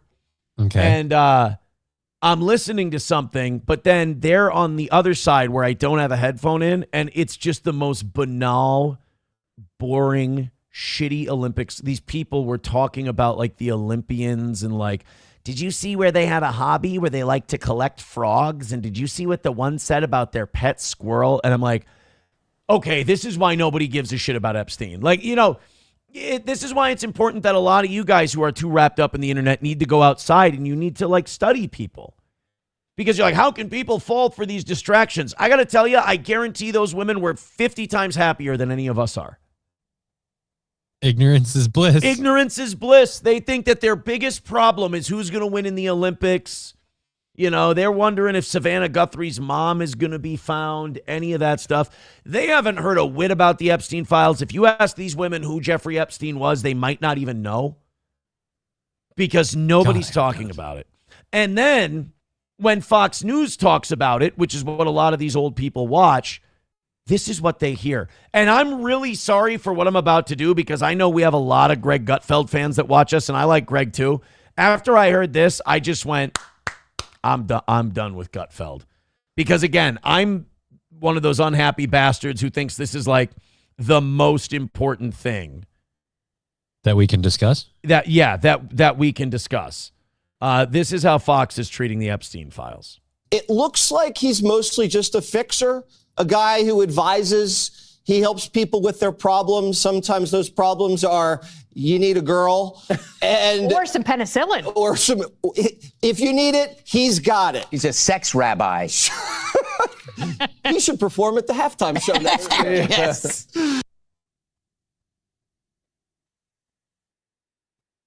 Anybody else just want to be mad with me for a minute? I don't have a rant about that.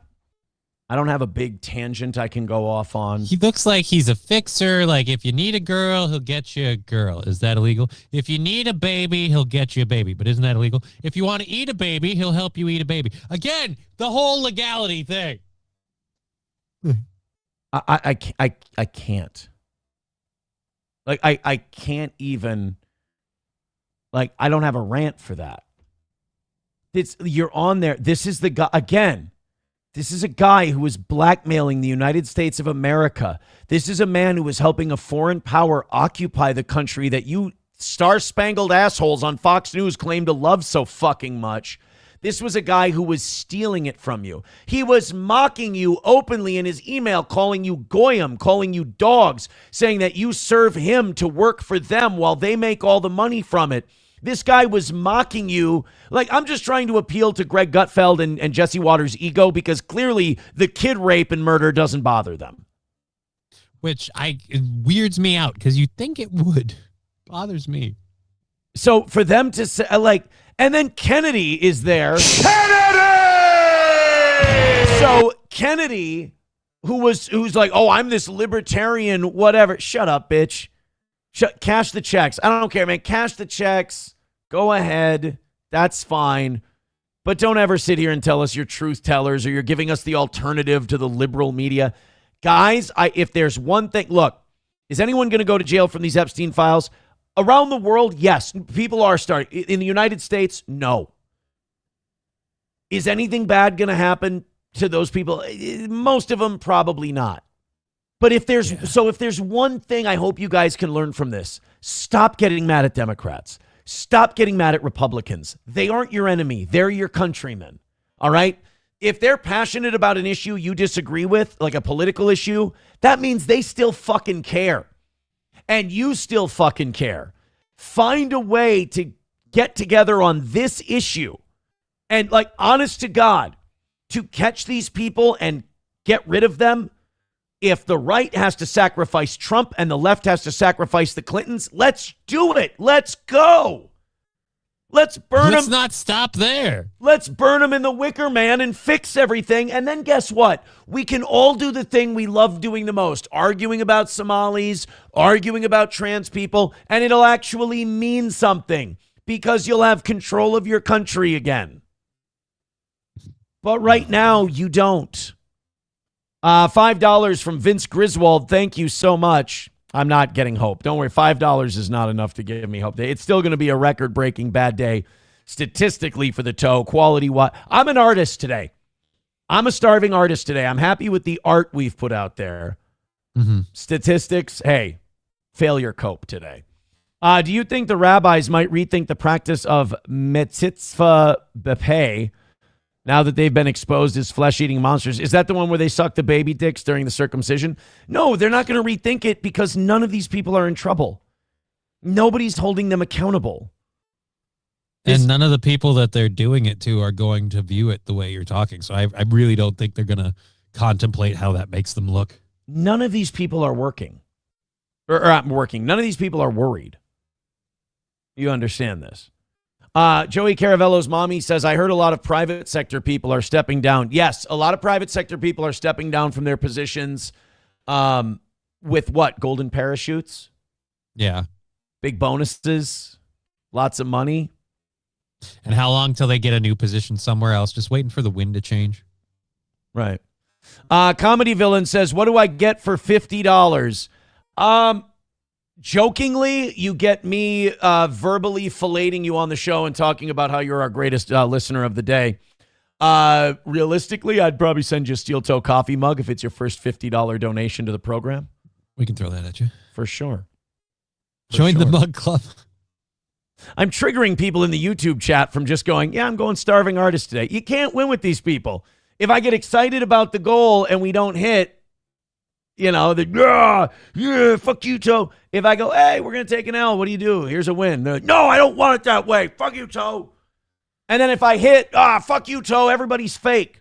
Remember, It just seems like they don't want you to be happy. It just seems like they don't want to make themselves happy, unfortunately. And by the way, remember, anyone who contributes over $20 to this show is fake. So if you want to be fake, the only way to do that is contribute $20 tip. Like Sanford's son came in with the 100 yesterday.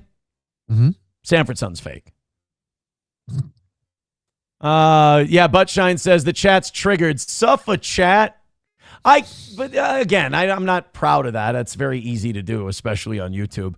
$5 from Dubnot says this message is to make you think about hope, realizing it's only $5. There's no hope. Stop. It's still, look, we're still losing today. Big time. But we appreciate your help. We're still losing. We appreciate the help, and you're fantastic. But the only thing giving me pride right now is switching over to YouTube and seeing all the cope. It's like, guys, I'm the one not doing well. Stop hard maxing. Oh, triggered my own chat. God damn, I shouldn't even say I'm good. It's too easy with you people. I've been kicking your asses for a couple of years now. All right, Los Federales sent these photos in. Okay. Los, I gotta move on, buddy. I'm sorry. Make a link They're still not loading. Make a link or something. Send it to us. You suck at this. I'm sorry. Am I supposed to just sit here and stare at a spinning wheel? Sorry, pal. How long do we sit on this? How long do I sit on? I'm already having a shit show.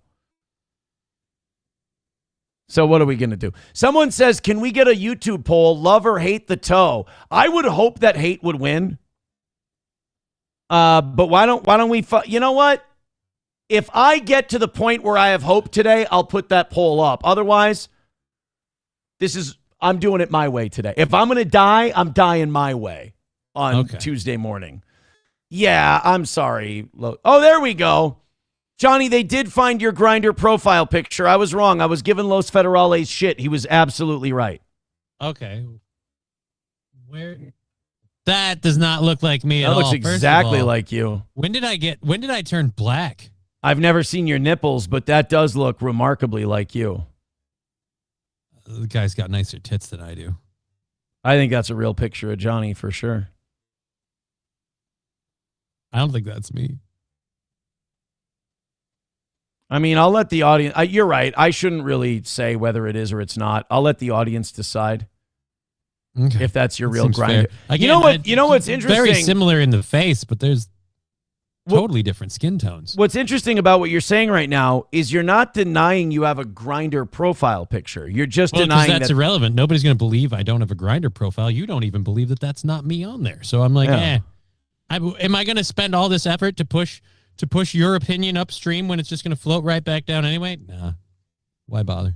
Banana Slug Thug, I have to correct them in the chat real quick. They say, why can't you make $200? I make like $300 every morning show, like clockwork every day. But today, I ain't even making $100. So fuck you and your $200. I'm sorry that we make more than that every day, but you should be worshiping the fact, you should be glad in the fact, I'm not even going to make $100 today. It's going to be, and it could be a banner bad week for the toe. Who knows? 580 right now. Speaking of money, let's make a little bit of it. And let's talk about our friends at Rumble Premium. You've probably noticed Rumble is growing fast and it's not slowing down. They're building a real alternative to big tech that puts creators first and actually protects free speech. And now there's Rumble Premium, an easy way to upgrade your experience. With Premium, you get ad-free viewing across the platform. No pre-rolls, no interruptions, just the content you came for. Plus, Premium members unlock exclusive content like bonus videos, behind-the-scenes drops, and more from your favorite creators. Right now, Rumble is offering $10 off an annual subscription. Just go to rumble.com/premium and use the promo code STUDIO at checkout. That's rumble.com/premium, promo code STUDIO. No ads, more freedom, and content you actually care about. That's the deal. Hit like, hit subscribe, hit follow, do whatever you can for this joke of a program. All right, we got the Marjorie Taylor Greene clip that I was talking about earlier. Like I said, we're just going to do everything I want to do today. This is Marjorie Taylor Greene giving Donald Trump some very good advice that I doubt he's ever going to take. This is her.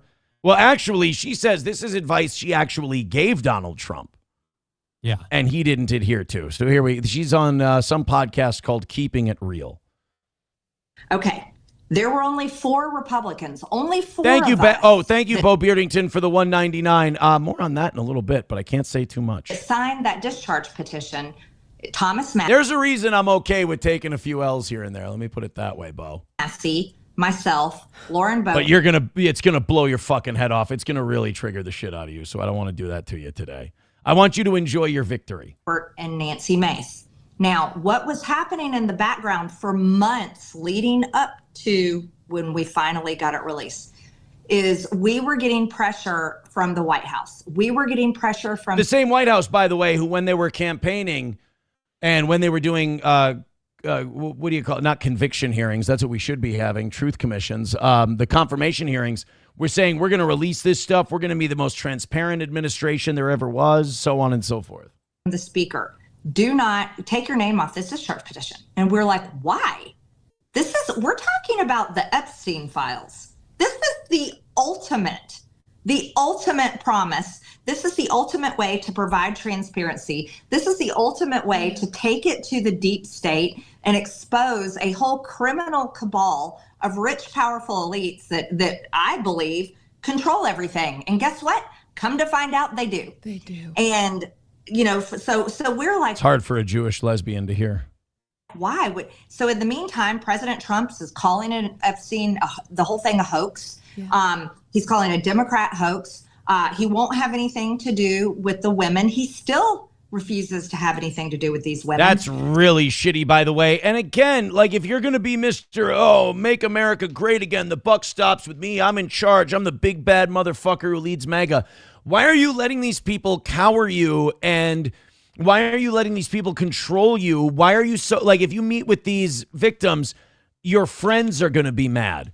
The Donald Trump that ran in 2016 would have said, I don't give a fuck what anyone thinks about what I'm doing. I'm going to do what I want. Your friends, we got a goal here. I guess 32 felony convictions and a couple $100 million from Miriam Adelson later, all of a sudden you start caring.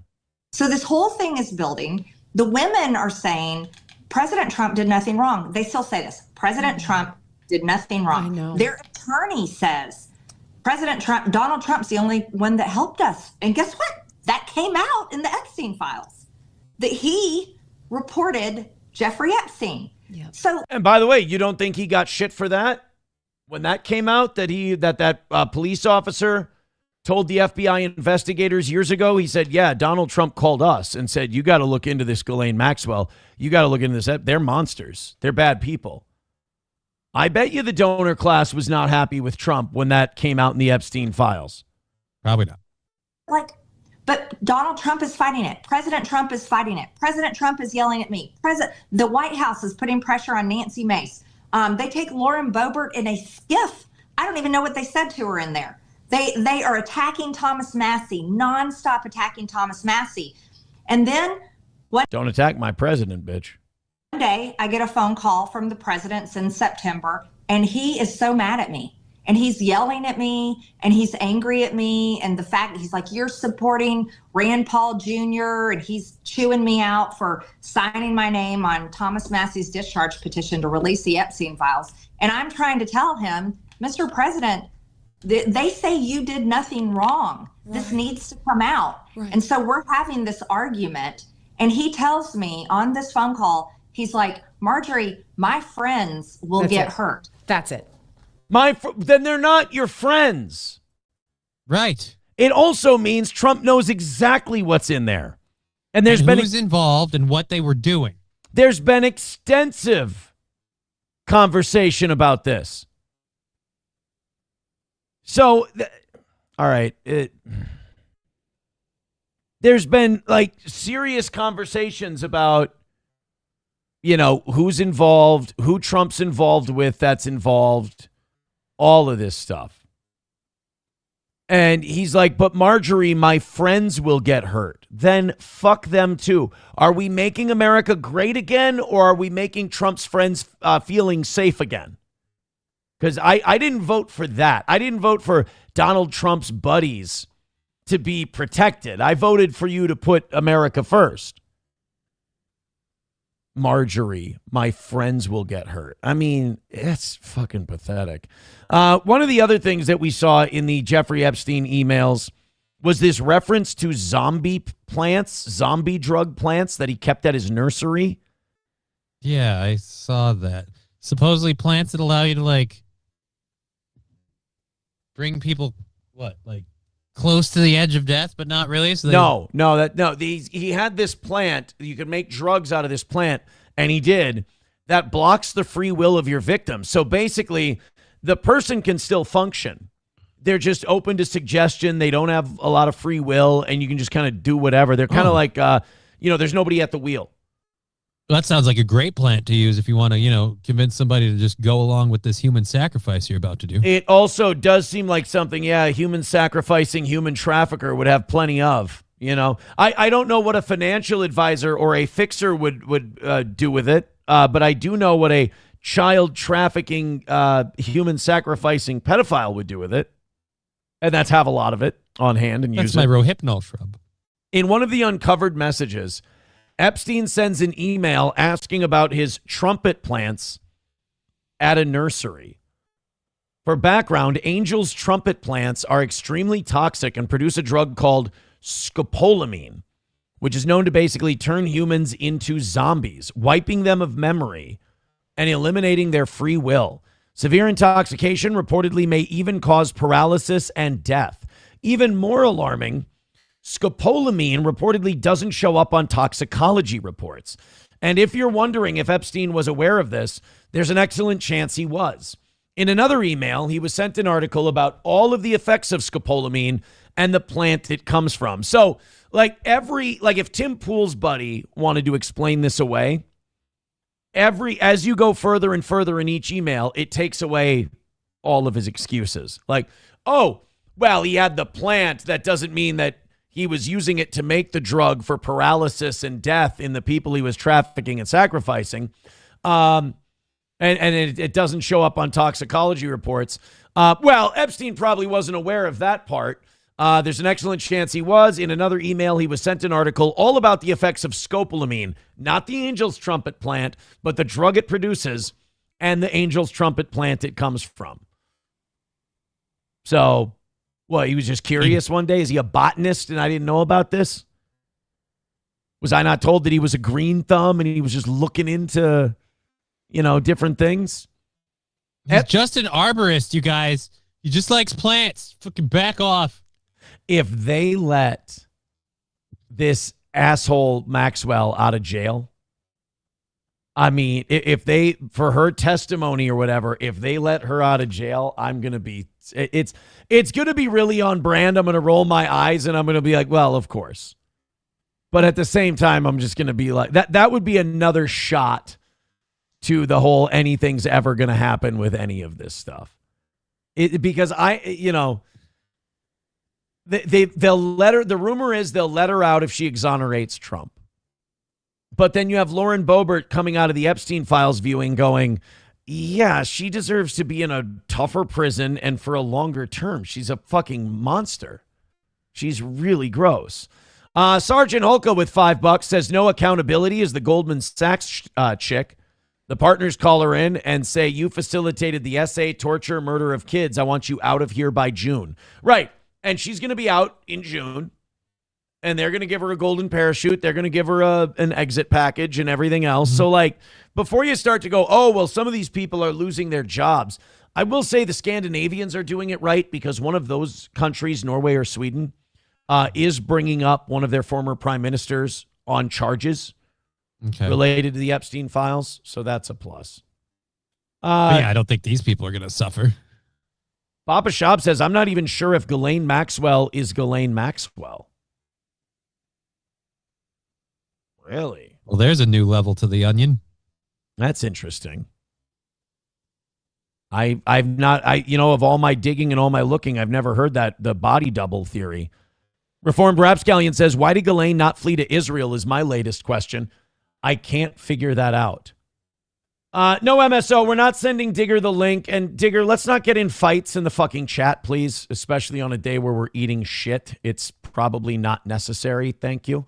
550 watching the show right now. Hit like, hit subscribe, and hit follow. And like I said, if you can throw a couple bucks our way, fine, but we're probably heading towards one of our biggest record losses of all time. So if you don't want to fuck that up, just keep doing what you've been doing. But I'd appreciate a like. I'd appreciate a follow. And thank you guys. To those of you, I mean, it really does make the people who have contributed to our big $90 haul today, it makes you look even more important. You are still crucial. I'm also seeing that it's a lot of the same people, which is obviously a death knell for a show. So if you're kind of, if you've never given to the show, go ahead and throw in a couple bucks. We'd appreciate it. Trump lost an ally yesterday, and we've been talking about this guy a lot. Sean Ryan. Sean Ryan's the guy who does that podcast where he kind of exposes underground shit. And he was on that Camp Kawanakuk or whatever. Kanakuk was the club, this summer camp where kids are being abused. Came out with that a couple of weeks ago. Well, now he made a big video just basically saying, yeah, on this Trump shit, man, I'm out. Sean Ryan was a big MAGA guy. Pretty quiet about Pam Bondi in front of Congress the other day, talking about how the Dow's up to 50,000. Nobody gives a fuck.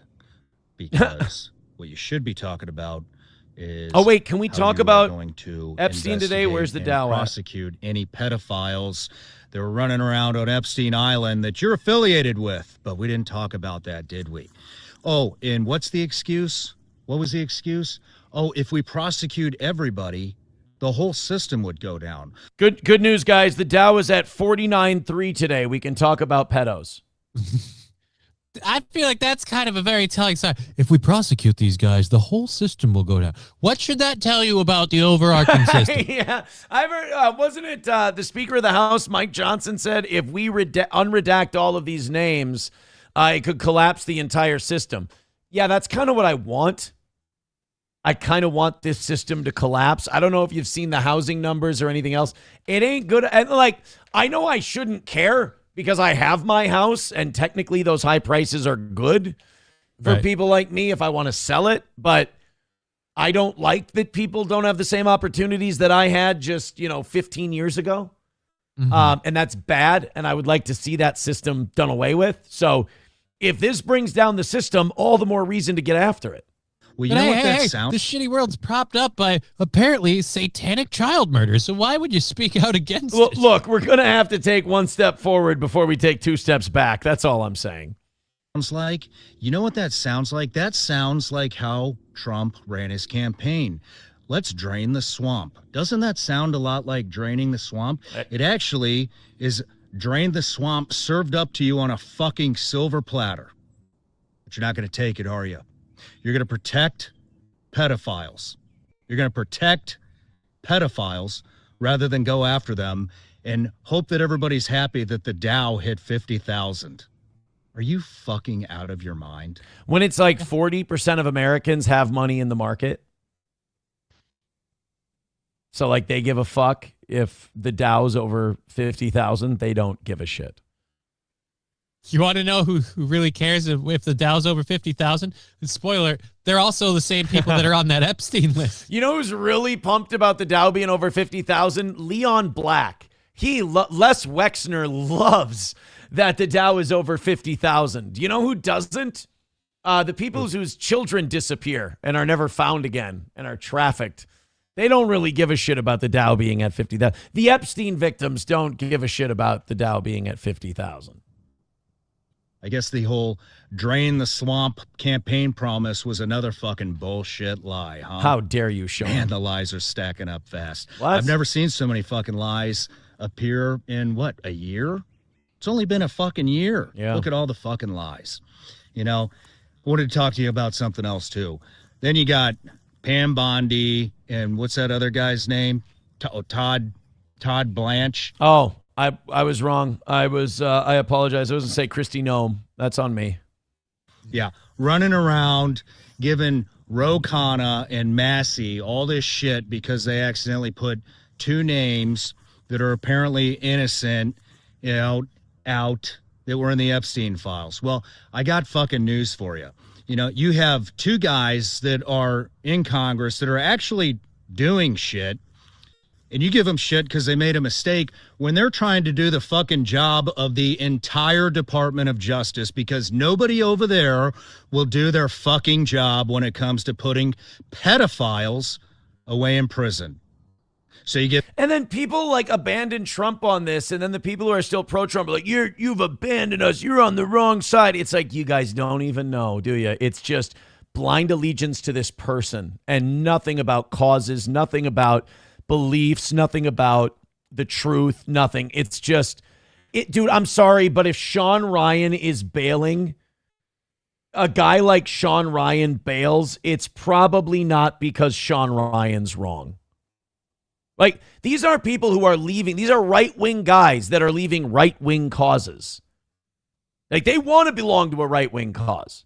They believe in this shit. Yes. Shit, because two people are trying to do the job of the entire Department of Justice. Fuck you. Fuck you. And here's another thing I'm getting tired of is seeing all these fucking politicians, congressmen, senators, fucking talking about all the shit that they saw in the unredacted files. And then you know what they do? They go right to X and they post about it and tell us all how shocked we would be of what's in those fucking files. Guess what, congressmen? Guess what, senators? There's the speech and debate clause that says you cannot be sued for anything you say on the House floor. So here's a tip. Get to fucking work. Permission granted. Yeah, I was going to pause him more, but I figured why. I'll pause him when he says something that's incorrect, so there weren't a lot of chances to pause him during that rant. Comedy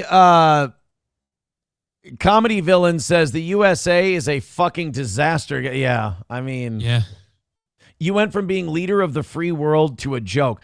That's the weirdest part, is like, everybody knows. You know what I mean? Like, everybody knows what this is. Might Go with $5 says Digger is a sweetheart. Apologize. # justice for Digger. No. If my audience, like, I can't stop retards from like fighting and being goofy in the chat. Digger's above that level to me. But she's like connected to the show. So like Digger's not like two retards like, yeah, you're the wrong kind of fan. Yeah, you're the wrong kind of fan. So like what I'm saying is, I think it's beneath Digger is what I'm saying, to be in, like, I see people fighting in the chat. You know who I think? Who? McBuster. And I will apologize for this. I did not make it clear. I don't see Digger as McBuster. So if that's an insult, It certainly is not meant as one. Oh, my goodness. We're having a hell of a day here on the toe, boys and girls. We're having a hell of a day. Oh, my God, it's 10 o'clock already. We've been doing such a good show, artistic show. That's what you say when you're not making any money. You're doing an artistic show today. Right, there you go. That the time flew by. Johnny, we're going to see you again tomorrow. I'm going to continue working on the audio shit. I think I know what it is. I was looking into it intermittently. You should check your settings on Zoom and make sure that Zoom is not adjusting your input, your mic volume on its own. Those cunts the better setting not you need be to disable in fucking doing settings. It's the same thing that's happening to me. It'll spike it up, and that's why you'll get your overmodulation. Those motherfuckers. I'm tired of it. I'm going to launch a revolution. All right, man, take it easy. I'm going to finish up the next half hour of this bloodbath, and you don't have to suffer the indignation of watching. Well, thank you. I love being. All right, you'll be on at 1 o'clock today. Mm-hmm. Enjoy yourself, and everybody go watch Johnny, and hopefully he can make $1 or $2. If he makes $2, I think that would be good. Chad Buzmak says tech talk time. Let me just make one thing very clear. If I ever talk with any kind of authority, anything tech related, you need to immediately dump shit on me. Literally or figuratively. Never take tech advice from me. I can literally not even touch a thing and consciously do a thing and fuck up my audio and everything. Like right now, I told you the other day, my OBS is currently sitting at negative 26 decibels, which it never has before.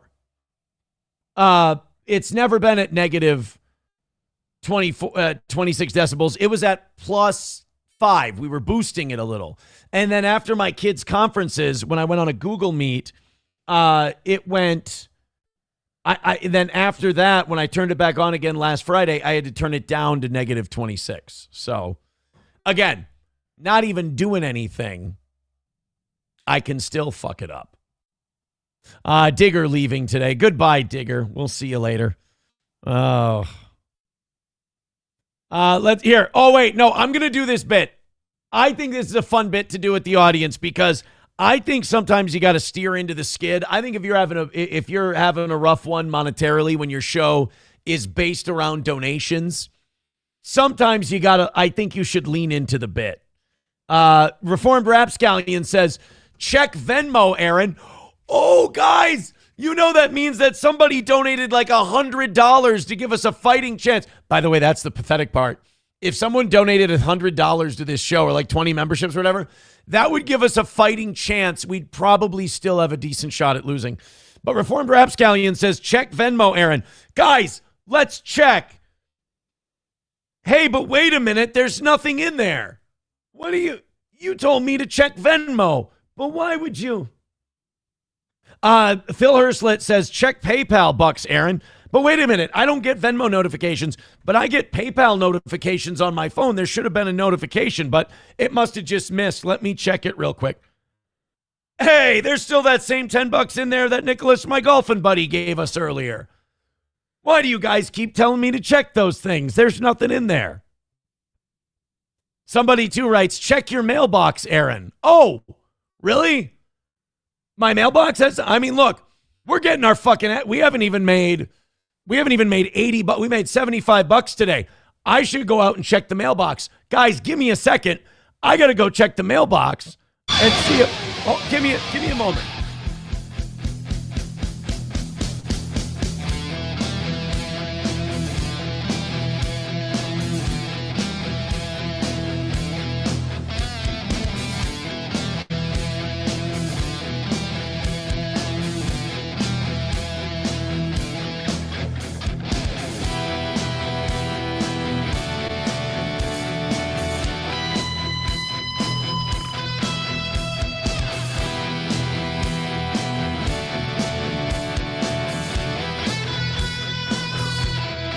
All right. Time me. How much? What? 42 seconds to get upstairs, out the door, across the street to the mailbox. Holy shit. Hey, wait a minute, you guys. I just checked. There's nothing in the mailbox. You dirty fuckers.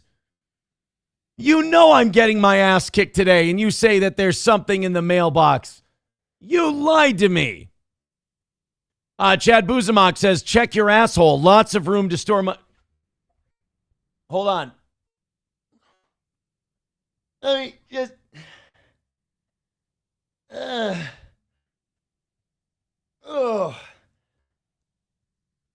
There was no money up there at all. Oh, Jesus. And I showered this morning. Oh, boy, that's a medical issue. That's something we definitely need some sort of checkup on. Ablo Pacheco says, check your Google Pay account. Nobody ever donates to Google Pay on this program. I mean, that's great that you did that. Hey, nobody gave anything to my Google Wallet, you son of a bitch. How dare you? Timothy with $1 on PayPal. He always gets the worse we do, the more angry at me he gets. I don't understand it. And I don't think he really likes when I play around and have fun with it. Do your kids have piggy banks, or did you already empty those? No, I've never even thought of going into my kids' piggy banks. You know what? I bet you there's probably not even enough in there to fix the damn problem. Maybe a little. Maybe. All I'm saying is, dog shit day today. I think did we even get to 600 today? I think we got to 601 was our peak. So at least, the good news is we're losing and getting our ass kicked today statistically. We're doing a very high quality, very good show, and I appreciate you guys enjoying it. But at least nobody's here to see it. That is the one positive. We may be sucking ass today, but at least nobody's here to see it. That's good.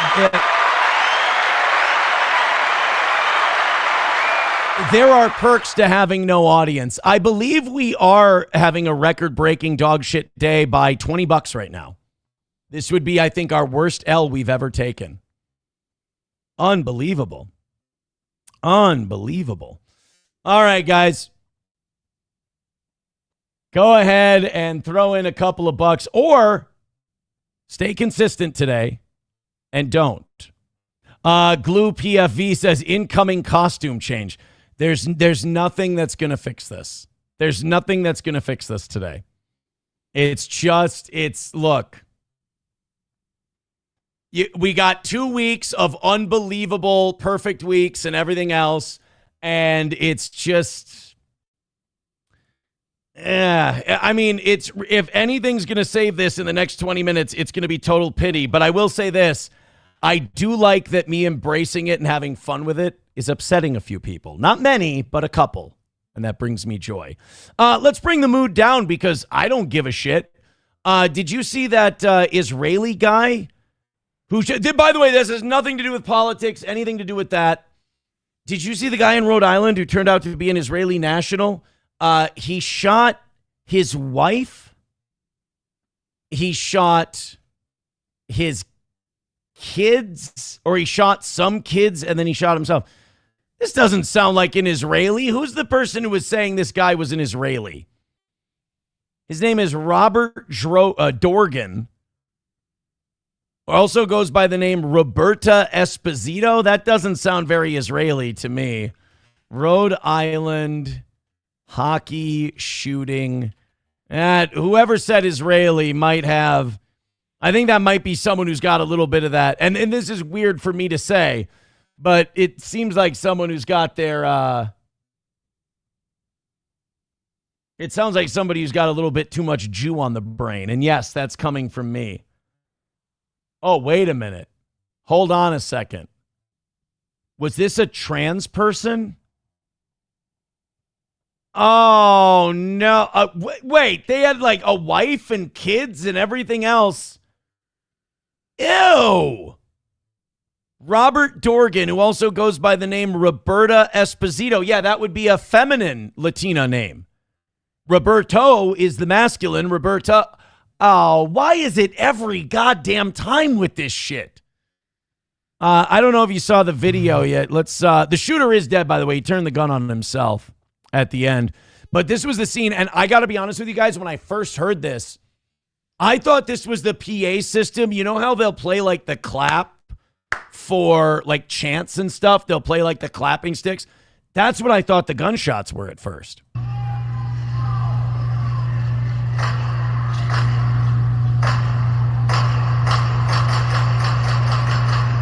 Like, really, I thought this was like,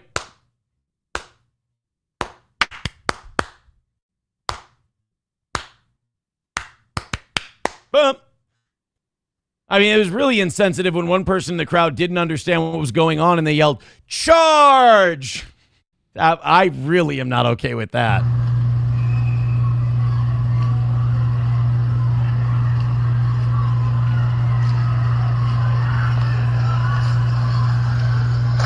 There's the last, okay, that last shot, the one you heard at the end there, that was him taking himself out. That was a lot of shots for 3 victims and then himself. How many gunshots? Oh, here we go. 2.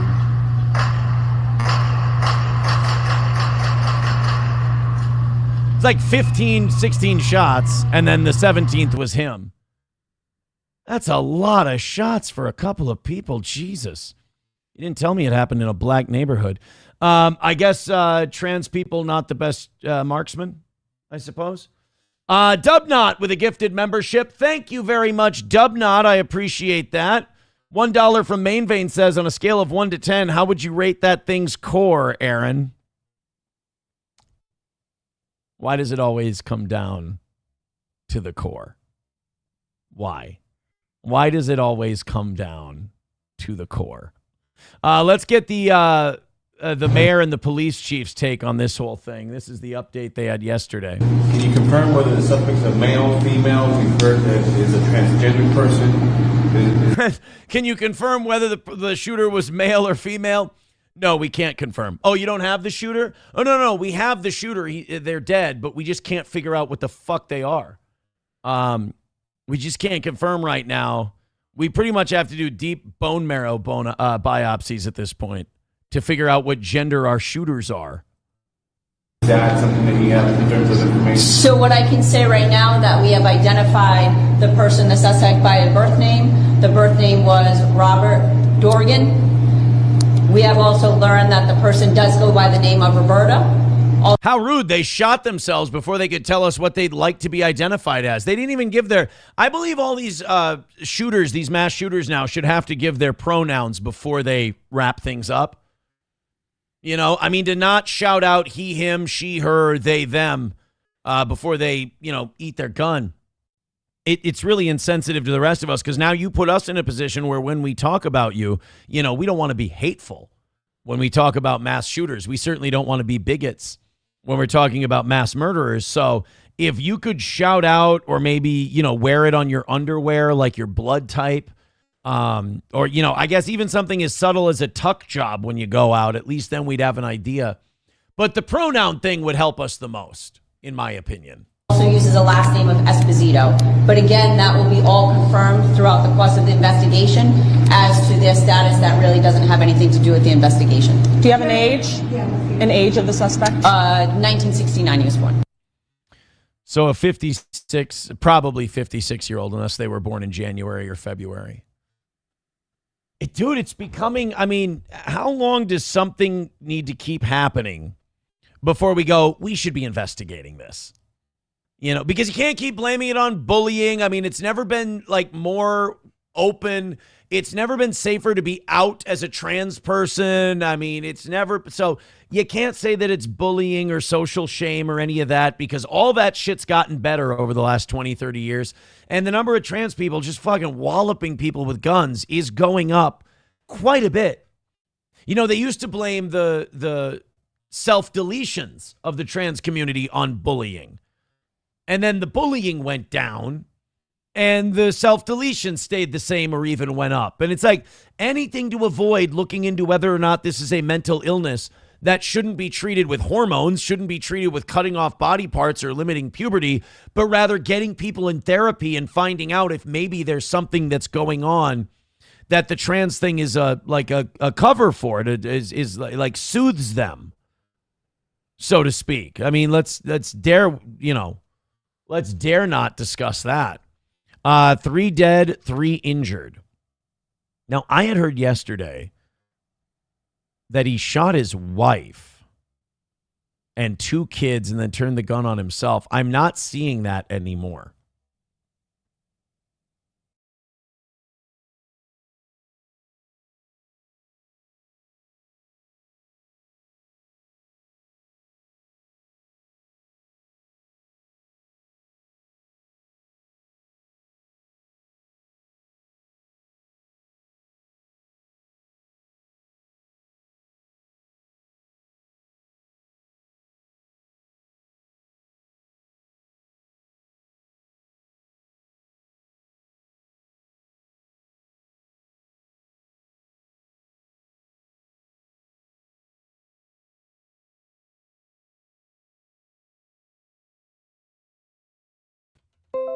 There we go. We're back.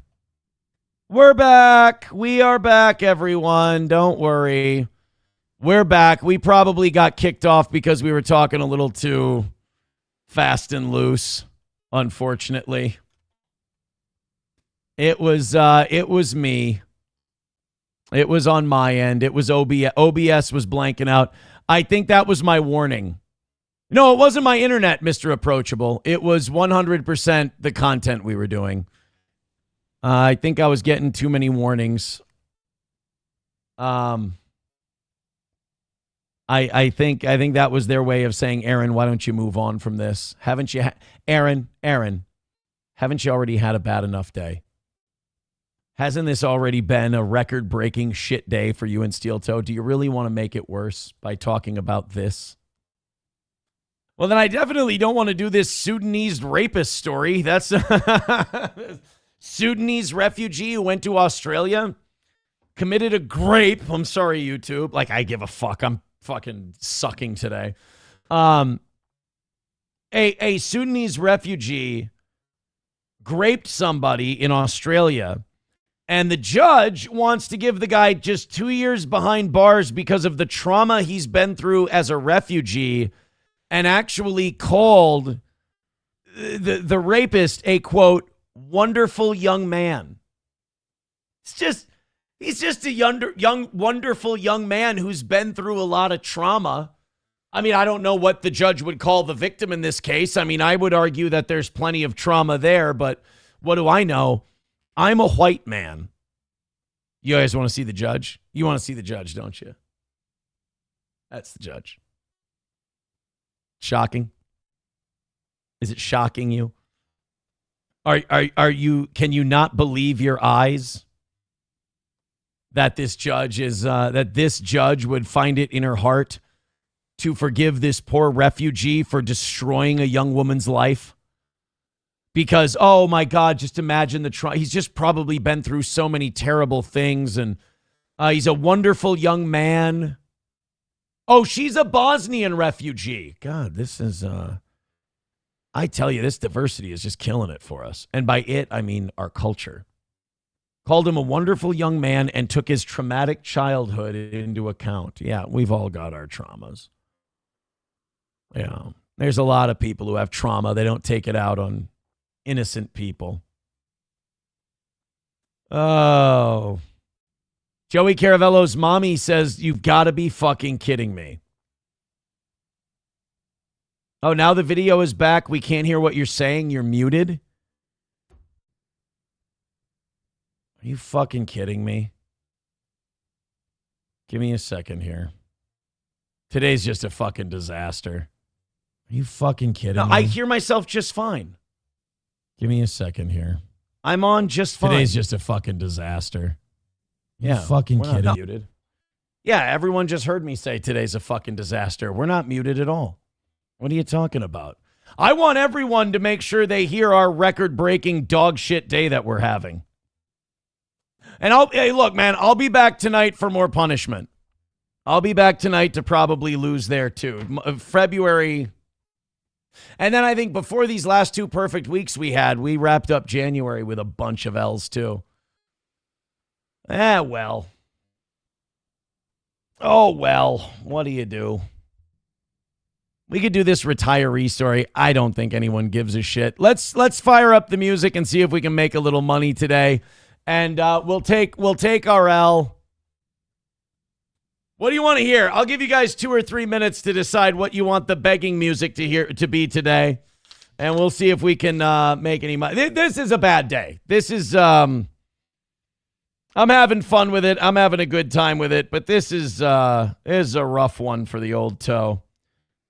Katie with $10 over on Venmo says, sorry, your day is shit. My day is fine. My day is good. I feel very good about the show we did today. I'm very proud of it. I thought it was diversified. I thought it was really good.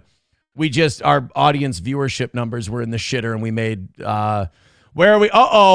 We've made $85 now. So we're getting closer to that 100 number. Don't do that. That would be fucking terrible. That would be awful. Why is my chat all fucked up too? There we are. Yeah, what do you guys want? MSO says 185. Holy crap. Yeah, no shit, right? Chad Buzmak says, will a judge give you some kindness for your goal trauma? I know I should have had these goal problems back then. Maybe I could have got something for my trauma. Rusty Grammer says the show was great, though. I appreciate that. I, too, thought the show was great today. I'm very happy with today's show. Hit like, hit subscribe, hit follow. And if you feel any fucking pity for how pathetic this fucking result is today. Comedy Villain says, I will match $85 if you unrestrict. I don't have any restrictions right now. But, if 2 people give $85, we'll have a fighting chance at a win. No, that would pretty much do it for the day. Yeah, no, I'll take any kind of pity that comes our way. Let's fire up the Hulk Hogan theme, then we'll throw up another theme, and then I'll get out of your hair, I promise. I'll get out of your hair for today. Can't blame Johnny. The needle has not moved much since Johnny left, so you can't. I see some people in the chat. MSO says the show is pretty good. Johnny actually opened his eyes a few times. The fact that we didn't even have this 5-minute beg segment last week, it's no bearing on that. No bearing on that. All right, 185 away. Hit like, hit subscribe. No, fuck like and subscribe. We don't need that anymore. Throw money at us and see how close we can get. Or if you want to see this be a record-breaking day for the toe, go ahead and do that. Timothy with $1. He's becoming a fan of the show. He's having fun. He goes, can you ask a neighbor to borrow some gold? No, we just take a loss. That's all we do. Bo Beardington with 99 cents. Thank you, Bo. Appreciate it. All right. I think we're $10 away from an all-time high miss. This would be a record breaker. Maybe you can move the show back to radio. Jason Matheson needs a new partner. Oh, no. I don't think Jason and I are going to be on speaking terms. All right. I'm not going to yell and scream and sweat and everything else. We're going to lose today. It's going to be bad. If you want to throw a couple bucks to show you support the show and you love the show, please do. 99 cents from Silence Do Good. Thank you very much. And if you hate Steel Toe and I'm the worst guy ever, you're loving today. God, but you'll have something to run with for the rest of the day, and I appreciate that. Ah, shit.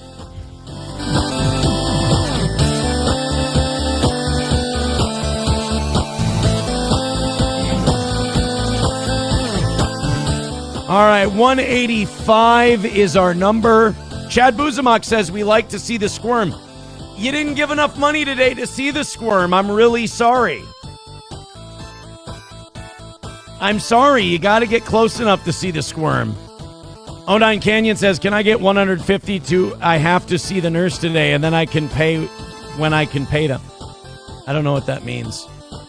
All right. Continue. Do your thing.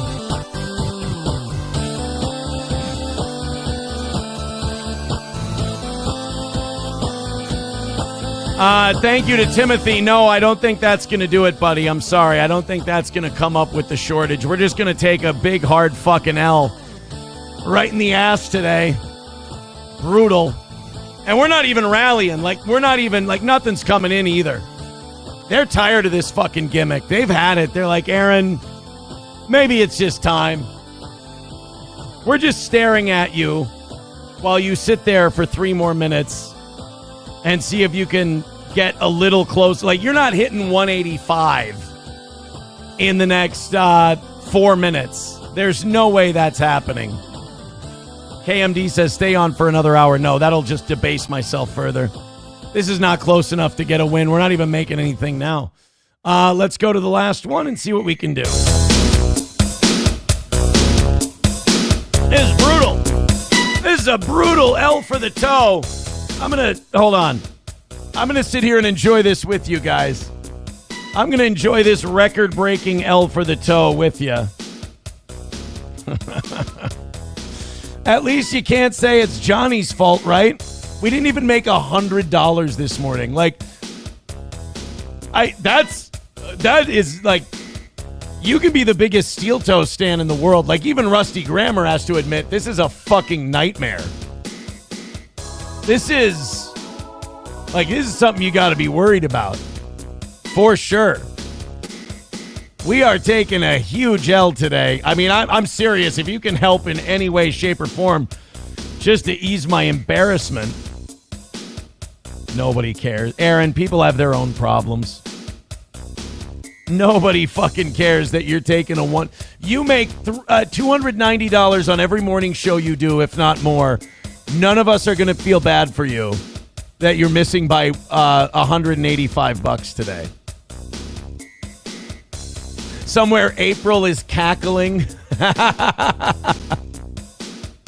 I encourage people to enjoy steel toe struggles. I do. If you don't like me and your big thing is I'm the devil, I encourage you to enjoy these struggles when we have them.